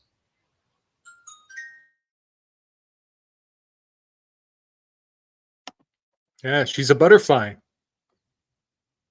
A little nymph. I mean, like, yeah, that too. But I mean, like the whole idea of studying the soul and the mind and all this stuff, that it comes from worshiping it comes from trying to understand the dark gods rather than Jupiter and his philosophy, you know love of wisdom. It's actually different, and I think that's what Jung was trying to get into, because he always, when you read Jung's journals, he's just always about, oh, the darkness. Oh, the darkness. Like, that's what he talks about all the time, and then he brings it out and explains it in a really interesting way, which is an occultic way. But I don't know. I just think did. the darkness is the subconscious. Right, exactly. But I just, I don't know When we anything speak about about the Freud psyche, or his students, so I'd we're like not necessarily speaking about the subconscious. We're speaking about the whole shebang. Gotcha. And so when you're looking at an iceberg, you're seeing the iceberg above the water. Yes, there is the Saturnian element that will have to be covered, because that's when you're starting to go into the underworld. But the notion of the psyche as we know it is the soul, right? The word psyche means soul, doesn't it? Yeah, it does. So is Saturn the psyche, or is Saturn the way in which the psyche is manifesting the universe? Is psyche this Jupiterian Deus Peter, the beginning of the soul becoming what it is, or is Saturn the forces of time, the beginning of the psyche, or are the forces of time a product of the psyche? And if the forces of time are a product of the psyche, that means that Jupiter's the father, and that everything was made out of Jupiter's body. So the first eon is the substance from which Saturn was made, if that makes sense. So it's I suppose there's two different ways of looking at it, but when we look at the psyche, Saturn relates to very much what we can consider as Abraxas is a manifestation, an aspect of Saturn. So it's that which is the creative. Well, Abraxas is as it was named by Jung, right? Which is an aspect of Yaldabaoth, which is the creation of this world. But Psyche supposedly existed before this world came into being, if that makes sense. So this world came as a consequence of Psyche, and not Psyche as a consequence of this world. Because we are supposedly from elsewhere. And that's what my sense and sensibilities do suggest, is that we aren't from here. That's why we have dominion over here. If we were from here, we would be subject to here, would we not? But because we're not from here, we have dominion. And so the very forces of time and space should be subservient to us if we can recognize that we're not from here.